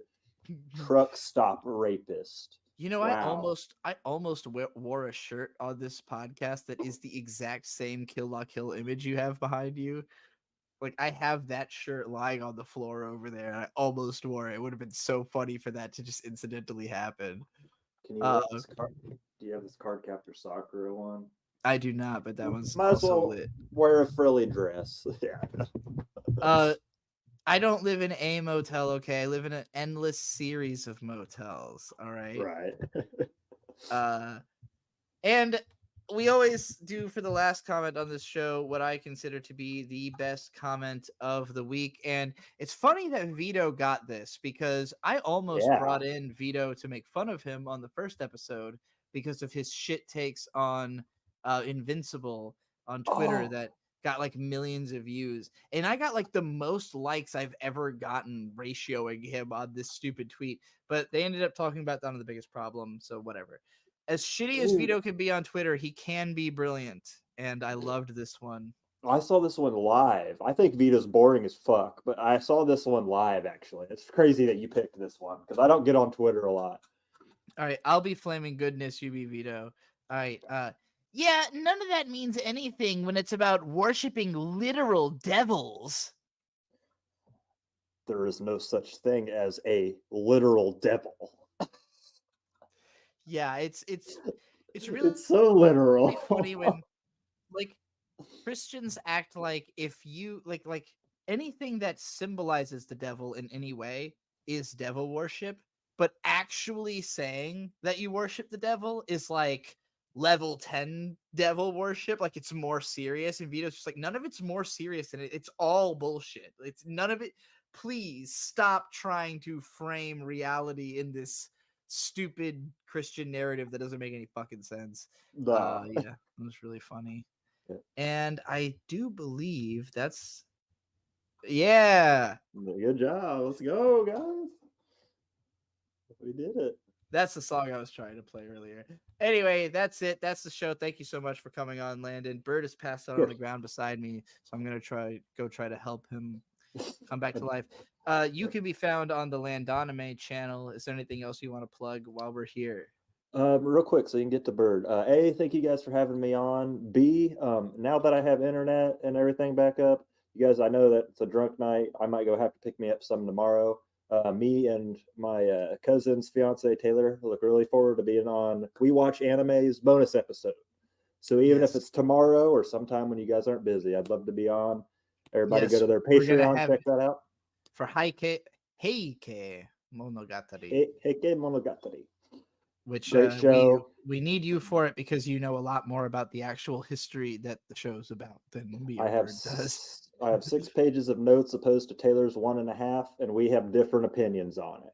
So they're going to be like, she's going to be like with you, to where like I'll have to do a lot of explaining, and then maybe you guys can talk about what we like and didn't like, or what you didn't understand that I could explain to you historically wise. And also, I'd love to get everybody's hilariously different 10 scale at the end of the podcast. But thanks for having me on, and that's about it for me. All right. Good night. Thanks, everybody. Night, chat. Thanks for coming. Shut up, bald nigga. Shut up, bald nigga. Shut up, bald nigga. Take that weak ass hat off. Shut up, bald nigga. Shut up, bald nigga. Shut up, bald nigga. Take that weak ass hat off. Nigga's a videographer. Yeah, right. But who he shooting for? This nigga's a producer. Yeah, right. But who he producing for? Nigga's a sports enthusiast. Yeah, right. Who's he enthusing for? This nigga owns the V. What? What the fuck is that? Owner of Pinecone Island Production. What? I never heard of it. Nigga, what type of name is that? It's fucking stupid. Co-host of the HR podcast. What? What's your streams like? Nigga, I hit a M this year. Dumb fuck. We are not alike. Shut up, bald nigga. Shut up, bald nigga. Shut up, bald nigga. Take that weak ass hat off. Shut up, bald nigga. Shut up, bald nigga. Shut up, bald nigga. Take that weak ass hat off. I'm really getting money.